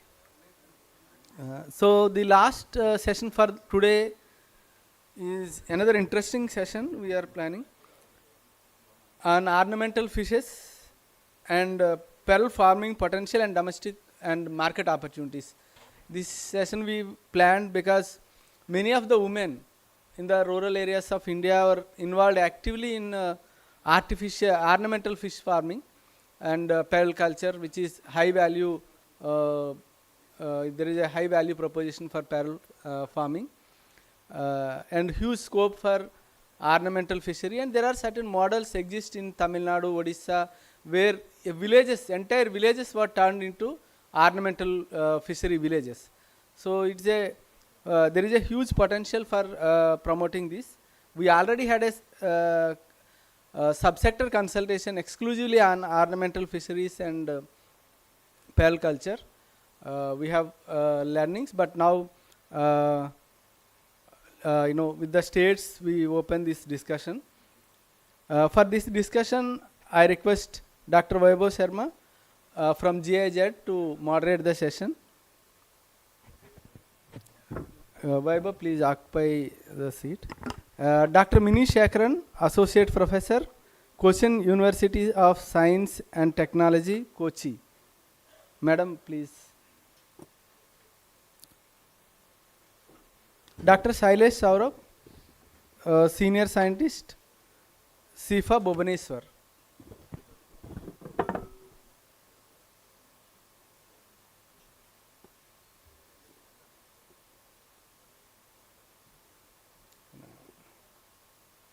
Sir, kindly occupy the seat.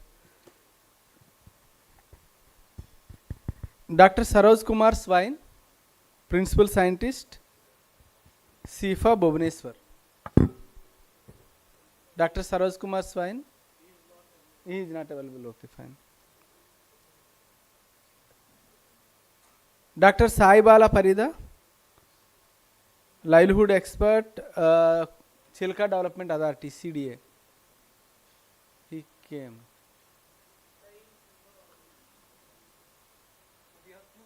Two speakers. Yes. Please come this side, sir.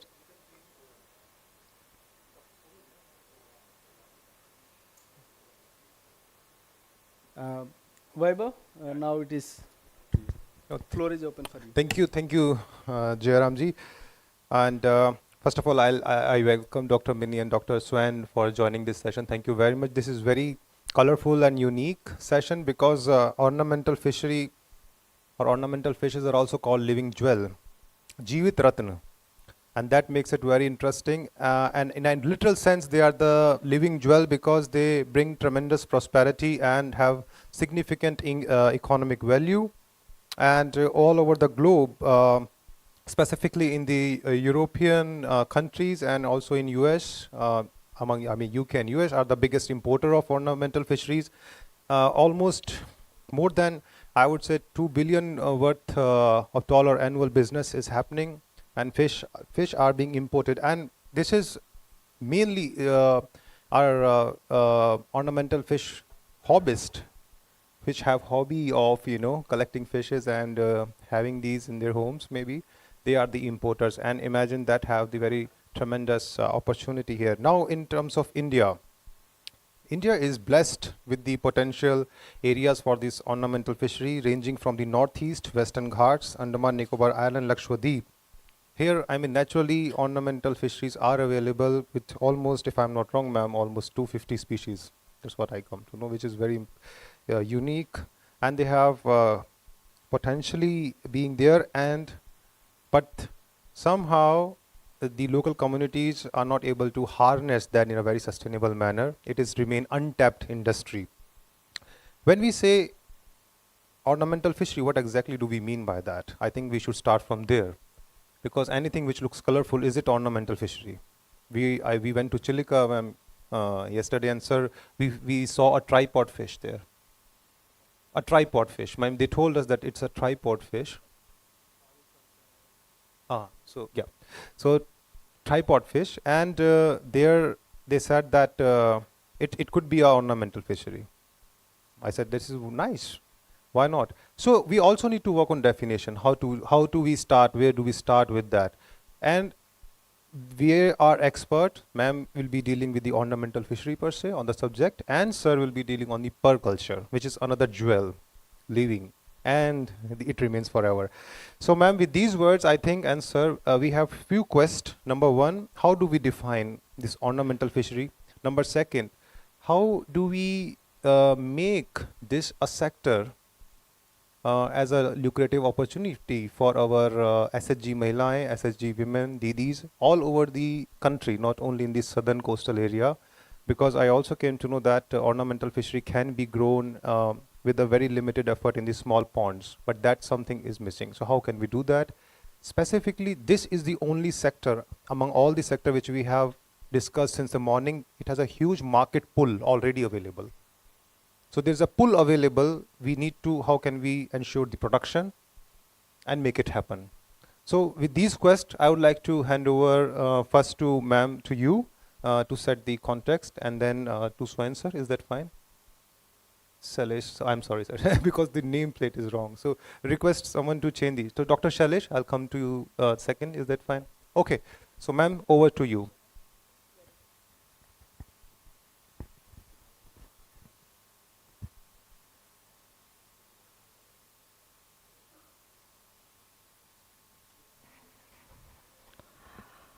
A warm good evening to each one of you.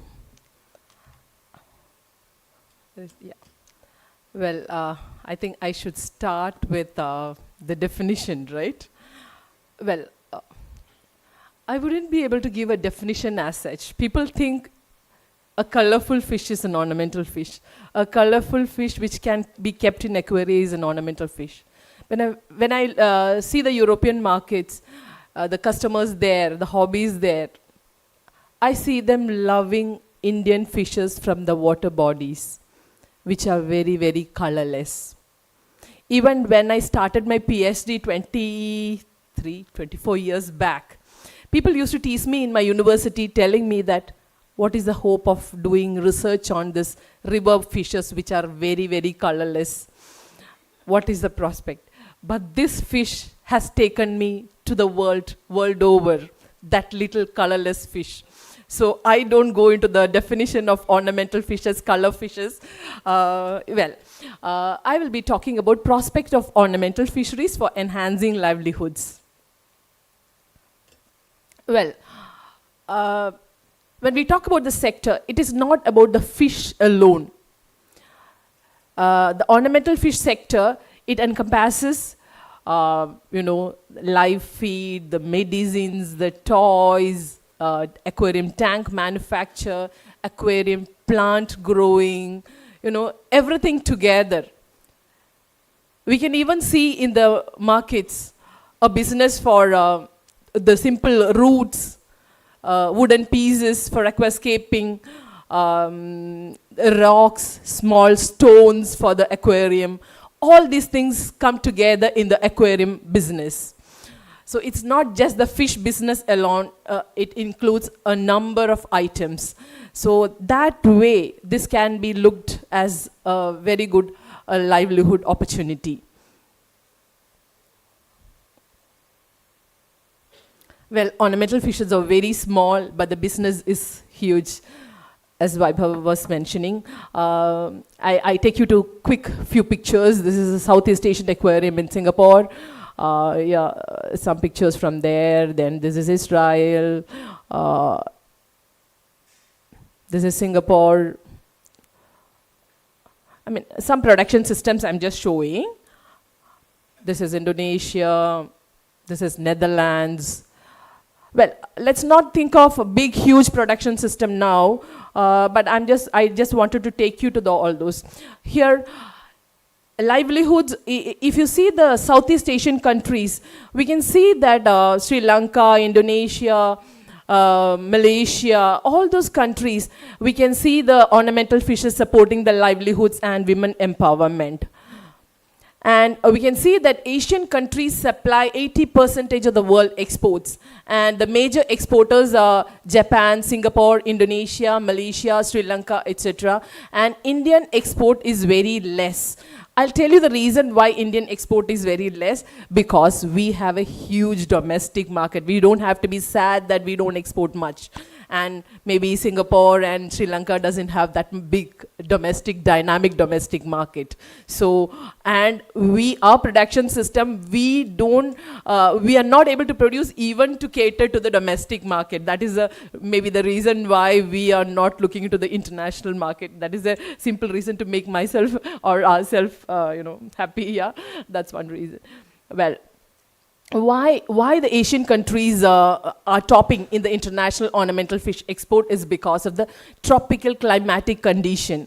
Standing here, we'll never know the importance of tropical climatic conditions, but when we are in Germany, we know what happens in the production systems there. They have to give light and temperature additional, but we have always the tropical climatic conditions which favor the ornamental fish farming. That is why the Asian countries do very well as far as ornamental fish farming is concerned.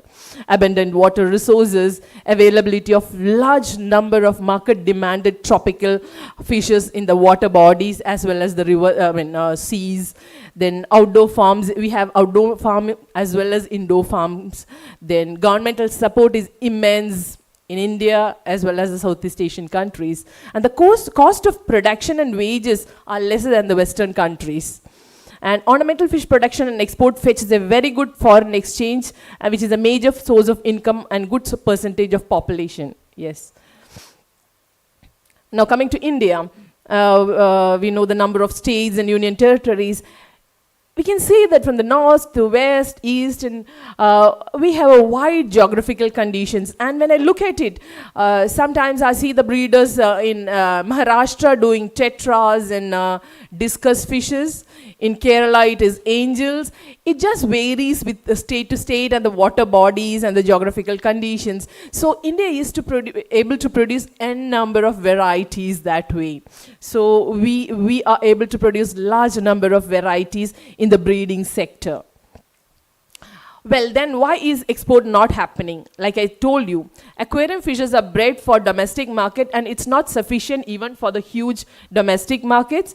And aquarium fish production from the country goes mainly to the domestic market due to the strong demand and better prices. We are able to fetch better prices in our own country. Maybe when we export, we get lesser price. Yet another reason, I'll come to it. Yeah. You can see the smiling face of the breeders and women in rural livelihoods. Why is it? Is because these people are able to do their breeding in their, just behind their houses, small facilities, so limited space is enough for ornamental fish breeding, and the price they gain from it is good. So they always tell me it's always a happy profession. Even if we are earning less, we are sitting in the house and earning, we are together with the family, we earn well, and it is always a good for mind and health and happiness. Ornamental fishes,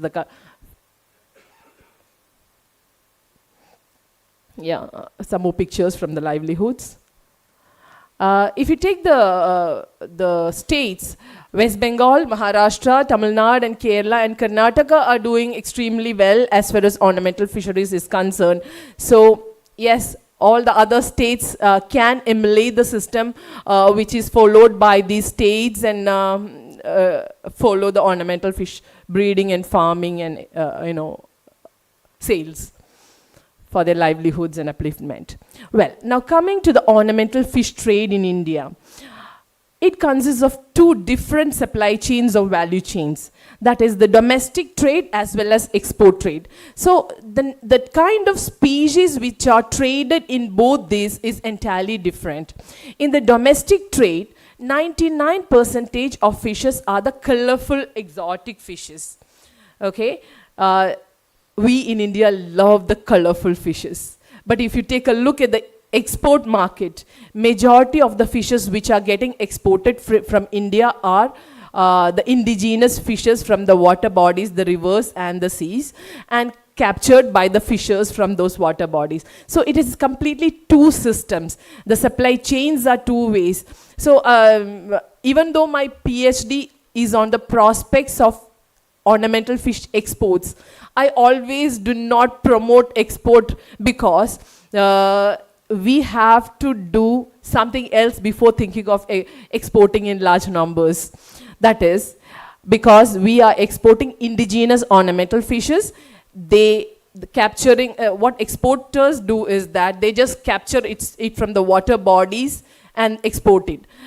which is not a sustainable proposition. What we must do is, we must breed them and export. But what happens in our country is that breeders here are not happy in breeding these indigenous fish, colorless fishes, because it will not sell in the domestic market. So it is a little difficult for understanding and doing the activities.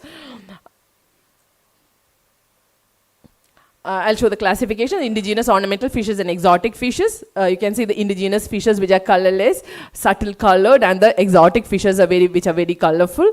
So indigenous fishes are popular in the export markets and world over. And even some days, month back, I was hearing about a US exporter talking to me about a Berlius Beccari or Mexicola. Wow, that is from your country. We just love it. I'm like, I was so happy. I'm listening to the retailer talking about our country fishes, where these fishes are just, you know, people tease us about these fishes. This is the supply chain for the indigenous fishes. I'll explain it later. And the colorful exotic fishes. Again, indigenous fishes, we have more than 350 species in trade. So most of the exporters, I understand, is that they capture from the northeast and western Ghats, just like that. They don't think about the conservation, nor even the breeding, and export it like that, just like that. But we must be able to think of, breeding them and exporting them. This is one of the beautiful varieties. When I started my research in 2000, it was $16 per piece. Now it has come down because people here in India, we never understand the value of our fish. Moreover, many countries like Malaysia and Indonesia are breeding this in very, very large scale. The scientists have done the breeding of these fishes, but we are not doing the production in large scale here. That's called red line torpedo. We call it Miss Kerala. That is from the water bodies of Kerala. So like I told you, they are not interested in breeding the indigenous varieties. This picture I took from a government farm where they were doing breeding of this, but after that, that also got shut down.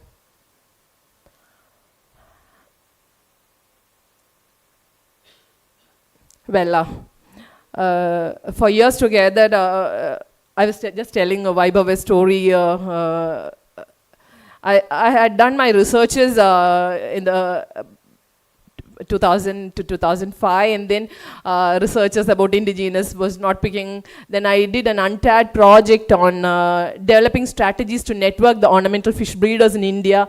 I did surveys in 5 states of India. All those things were happening.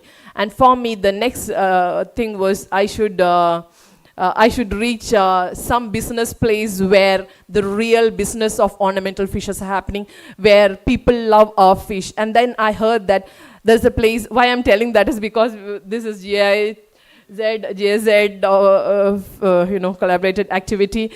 So I understood that there is something called Interzoo in Nuremberg, where the largest pet show happens. So I wanted to reach there, and I was trying for funding. The next month I had to go to Italy on a faculty exchange program. So there was no funding from the university, and my project funding of UNTAD had also ceased. So what I did was, I couldn't tell anybody that I don't have a funding. I slowly, stealthily, I just sold one of my gold bangle, and I reached Germany. Once I reached Germany, the ornamental fish, it was a big, huge show. I couldn't walk and finish it because pets are given very good importance in Germany and European countries. And then I understood the value of our Indian ornamental fishes there.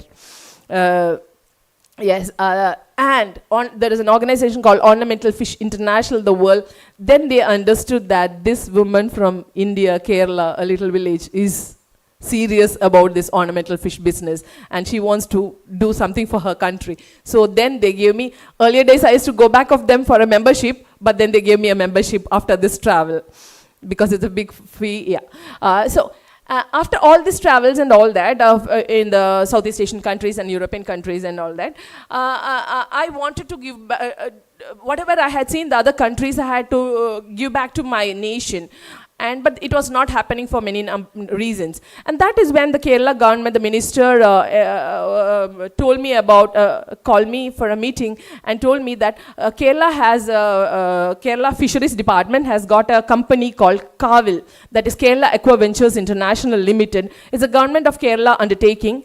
A company incorporated under the Companies Act 2013 for the mass production, marketing and export of ornamental fishes.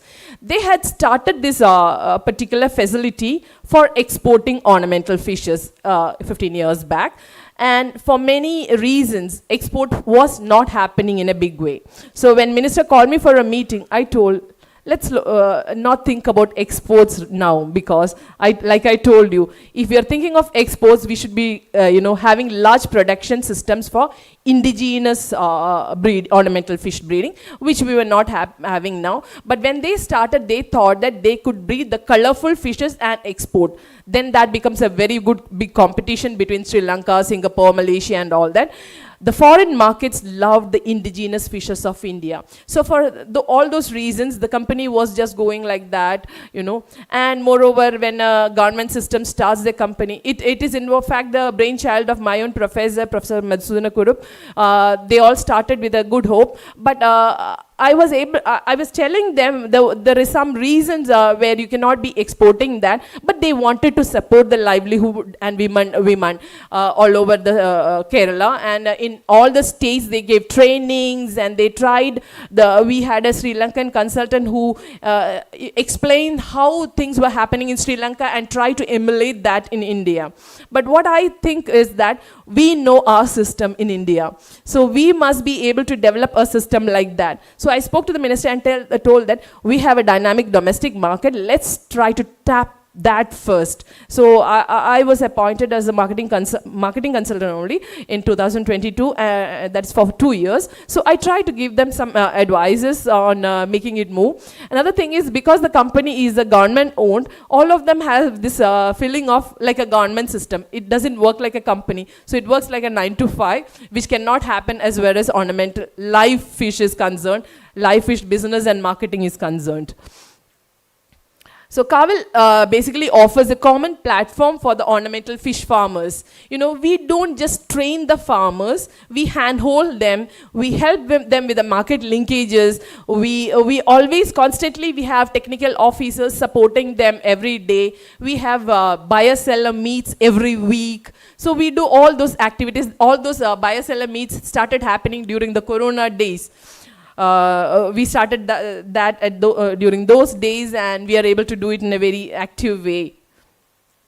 Well, there's some pictures from Kavil. Yes, what all activities we do in Kerala Aquaventures International Limited is, we do domestic wholesale and retail. We have a domestic wholesale and retail center. We have export hubs, 6 of them. Which is not very functional now because, like I told you, the export is not picked up. We have brood banks for importing brooders and supplying fishes to our farmers. Then quality test lab, demonstration unit, training centers and breeding center in Kavil. This is a demonstration unit. They are all our farmers. Our staff is explaining to them about activities. Well, basically, the activities which take place in Kavil are, we give basic as well as advanced training to SHGs, startups, entrepreneurs all over India. We give technical support to all Kavil registered fish farmers and breeders. And we have more than 1,500 breeders registered with Kavil, and we have a good percentage of women SHGs also associated with Kerala Aquaventures International Limited. What we do is we import quality brood stock to enhance the production, and then we supply to them, to the outside farmers. We sell also, and what we do is we buy back. There is a system called buyback of ornamental fish from the homestead units, which is medium scale or large scale. And then we have this weekly buyer-seller meets every Mondays. And we also help them with the market linkages. In the domestic markets, we have connected them with the retail outlets in Delhi, Bangalore, Calcutta, everywhere, and the exporters also. We have yearly aqua shows. Then public promotion, software. We have also started, a software for ease of sales and student internships also. We not only do the breeding aspects, we train them on the market study also. They should be able to visit the outlets and understand which fish is most demanded, and accordingly they go for the breeding. They just don't go for the breeding as per the technical support or something. We have trained them to understand what is happening in the market. We also train them on packaging, supply chains, as well as market linkages. Yeah. Like I said, colorful exotic varieties very much important in the market. We were talking, it's not the consumers, just hobbies alone who are interested in ornamental fishes. If you take a look at the hobby market, interior decorators, architects, pet care chains, hotels, airport, banks, hospitals, all of them are preferring to buy ornamental fishes. And gone are the days when just hobbies were in need of colorful ornamental fishes. So that's a big market. And then aquarium setting, servicing, everything is big market. Yeah, classification. There's a niche market for marine ornamental fishes also in India, because all the aquarium, everything, the price of it all has come down. So there is also preference for marine aquariums in India. And the sector, this is a photograph of our fisher women doing their breeding activities. Why is it not? It doesn't move? Okay. All right. So with all these trainings, earlier they used to do in simple ponds and these things, so that they have started adopting the scientific technologies for their farms in biosecure conditions, which is very important for good production as well as exports. You can see the change in systems. We also train them on packaging, which is very important as far as ornamental fisheries, because mortality rate, the deaths on travel is very important. So we train them on packaging very importantly for 48 hours and 72 hours.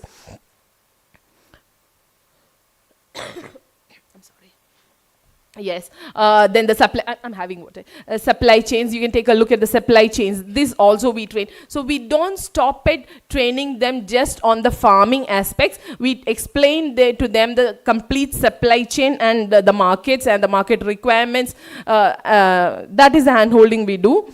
The picture of the biosalamid, which I was explaining. Every Mondays we have our breeders coming, the breeders of farmers coming to our Kavil facility, and the retailers also will be coming to the facility. We'll exhibit the farmers' produce in the market in the Kavil demonstration unit, and the buyers also will come there. So it's a kind of supporting. Earlier days when breeders were breeding this in their farms, they could not go and, whenever they took it to the retailers, they'll say, oh, not good quality, we are not taking as such. So, but now what happens is that they cannot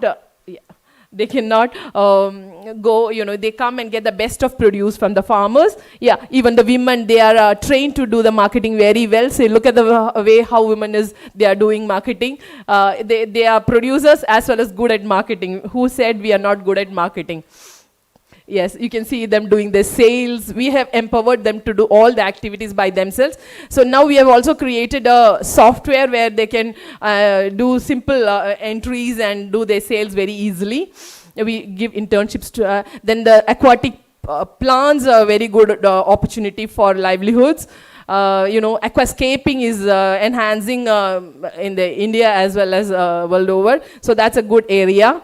Then, like I told you about the roots and the stones and the medicines, you can see the pictures. You wouldn't believe. That is a picture from Germany, I guess, the big show in Germany where the roots were exhibited. Look what we can do in India, and the medicines, accessories. We do aqua shows.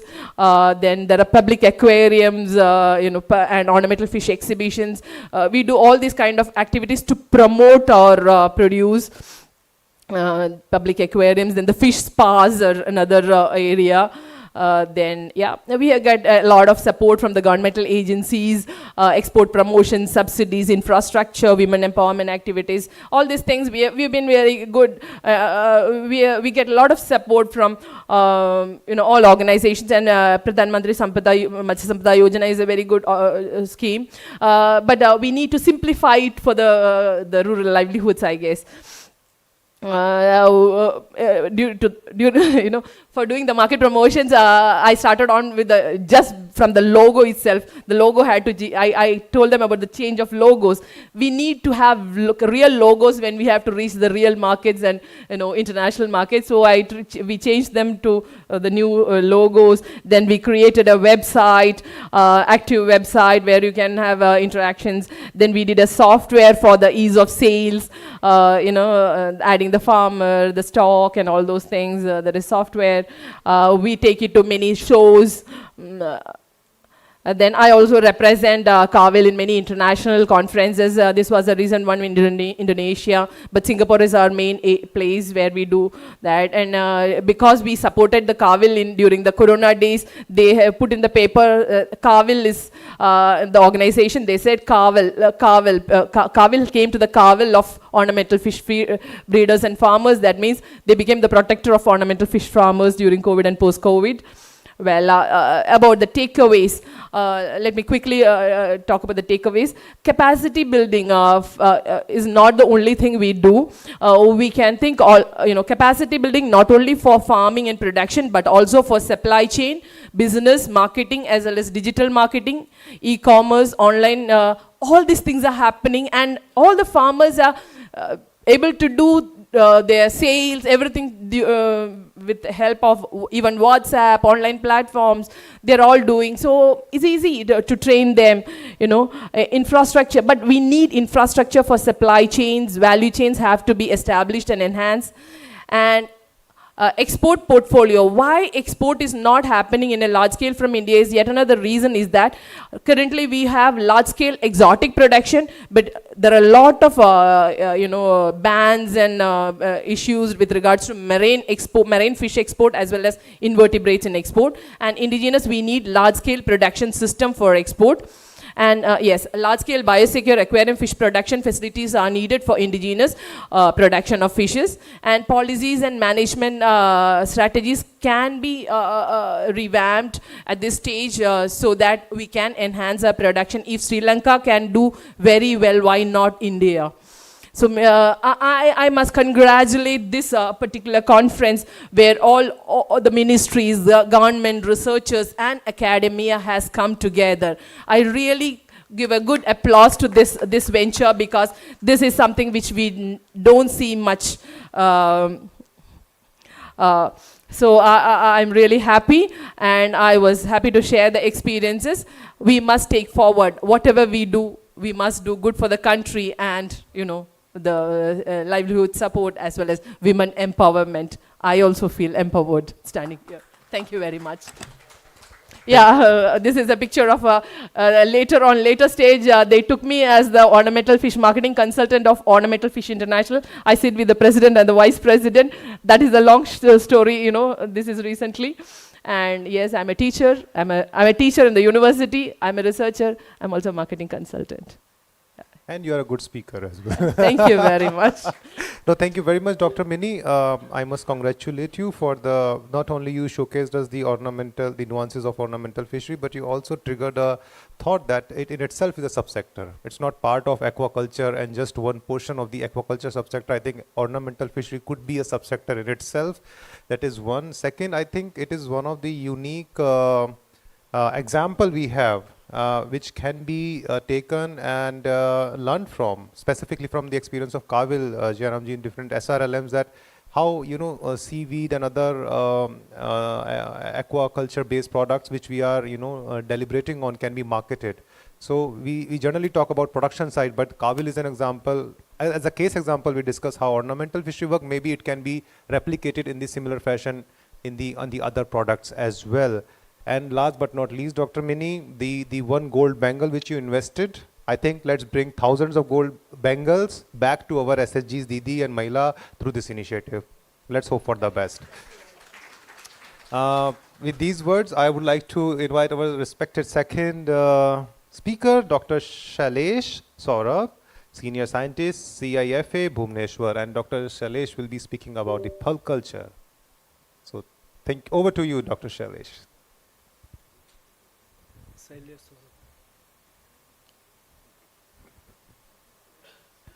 Hi, good evening. I am Shailesh Saurabh and I am looking this pearl culture aspect in ICRCPA located at Kausalya Ganga Bhubaneswar. And livelihood development, this is the program of livelihood development. So we are also involved in so many programs in of livelihood development, like in fish culture, shellfish culture, and pearl culture. And next, coming to pearl culture, it is an international product, and all these pearls are mentioned at different our holy granth. And pearls is a what happened? It is a defense. It is a product due to defense reaction of freshwater mussel by bulb, or it is produced both in mussel and oysters. And coming to, because our institute is freshwater to come, so ICRCPA is involved in developing of freshwater pearl culture technology. Next, and regarding pearl culture, we are not only looking this technology, freshwater pearl culture technology, its R&D, upgrading, training and capacity building. We are involved. So we have trained lots of farmers, women's entrepreneurs, and we have agri-business incubation center also, that there we are doing hand holding. So all these things we are doing at ICRCPA. Next. And coming to, like ma'am is telling, ornamental fish definition. So pearl is also a gemstone, and it is the only gem that is produced in living organism. Other gems are produced as in nature, but it is the only gem that is produced in living organism. And scientifically we can define pearl as a biological, chemically, and physical product. So different definition is there. You can take from slide. And next. And is pearl production, it is in nowadays in decreasing trend because of this pollution, habitat destruction, urbanization, lots of factors contributing. And it is a international commodity, so around 15 million USD dollar its value is there. Next. And coming to, you can see that this pearl culture, we can, three species we are using: Lamlidens marginalis, Lamlidens coreanus, and Parisia corrugata. All this I am telling because very few people are knowing on this aspect. So I am telling all these things. And the main species is Lamlidens marginalis, Indian freshwater pearl mussels. Next. And coming to pearl production cycle, this you need mussel stock, then you have to go for pre-operative conditioning, then implantation of graft and nucleus. This is the important parts for pearl culture: post-operative culture of implanted mussels, harvest of mussels, value addition. All these steps you have to follow to get good business product or good marketing value. Next. Because implantation is important, so I have given one special slide. And depend on implantation, you will get the pearl, like designer pearl, small round pearl, and round pearl. For that, three types of implantation: mental cavity, mental tissue, and gonadal implantation. That is the important part or crucial part in success and failure of pearl culture. So without knowing the technique, I request not to perform these operations. You need training to deal these things. Next. and because it is a very successful and last 12 to 15 years I am involved there. So first time that DD Kisan, they have catch up these things, and they have done one programming, and it is very available in YouTube, and very successful program, and lots of viewers are there. So many technological part we have shown there, and many product also. Next, and one must Setu app that is developed by SIPA, and here it is available in Play Store, and you can download it, and you will know lots of things about fish culture, prawn scampi culture, pearl culture, water quality, everything it is there. So it is a very good app, and lots 50,000 downloads in last 2 years. Next. So livelihood development, we have trained farmers. I will introduce some farmers, because many people are knowing from, because it is a national institute. So I am from different parts of India. I have trained the farmers, and they are in touch with SIPA. So lots of students and farmer we have trained at Arunachal Pradesh, Sonajuli. And it is so that vice chancellor of this RGCA at Arunachal Pradesh, he is so interested that he himself took part in the training program also. Next. So one farmer, Rulen Hajarika from Assam, Nagaon, he has developed, you can see this is a farmer product. So he has come to SIPA and demonstrated the product. He is a very emerging farmers, and he is in touch with SIPA. Next. And then I think madam is knowing Mr. Ronald, I think he is from Germany. So he has visited one of our farmers field facility, Mr. Narendra Garwa. At present he is in Rajasthan, and he is doing pulse farming. Lots of visitor has come, and that government of Rajasthan, they are also interested to spread this technology. So personally I have visited also at Rajasthan, and demonstrated our technology at few farm places. Next. So we have one more farmer, Vivek Kumar Patel, and he is so successful at Uttar Pradesh, and Chief Minister himself appreciated these farmers, and he has shown his product at different places. He is in also touch with ICR SIPA. Next. One farmer from Baleswar, Orissa, Mr. Dr. Nina Singh. She is also very successful, and she has shown in one exhibition Mr. Dharmender Pradhan ji, our minister, central minister. So he has visited, and he has appreciated. She has got a project from Epicol also, and she is doing at Baleswar. Next. She is Madhu Patel. She is a farmer at Nalanda, Bihar. That Nalanda is a famous place. So she is doing pearl farmer, and she also got award from Chief Minister. Next. Mr. Kamla Shankar Sukla, he is subject matter specialist at Tulsi Kisi Vigyan Kendra. Under Deen Dayal Research Institute, University, I think it is now. So he has developed lots of product in composite fish culture pond. So he is he himself involved, and he has trained also lots of local people. So he has good image at near that Chitrakoot area. Next. She is one of the brightest student, and she is from Pune, Maharashtra. She is involved in this freshwater pearl farming, and you can see the product. Next. One more farmer from this Bhadrak, I think Mr. Balram Bera and that lady is their relatives. They are doing the farming and trained.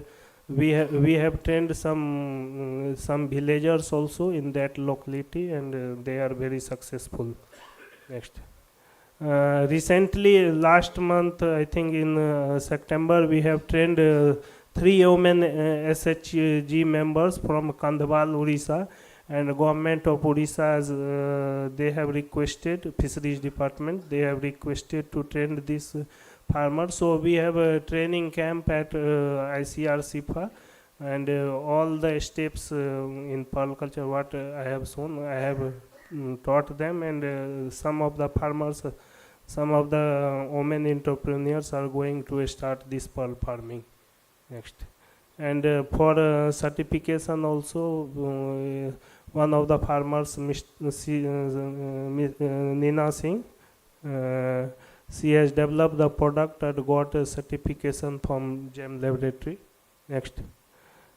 Funding agency, because women SHG needs funds, even organization needs funds, so NFDB or PMSSY scheme, it is available on the website, you will get. Next.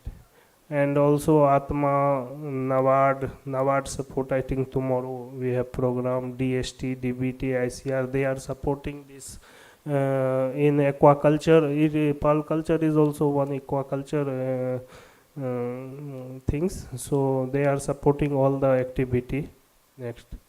And global, lots of country involved, more than 30 countries, China, Japan, Australia, Indonesia, Polynesia, Philippines. So lots of country, India, Sri Lanka, Myanmar, Mexico, Bangladesh. Bangladesh now they are also coming with pearl culture, with lemlidens marginalis. In the internet you will get lots of research paper from Bangladesh also. So they are also coming with some good product. Next. So marketing also, you have to do this pearl marketing in Hyderabad, because it is a pearl city, and through in metro city Delhi, Mumbai, Kolkata, you can sell with through contact, and all this government agency, ICR, agribusiness, IGNO-based center, they will help. Next. So it is a export commodity, APEDA, they will also help this. Next.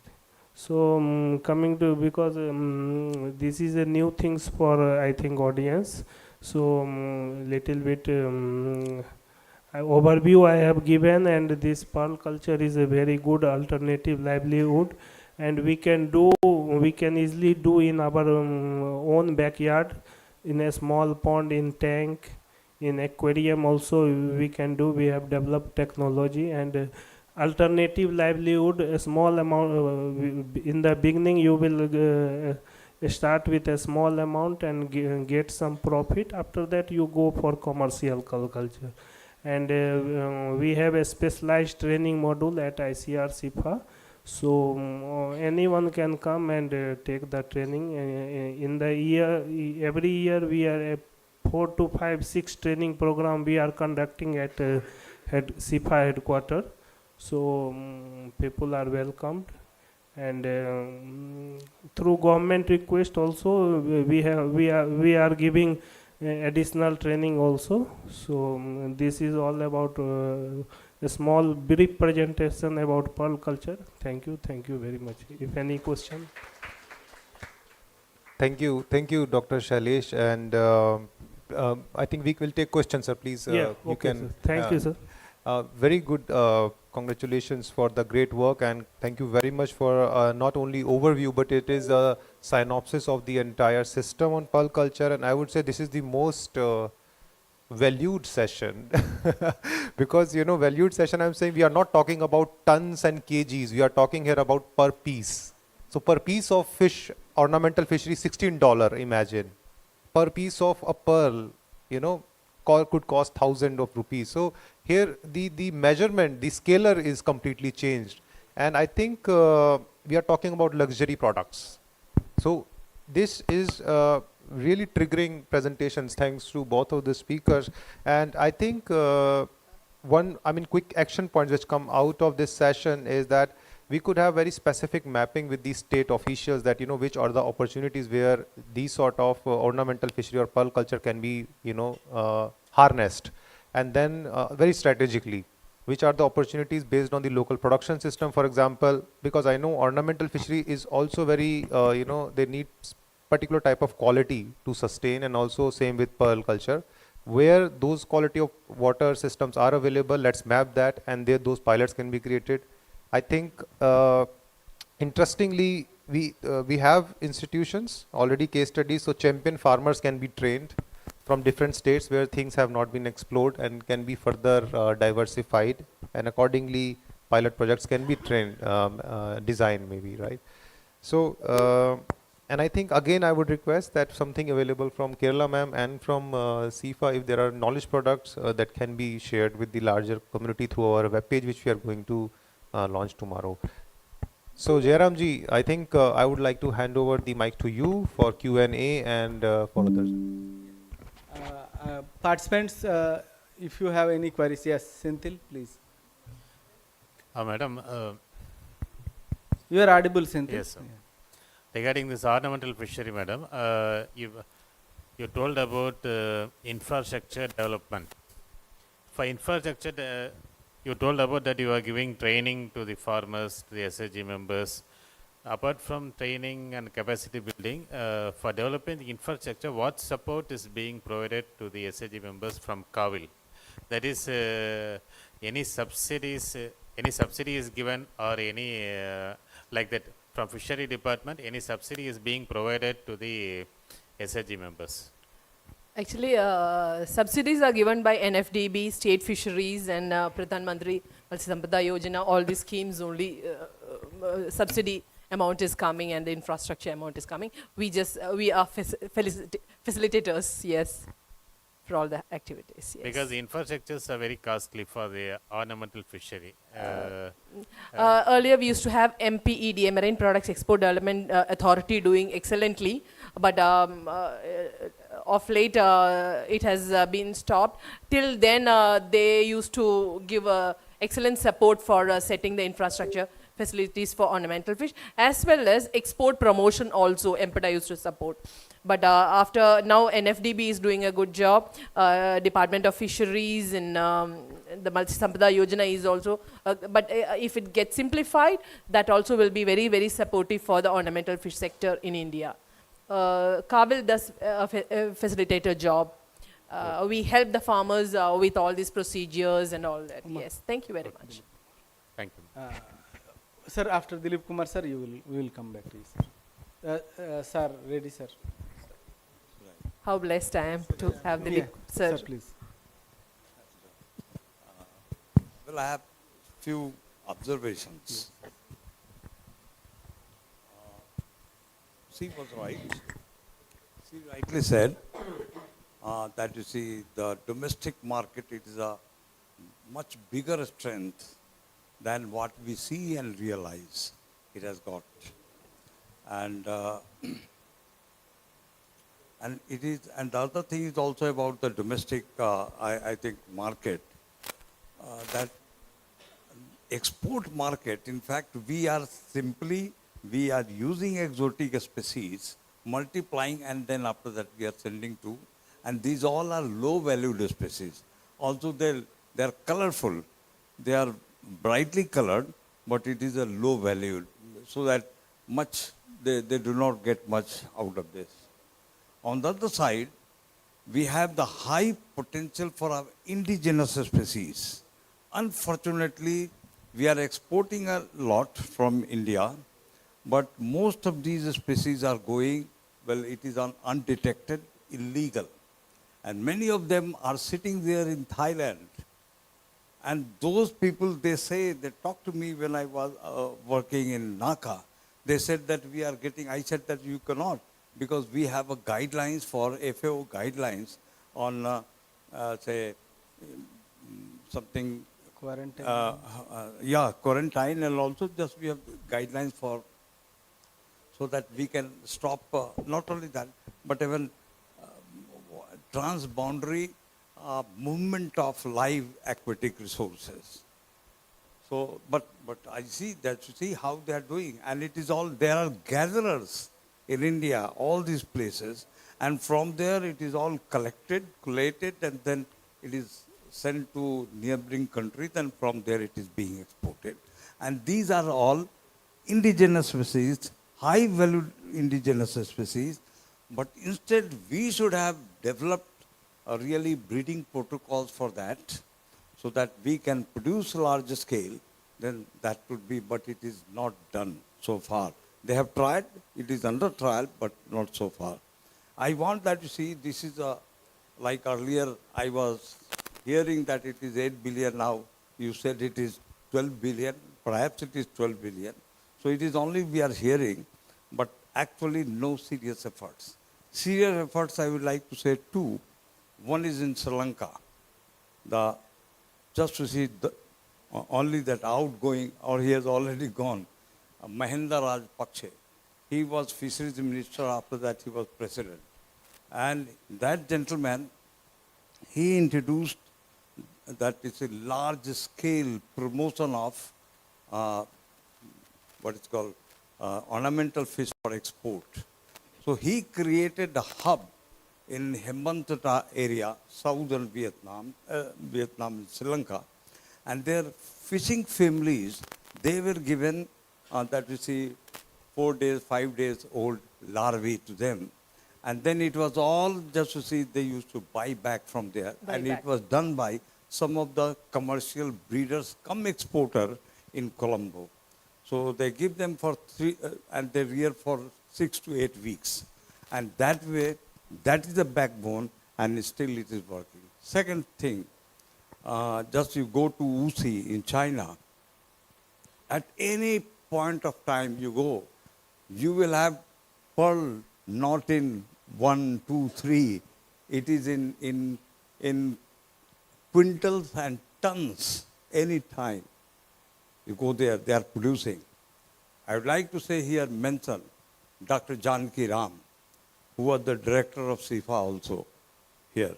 And he was the person who practically smuggled this larger animal from the river system of China and going to Vietnam from Vietnam. That time I was working in Vietnam. And he virtually, and he brought, salvaged, he multiplied, and after that, you see, he was able to, whatever we have, it was done. So with matter of great pride, I would like to name Dr. Janki Ram and his contribution. But it is again the same place. We have very good stories, but really not a very serious intervention in that area. Thank you. Thank you, sir, for your. Thank you very much, sir. That's the advantage of having international experts with us. How sir, blessed we are to you, have. Dr. Dilip Kumar, sir. Sir, giving the feedback. Sir, can I add one part? Yes, sir, what sir said is exactly right. Sri Lanka is a very good example to emulate. Even though we think that Sri Lanka is a small country compared to India, the very, very organized way by which they are doing the production system, if we see the international market for quality guppy, Sri Lanka, for quality marine ornamental fish, Sri Lanka. How they achieved that is a big story. Yeah, they were doing wild caught, a lot of wild caught, but then they decided to strategically market. They did this buyback system as Dilip sir was talking about. They changed their strategies. Then they also, what they do is, when they're coming back from international travels, they bring back the diving equipments. They give it to their fishers. They do the diving excellently, and they capture the marine ornamental fishes excellently. The stock studies are done very well. So all these things, and the way they strategically market also. In any conferences or trade shows I visit, whether it is Singapore or Germany, I see how coordinated they are. They are together in a trade show. All the exporters and the breeders will be together. it will be very sad to say that we Indians will be walking separately. But they will have a branding, they will have a color branding, they will be they will have their marketing strategies, and they'll bring that all that to their country. So all those things are worth emulating. So Sri Lanka is way ahead than India when it comes to ornamental fisheries. Over to you, Reddy. Thank you, ma'am, by the way. Yeah, I'll be very brief in my question to you. First, let me, the success of Kavil could be perhaps they have perfected understanding the ornamental fish language. So they speak something which fish understands, right?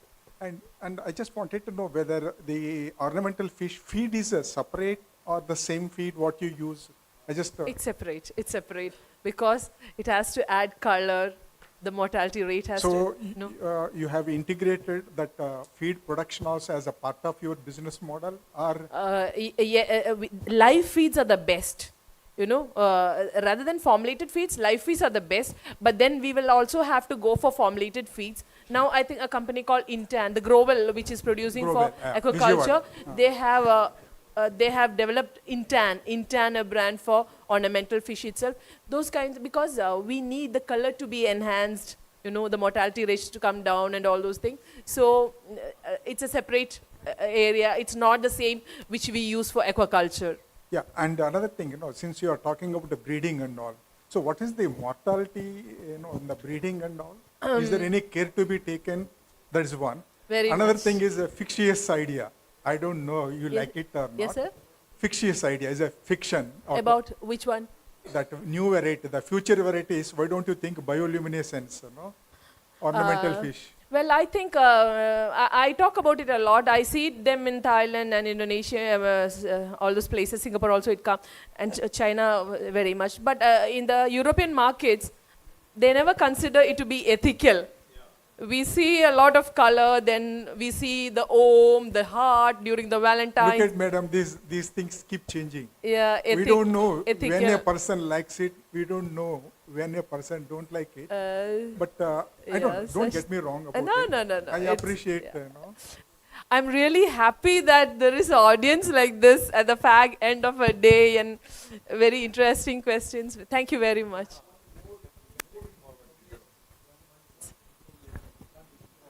Yeah. See,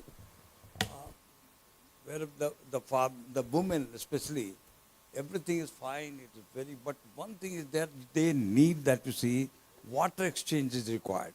Yes. They need running water. So many places that is not possible in the rural areas. In Dimbe Reservoir is there in near Pune, and one of the person, he was having Mr. Kapoor. Yes, Anand Kapoor. So Anand Kapoor was working with CIFE. We used to give them technology, and then he was organizing all the people, all the tribe was there, and he did quite well in that Dimbe Reservoir. So there, one of the intervention was related to your ornamental fish. So they had also cages, but the cage somehow, it was used for some, say, what is called food fishes. But after that, we could see that these are not conducive. We stopped. Then women there, they started culturing this ornamental fish in cages. And in cages, they don't have to replace water. It's already part of the big ecosystem. So you don't need, and there they could see after rearing for about, say, several weeks, 2-3 months, that the growth was very fast. And the second one, that they were more brighter than that it is being reared in aquarium. So that has got that the high value, and then the maturity was also early there. So this is one of the files that that many people can use it. It's I think that women-oriented this result. Thank you, sir. Ornamental fisheries. When people get into this business or livelihood, it is not just a business. It should be a passion. It should be a fascination. Only then we can, It should not be, it's not like any other business activities. If we have the real passion, we should be able to just look at the fish and sense everything.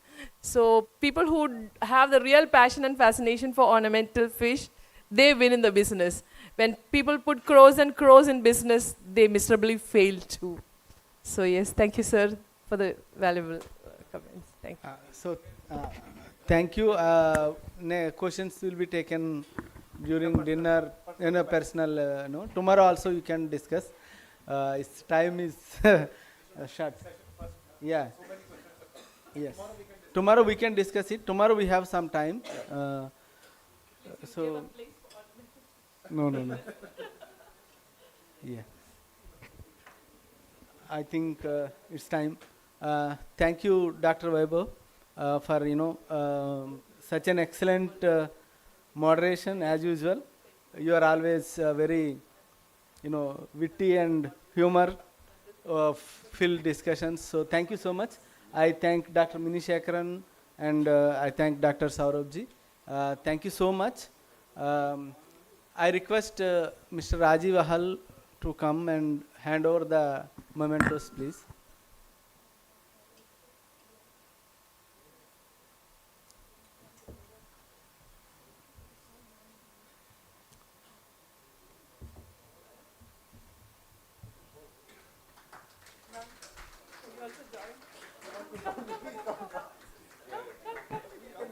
We request Ute to join us.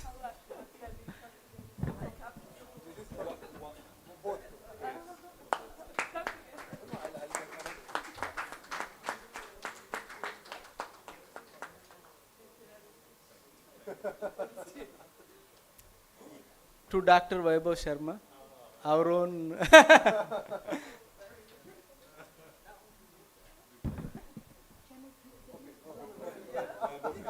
sorry. So we go on both sides. One goes here, one goes there. Yeah. Keep him in the center.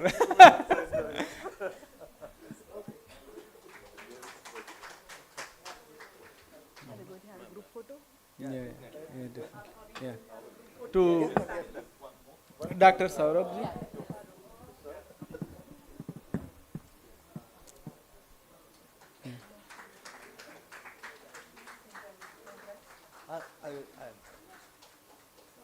Yes. One group photo, please.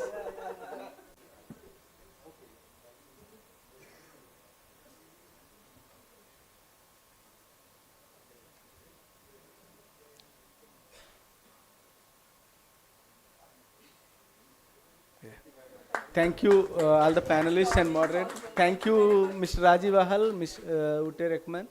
Yeah. So two announcements. Uma, what is that? Tomorrow we will be starting at 9:30, so that we can close our workshop by 3:30. Then you can go to Puri. Okay. So kindly give us the names who want to visit Puri. What is